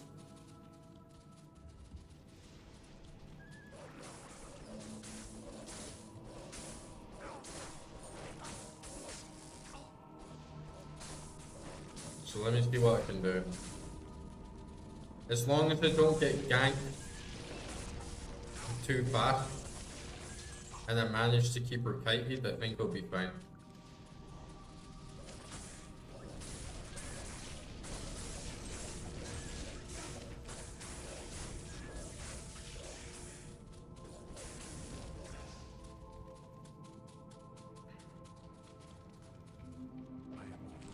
That's unfortunate to hear, but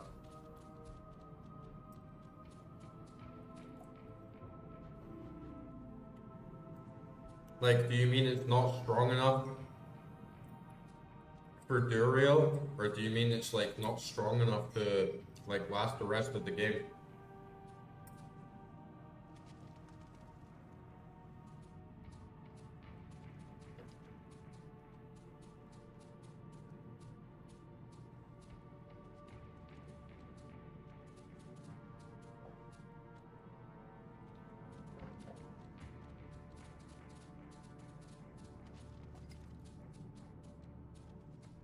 But do you mean for Duriel, or do you mean for the rest of the game?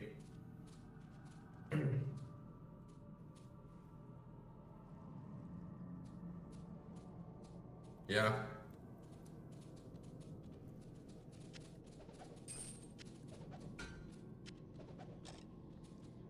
I hate getting soft locked crap like that, man.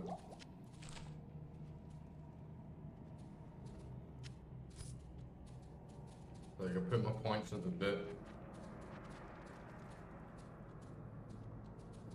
I'll upgrade to Fisher.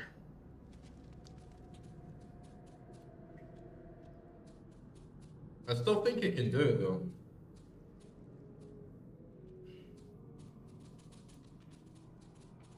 It wasn't really the damage, honestly. That was like holding me back. It was the defense. It was getting like dotted in like 2 hits. That's what was like really killing me. So I'm just gonna get some claw potions and repair my gear as well while I'm at it, I suppose. Good day. But yeah, I think it can do it. If it can run back out and chipper, then it should be possible.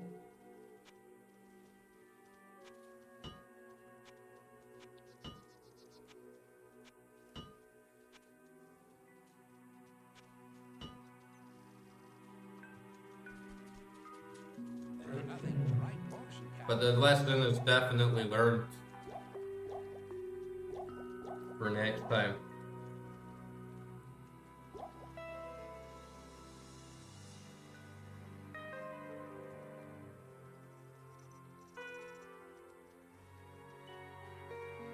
Suppose I might as well just like stock up on more mana and health. Maybe I don't even have to run back to town.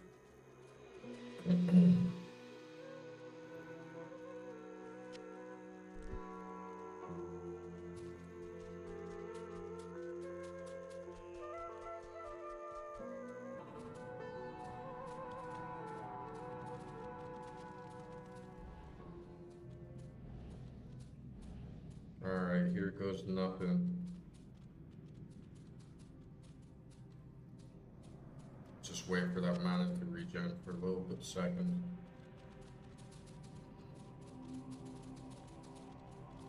Yeah, I'm sure it's possible, you know, if you're on normal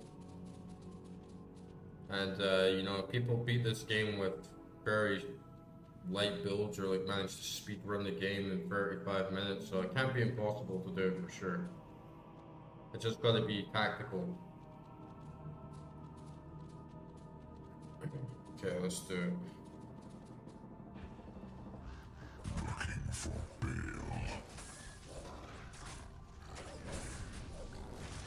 Ah yeah, Molten Boulder actually does a lot more damage than Fisher. Oh shit.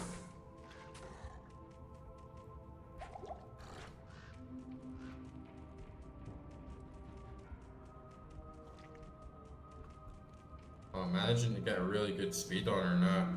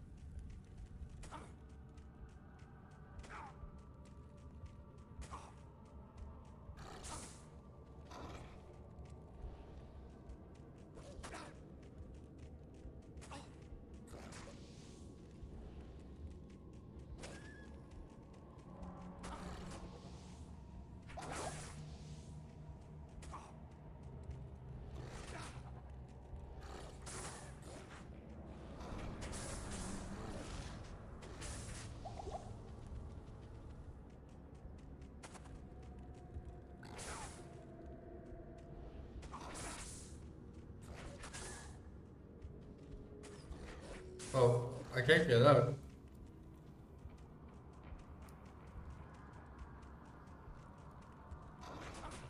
Oh shit. I can't get out the door.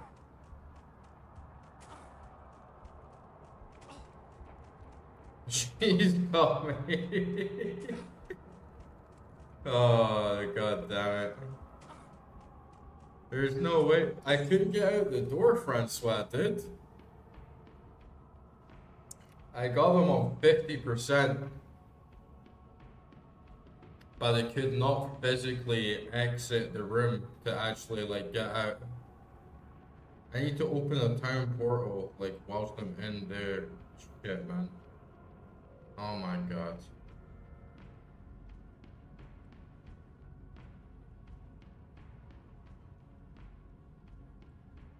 Okay, right.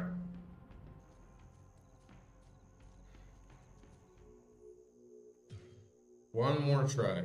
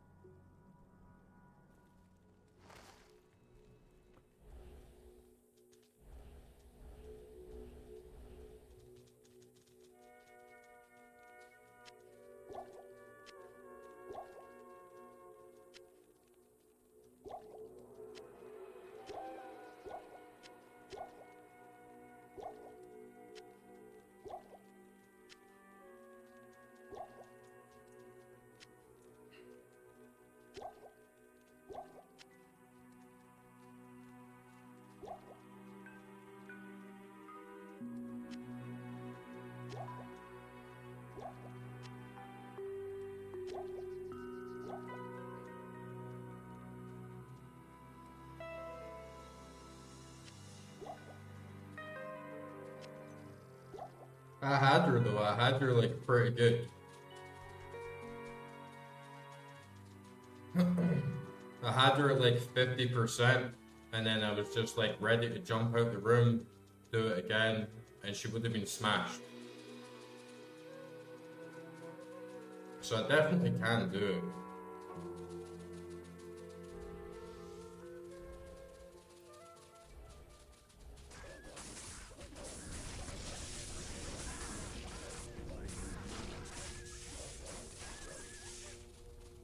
She's a fucking bitch of a boss. Fucking Duriel.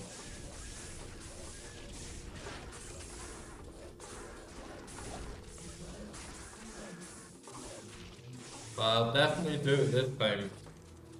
If I can get that portal in the room, then definitely we'll be able to do it this time, because I basically already had her. She was pretty much dead. I had her down 50%. I just needed to do it again.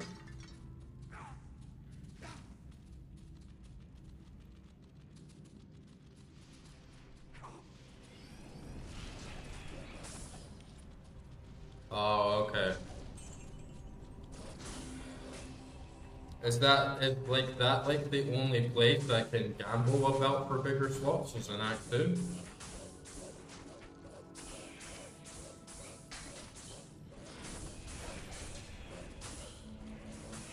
Yeah, that would be immensely useful.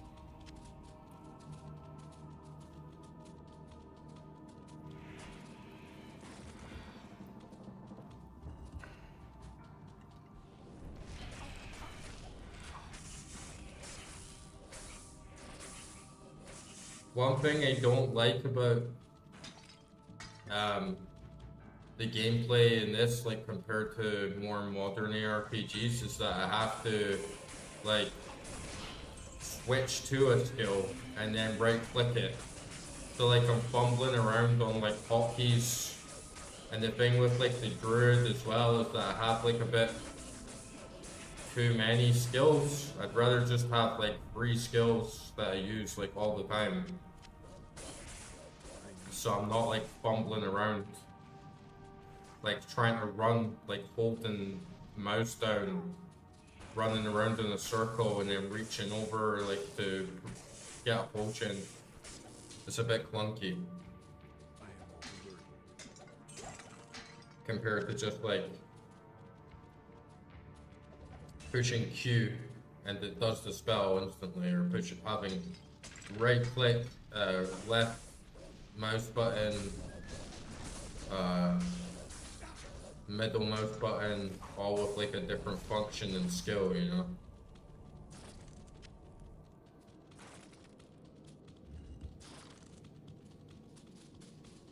Kinda makes it like a bit awkward to play in those types of situations.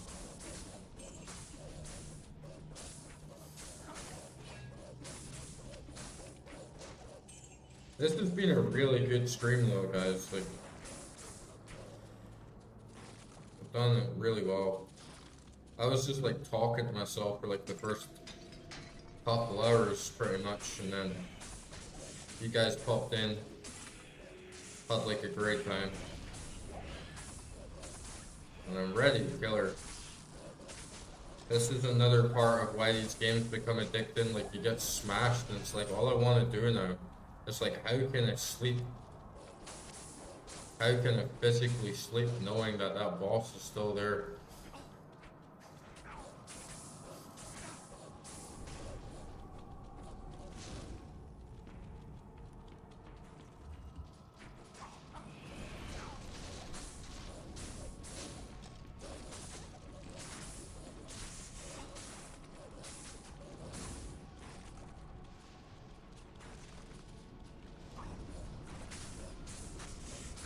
Sometimes the boss just gets you and just weighs me down. I definitely don't want to wait a full week. Don't have to wait till like all of next Saturday to get another shot at her. It's like, nah, we're doing an all-nighter tonight.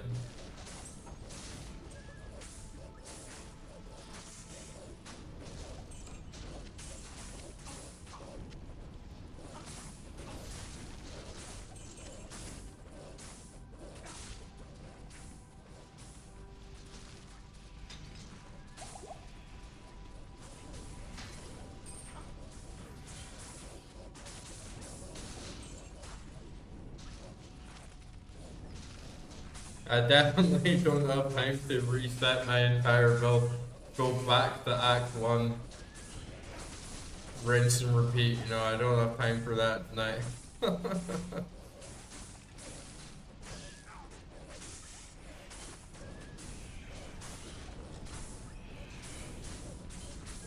But if Druid sucks, like if Druid genuinely turns out to be trash or like the build's no good, I can maybe set things up so that like next week I'm in the same spot with a different character and different build, so it'll work out better. But for now, this is like my personal little challenge.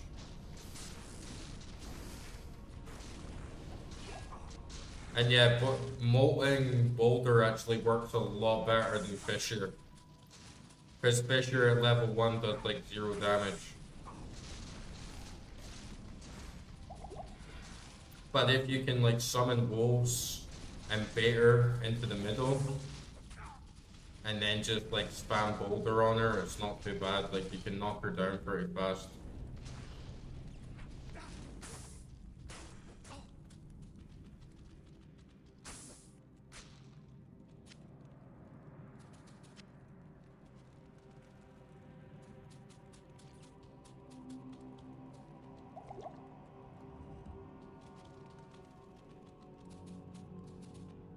There's no, oh, there they are. Oh, there's no one here this time.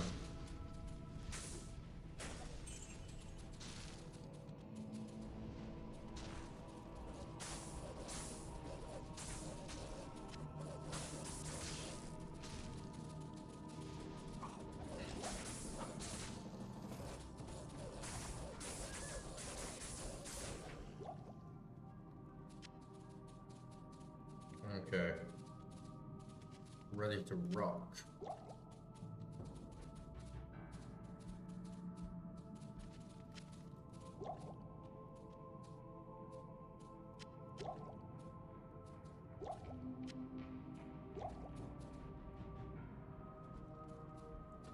Timmy.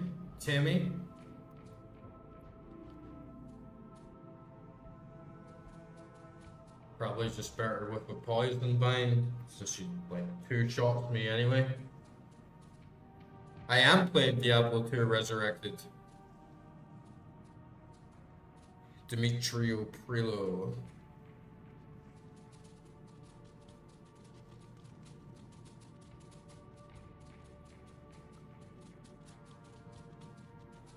See?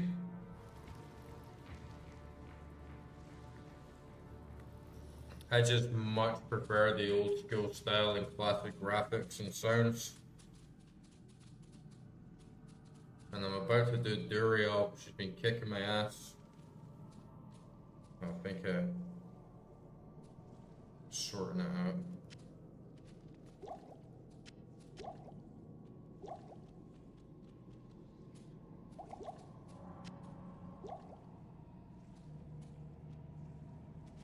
I'll take these falling potions.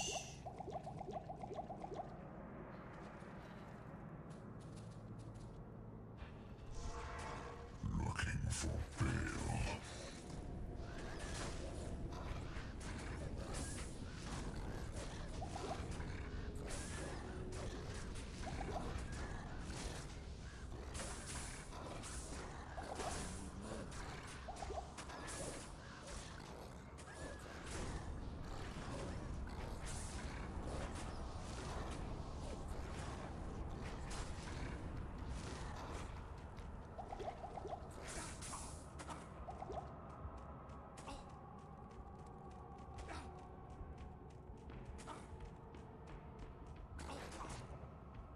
Oh shit.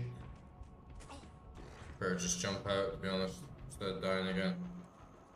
You can enable quick cast on Resurrect, so you have to switch skills and use right click so you can press the bind. Oh. Like, can I do that on the classic version though, or do I have to like change to like the new version? Blessings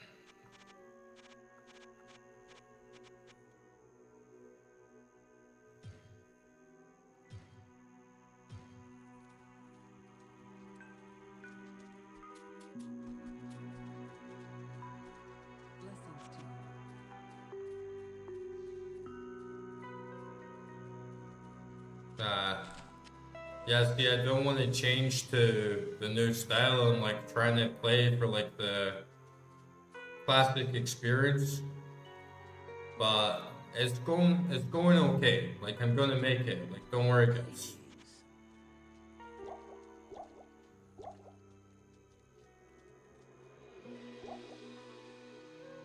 It's been a bit of a struggle, and there's been a lot of little nuanced things to like learn about this game.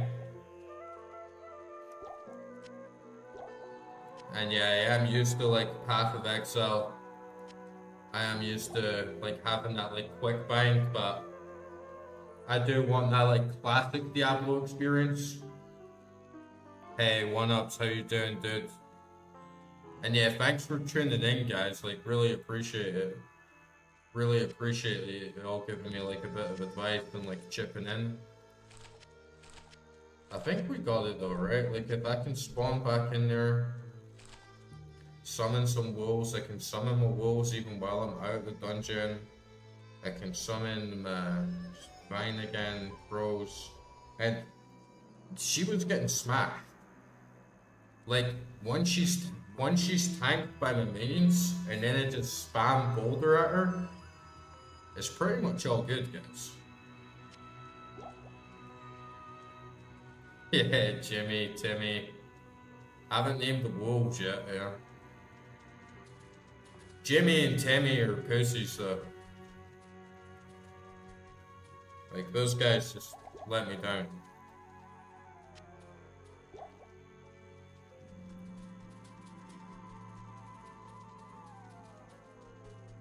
The wolves, though? The wolves are my girls.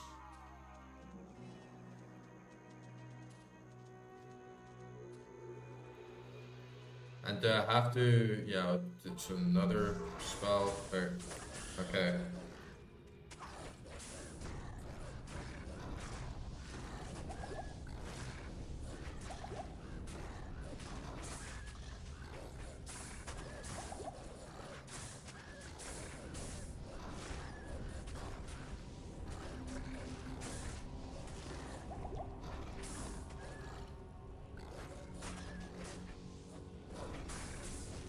Okay, she's getting racked up.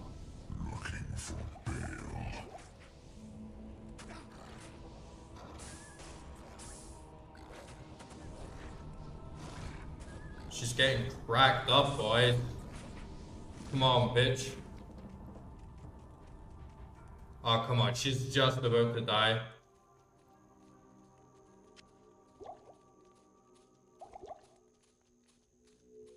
Like, let me just buy one more set of potions. She's done. She just got scammed. She just got cheesed, boys.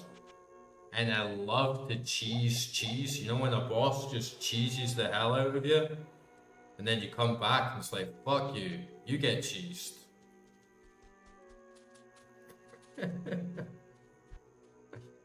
Fucking cheese me. I'm the cheeser.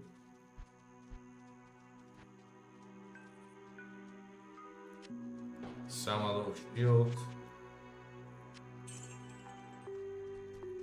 Summon my babies. Jimmy, Tammy. Come on, we'll do this. Let's go, Druids. Fuck Reddit.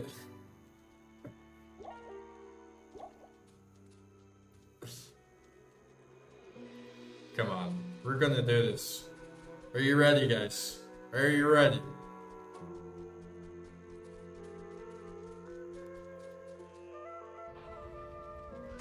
Boom! Yes!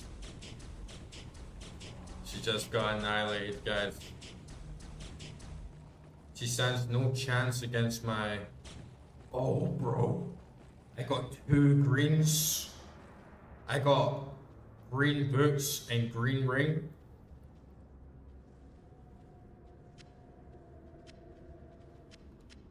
I am overburdened. There's so much gear here, I can't even like hold it all. I think it might be time for a little prayer to the RNG gods. Yes, let's go. Look at that ugly, stinking demon lying on the ground. Like those maggots crawling around her. It's like, yeah, screw you. You think you can cheese me? I am overburdened. No one can cheese me. I am overburdened. I'll cheese your ass right out.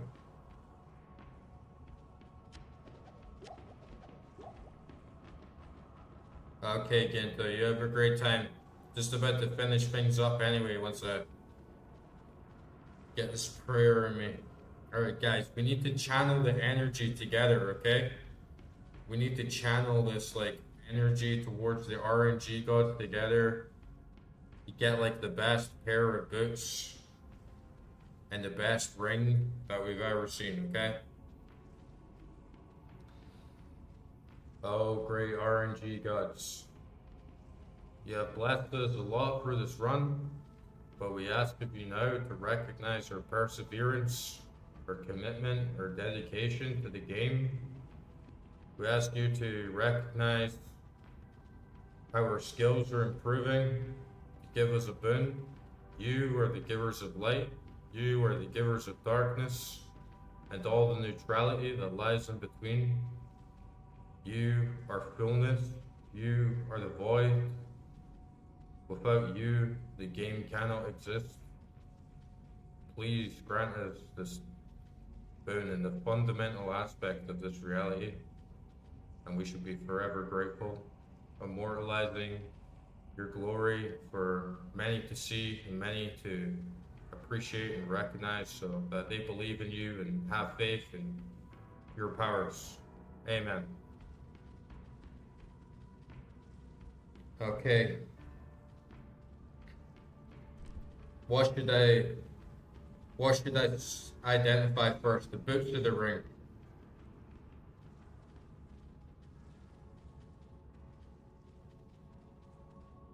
Let's go for boots.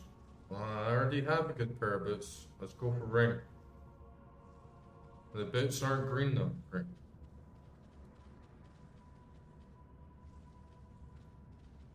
Okay. Let's do boots. 40% faster run walk. 100 to attack rating. +6 to strength. +10 to dex. But it only has 6 defense. I don't know, that seems pretty good. It's definitely, like, if I put that on, like, that's fast. That could come in handy for sure, especially if there's another boss like Duriel. Okay, let's try the ring.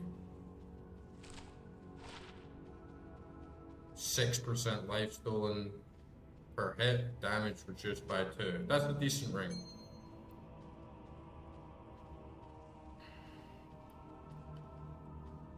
Nothing like mind blowing, but I feel like we already got like kind of lucky. So I think that's still like a good.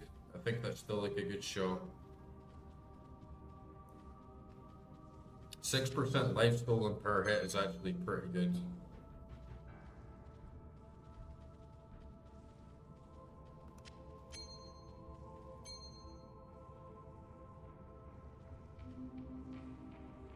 Yeah, that's 100 attack rate and +6 strength.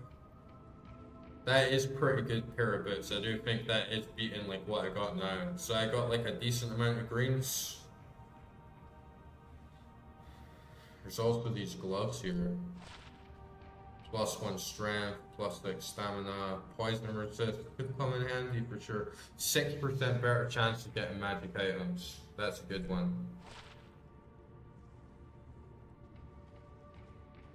It's an okay belt. 69% extra gold.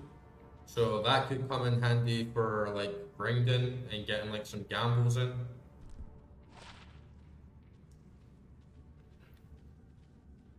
It's more like a barb helm. Finally got a unique with a socket in it though. 2 spear mastery, 10% faster hit. Can we try the bow somehow?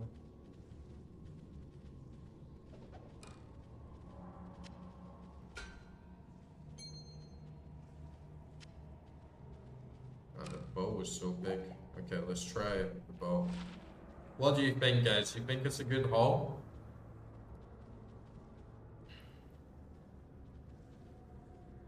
+1 bow, cross. Another socketed one. Amazon only, but yeah. You can put these in the stash. And yeah, we did it. I knew it could do it. You just gotta believe in yourself, guys. Just gotta believe. Oh, you can like squelch around in their corpse as well.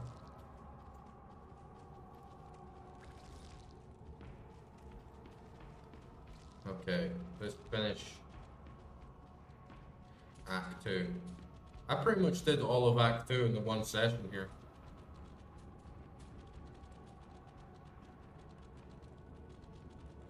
Ooh.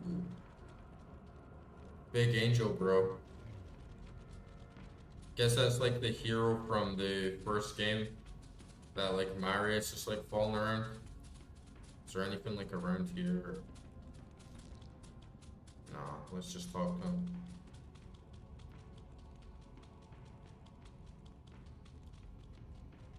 I thank you for my freedom, but I did expect you earlier. I am the Archangel Tyrion.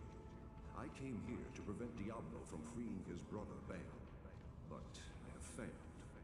Now terror and destruction roam free throughout your world. Even now, they head towards the eastern capital of Kurast, to the very heart of the Zaharum Temple. There they hope to find their eldest brother, Mephisto, the Lord of Hatred, who was imprisoned there ages ago. the three prime evils Three unite, prime they will be evils. invincible. Though it is unclear as to what their aims are, it is certain that they must be stopped at all costs. I am broken, and the energies that tie me to this world are diminishing rapidly. You must take up this quest and prevent the three brothers from reuniting. You must cross the sea and search for Diablo and Bale in Kurast. Now, hurry, mortal. Time is running out for all of us. I'm no mortal. I'm a god. Diablo, I will find you yet. We're on a quest now, guys. I'm gonna crush this. I'm gonna crush these damn demons. Show them who's fucking boss. Fuck the Jaren. Okay, let's just finish out the last of the story. I'm sorry things didn't turn out as you had hoped. Go and remember us fondly. You know, you bothered me far less than most. I'm sorry things didn't turn out the way that you hoped. Hello. Let's just The Archangel Tyrael bang out the last of the story goes to the Haradrim for Act 2. Get a quick glimpse of Act 3. Watch that next like juicy cutscene. here with man's destiny. But Tyrael was said to act of his own volition. We have never been And then it'll be time to call it a night. Like, what an absolutely amazing session, guys. Absolutely great stuff. Great turnout. Great support. than his peers. Where the actions of hell often seem straightforwardly bent on destruction, motives of heaven are unfathomable. Now make haste. Both Diablo and Bale must be stopped before they join with their brother Mephisto. If The three brothers. The three prime evils. I am the prime evil, bro. Good. You have done very well. Few could have come this far, let alone We discover the true dispatched, we truth of destroyed the orgy demons. We went to Hear that Diablo and Bale interdimensional universe. is most unfortunate. We like If you wish to traveled to the east, depths I've of the authorized Mashiach to thinking pass bug west. pits. We I played imagine we should be Duriel. anxious to leave by We now. got some great Good luck loot. on your quest, and thank you again for We saving my explored the life. town. You Like, will always be welcome in Loot Ghislaine, my friend. we learned like so much about the game. Learned about the stats. Learned about skills, builds. Good day. Never fear, my friend. You did the best you could. I suspect that Diablo and Bale are now heading east towards Kurast. You will find them. I know you will.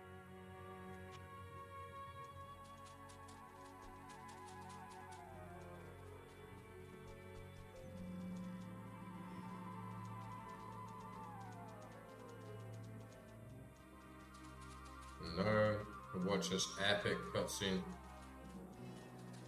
It's gotta be an epic cutscene, right? Jaren tells me I should take you east to Kurast. I haven't been there for several years, but rumor has it things are pretty grim. To Quest.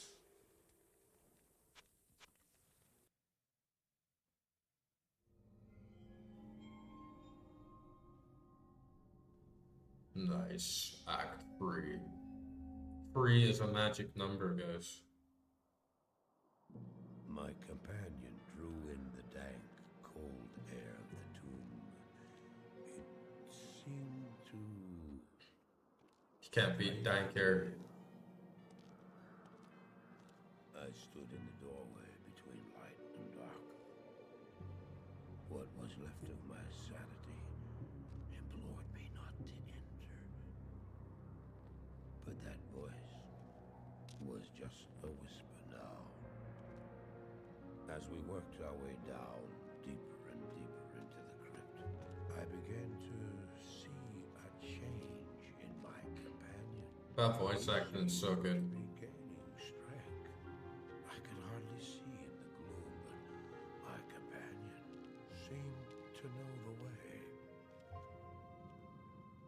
We came at last to a great hall.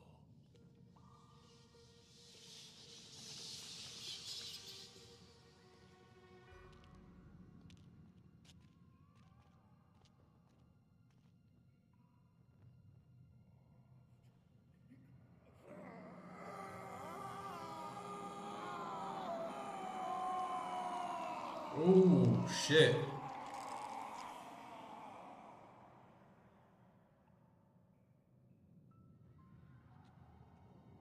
It was then He looks fucked my up. companion hadn't been gaining strength. He had been losing what was left of his humanity. Oh, shit.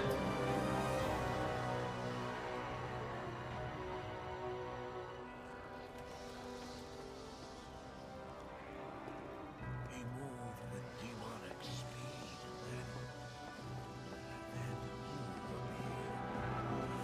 appeared. That wasn't demonic speed, that was really slow.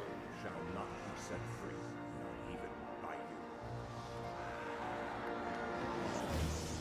you. Ooh, nice.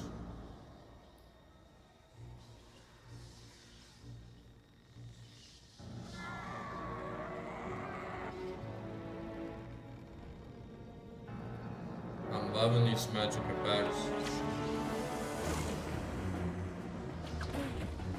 Oh, that's epic.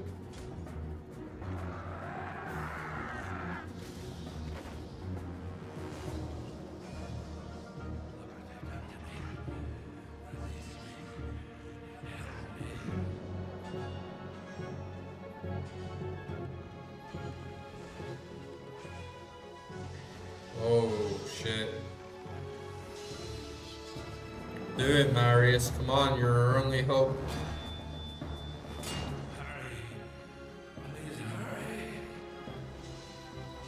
Come on, Marius. Do it.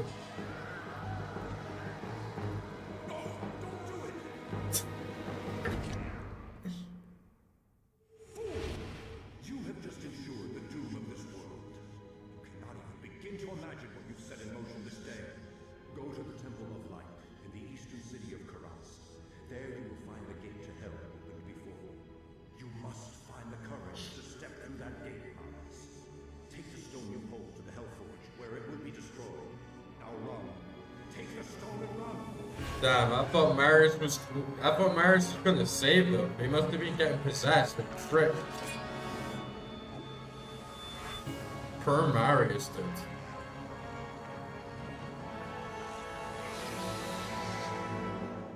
What choice did I have?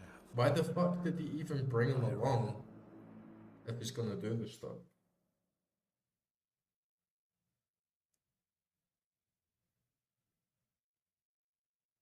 Good day.